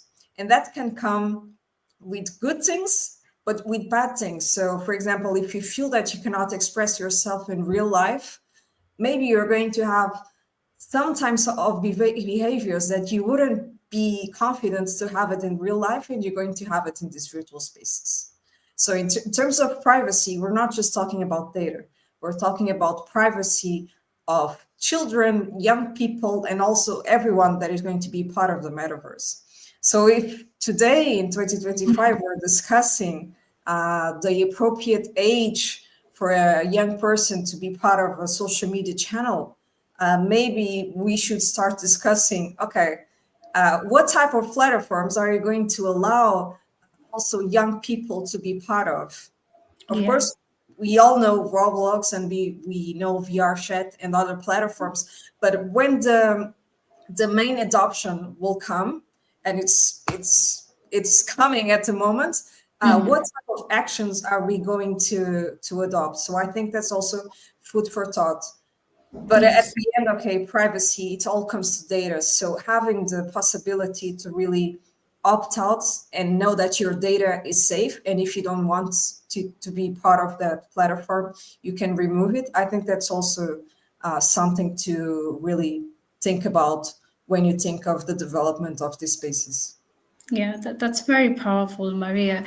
And thanks for bringing that out. It's high time we even start having those conversations right now. I recap some months ago, we had a summit called Safety Summit. And these are the things we were talking about. And the questions were, who owns our data in the metaverse? Who will own them? And who has control over them? So thank you for highlighting that. Jay, I saw you agreeing to that. Do you want to chime in on this topic as well? You're muted, kindly unmute. Sorry, in terms of the data control, again, I think coming back to, well, a few points on those topics. The data control is a matter of how do we have that protected avatar, like I was saying, if we all had a blockchain identity and that becomes, but there is an appropriate age of, it's like when you get a passport. Like, when do you get a passport? You're as young as, a baby, and every 2 years it has to be updated. I think with a blockchain identity out there in the metaverse, that could really contain what data is being released. There is no more signing in, etc. In terms of protection and a space like Roblox, for instance, I have an 8-year-old and a 10-year-old, and I think I get most of my learning from just watching them interact and work with their friends. And it's amazing, as you were saying, Maria, one of the bad sides is maybe if you're good in the metaverse, but you feel uncomfortable in live positions. We've run a couple of pilots that allow people to interact more because they're able to practice with avatars first. It's sort of a soft landing for instance, languages. All of us have a problem speaking a new language to somebody because we're watching all of their facial expressions. But if we can practice in a virtual reality avatar environment, we do get better at it in real life. And there's a lot of really cool platforms out there for that. So that was my other comment there. Yeah, thank you for sharing that and the experience with your wonderful kids. David, I want to bring this to you. How do you approach concerns about accessibility and usability? Well, so this is an area in US law that is quite underdeveloped. We do encounter from time to time concerns from clients about what sort of accessibility tools they need to build into their games or platforms or whatever. And at this point in the United States anyway, it's quite limited in terms of the requirements for disabled individuals. So perhaps that will expand. One would hope it would, as more and more people spend more and more time online, and particularly as I expect will happen, and I think the other panelists here believe that as well, as people will, experience more and more of their life interacting with people, with experiences in that they wouldn't otherwise be able to encounter in the real world. So I would just say as a legal a legal matter, this is not something that in the US is really very significant and doesn't affect that many games. Having said that, or that many experiences in general online, but having said that, we certainly are seeing more companies sort of I would say voluntarily putting these tools in place. I noticed, for example, that the PDF software is often notifying me, here's steps you can take to make the document more accessible. And I think the same is true in the Microsoft Office. So perhaps that's something that will be developed either voluntarily and or through legal requirements. Wow, that is very, very interesting. And it's not only in the US alone. I think it's most parts of the world. We're still having that legal side being underdeveloped. I still feel like they have a huge part, or they have to catch up with the innovation. There's still a huge gap. And Casey, do you want to add something to that, or can I just pass it to this next question? Sure. I think everything should be designed with inclusivity in mind from day one. But let's be honest, it hasn't been, right. But I think one area that we've made a lot of progress, and part of that's been technology is, low bandwidth XR type solutions. So, web-based solutions and things of that nature. And being able to make it available across different types of platforms and devices, and you don't have to have the latest laptop or latest phone. I think that's been an important direction for a lot of these. That's helped a lot. But I think there's still a long way to go. And I think Microsoft has these adaptive controllers that enable people with physical disabilities to navigate better through virtual space. So there's companies that are doing it, but I think we still have a way to go. And also with the elderly, I would say, I think a lot of these tools can be a game changer for elderly people and that are home alone or need this access to the outside world, but they don't make it very easy for them to be able to learn and understand and utilize some of these tools, which I think is an area that could be great. Yeah, it's a great scenario, and it leads me to a follow-up that even ties to this question of what role does collaboration between creators and users play in redefining or refining experiences. Casey, you mentioned a very good example of elderly people. There's an example of people who are in the most marginalized areas. There are people who are, where I come from, we call them people with special abilities, but these are people with disabilities. So how do creators and these people come together and collaborate to redefine experiences in the virtual world? And anyone can also chime in on that. But Casey, I want to hear your opinion on that. Yeah, well, I think we figured out that collaboration is essential. I think, brands sort of push back. They're sort of worried about some of that for a while, but I think now they all know that, we're in a creator world now, and it's a creator economy, and collaboration. You've got to be able to collaborate, with the people that are creating and the users, and have them talk to each other to be able to get this real world feedback. And then things like AI can sort of iterate that experiences into real time based on that behavior. So I think the future of these technologies are based on that constant feedback loop and that data, and to be able to constantly improve things and make things better. And I think with that collaboration, we have to open that collaboration up to people with disabilities, to the elderly, to all these other people that, so they can be a part of the solutions and a part of the feedback. I think, we can't just block them out from the feedback and not do it if we want to really do this right. So, but I think collaboration is, it's an essential piece to all this. Yes. If I can add something to that, I think Casey mentioned, and it's really interesting because I think for designers in the, if we talk about designing the spaces and the experiences, is really keeping in mind the inclusivity since day one, putting yourself in the other person's shoes, and really understanding why you're developing the experience and why you're developing this solution. Because more and more, like people are part of these digital platforms, and we don't want to be canceled. No, I'm kidding. But of course, like everyone has an opinion, and we really want to make something that is suitable for the end user. And I think these interactions, they really need to mean something. These solutions need to mean something.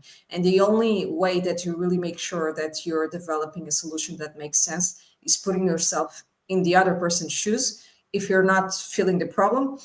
But for example, for the example that Casey mentioned, I remember last year I was part of a panel of a consortium of a European project, and they were developing a solution for elder people, and it was basically VR for rehabilitation. But they actually use it a lot, and we were talking about like people in their 80s and even 90s. So you can have solutions with VR and other immersive technologies that are adapted to people from all ages. So you just need to make sure that the solution makes sense for that target. Yeah, it's very, very important. I think that hits on the point of empathy, putting your shoes on other people's shoes, especially your users, especially the people you're building for. And I also want to bring in the aspect of having a diverse team of people who are also part of the people you're making for, right? You can't just create things in a monoculture kind of environment. It's good to have a diverse team of people who you can collaborate on that. And this brings this to you, David. How do you see virtual interaction evolving in the coming years? You have seen the gaming industry from where it was to where it is right now, and with that experience, give us your view on how you see virtual interaction changing over the years. Well, I think the opportunities are so amazing, and going back to something that was said earlier, with the integration of AI into virtual types of experiences. I mean, the idea that you could have a conversation with someone in China, let's say, without being able to speak Chinese, or other, let's say, far-flung parts of the world, and being able to perhaps even develop meaningful ongoing relationships with individuals from entirely different cultures, different languages. That language barrier with AI tools, it seems, is in not very much time is almost going to become just a minor kind of impediment, a minor inconvenience. I think that's quite amazing and extraordinary. And we've already seen this to some extent, I think, recently. And I'm trying to recall exactly the circumstance, but it was the new, it was the Chinese social media platform that many people were kind of migrating to when it appeared that TikTok might be banned in the US. And interesting, things that you would read on in social media about all these relationships that we're developing, and that was without the use of AI translation tools. And just that experience, I think, was quite eye-opening for many Americans, certainly. So I think that the language barrier, basically going away is going to be quite significant in terms of, expanding virtual interactions. And, I think that hopefully, we haven't unfortunately seen this much so far, but hopefully there's going to be some real virtual world experiences that cross national boundaries and that really attract a lot of interest from people in different parts of the world, and the opportunities that could arise for interactions and for cooperative engagement. And hopefully this sort of connections, and this has of course always been the promise of the internet, that human connections and the opportunity for those human connections to kind of transcend this old paradigm that we have of national kind of competitions and hostilities. I really do believe that if people are able to interact directly and develop an understanding, and as you said, Lynn, empathy, of course, a big part of that equation, I really do believe that that has an extraordinary potential to change the world as we know it. Yeah, that is very, very profound. And I just want to maybe close things off with these very important questions, because there's so many startups here, the organizations that are watching, and the founders who are watching, and the aspiring founders who are watching too. And they would like to know, how can organization incorporate these technologies into their daily work? And I just want to, anyone who wants to chime in on that can bring their thoughts forward. Kuldeep, do you want to chime in on that? Yeah, so definitely one of the things which we are doing at our organization is creating awareness around the technology. It is still far from, because people understand the way they want to understand, because this is how industry is telling the world.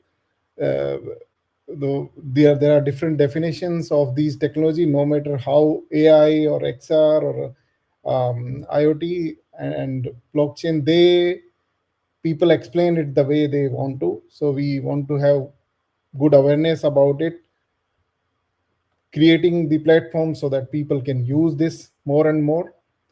And the future is not about just one organizations or individuals.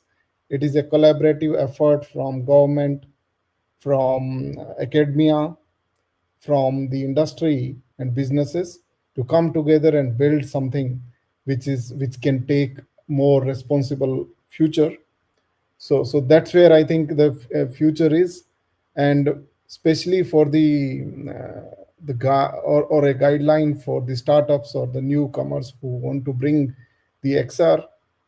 It's not about a technology which we can force fit to just any use case. Where it really makes sense, bring the use case, not just like everywhere we can bring XR and we can really get ROI out of it. So that's where many other has failed in adopting it, and then we end up blaming the technology. Yeah. Yeah. Definitely. And you mentioned something very, very important. People define technology how they want to, and sometimes it leads to misinformation. And that's why there's a very, very good significance on education, educating these organizations, and even people just taking the personal responsibility to educate themselves on what we are dealing with, collaboration as well, and also just bringing value to the whole space. You don't just create technology because it's fascinating. What value does it add to the users? Maria Villa, do you want to close us off, or anyone who has an additional? I'd love to. Actually, the other day I was moderating a webinar, and we were actually discussing this, as Kuldeep was saying. Now with AI, I feel like all companies are rushing to gold and saying, oh, okay, let's use AI. But what's the purpose really? So we have all these companies from different sectors that don't really know how AI might enter their organization or might be a part of their organization, but they just want to have it. So I think first, let's really focus on what the purpose is. AI and in the generative form that we're using. So we're focusing a lot, of course, at this point in generative AI. It can help a lot, and it can help operations, for example, day-to-day operations, but it needs to have a purpose. Otherwise, it's not going to be useful for your workers, for example. And for startups, I feel like there's a ton of solutions that can be made. I feel like the sky is the limit. But you don't really need to invent the wheel. I think I think there are a lot of space for like smaller solutions when it comes to AI, and we're going to see more and more smaller startups. So not just unicorns, but startups that are solid and that they can bootstrap, and they have solid solutions in the AI space. So I think if you're in the space of really starting a company that wants to do a solution for AI, I think the moment is now. Wow, very, very encouraging. The moment is now, and there's room for that. Just before I close off, I want to read some comments from people who have interacted with this panel. We have Cosmic, who says people with experience growing up with special needs have a crucial perspective in development. Some people don't have to empathize, they actually have the experience and the story. Yeah, very, very significant, and it's very important to work with them. Thanks everyone for this interactive engagement. We could go on. Your insights were very, very, they mean a lot to us as the GatherVerse community and everyone who is watching. We're looking forward to have you once again. And for our dear audience, please feel free to connect with these powerful leaders and have something, exchange something with them. And this, for me, is a goodbye. Thank you so much. Over to you, the GatherVerse team. I'll gather as well. Thank you.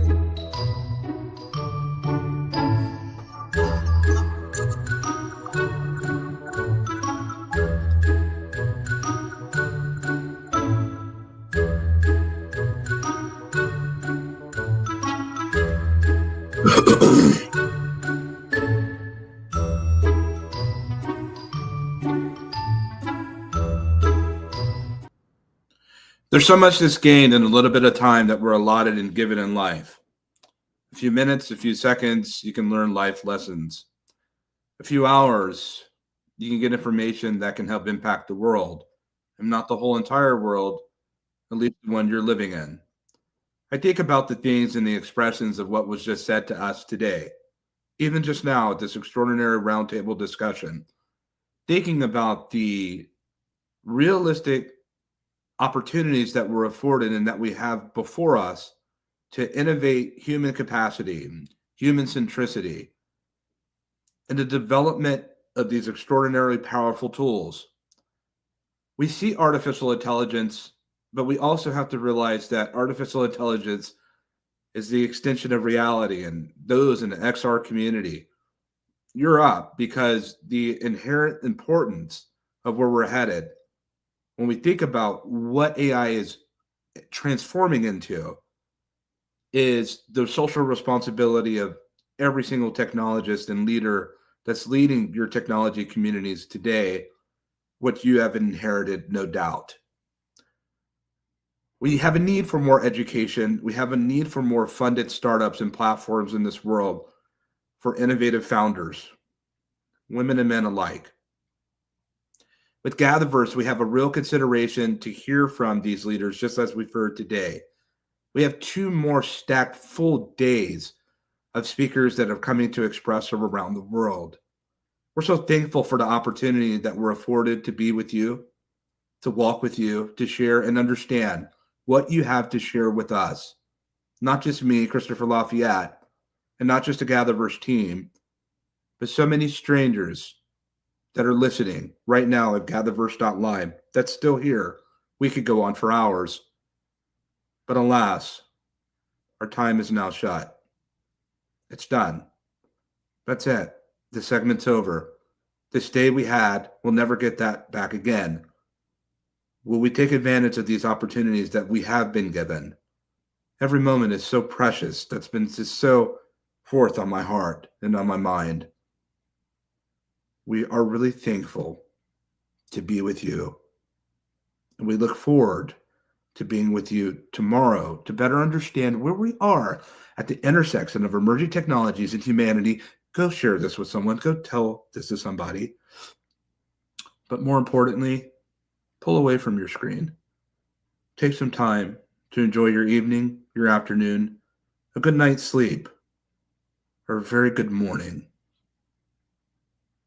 Thank you so much. And I can certainly say for GatherVerse Summit 2025, Day 1, that our gather was well. Take care. Good night, good morning, and good day.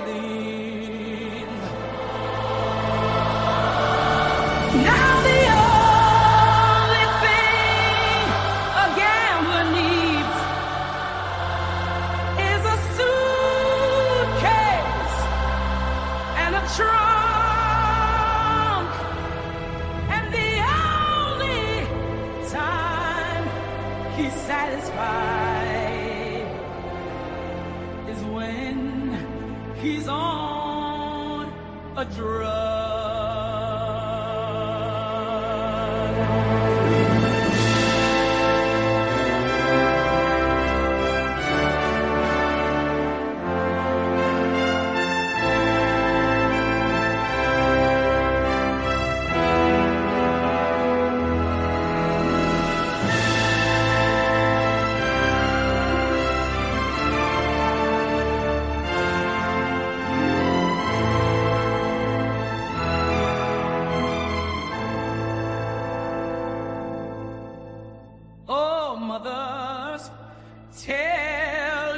children not to do what I have done. Spend your lives in sin and misery in the house of the rising sun.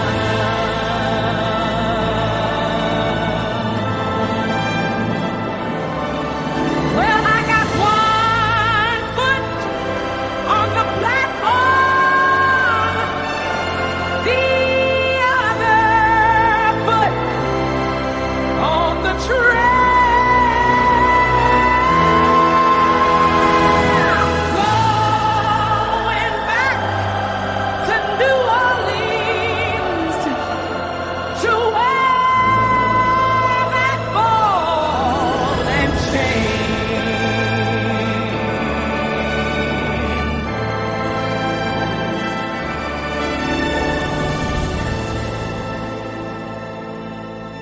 Well, there is a house in New Orleans they call the Rising Sun, and it's been the ruin of many a poor boy. And God, I know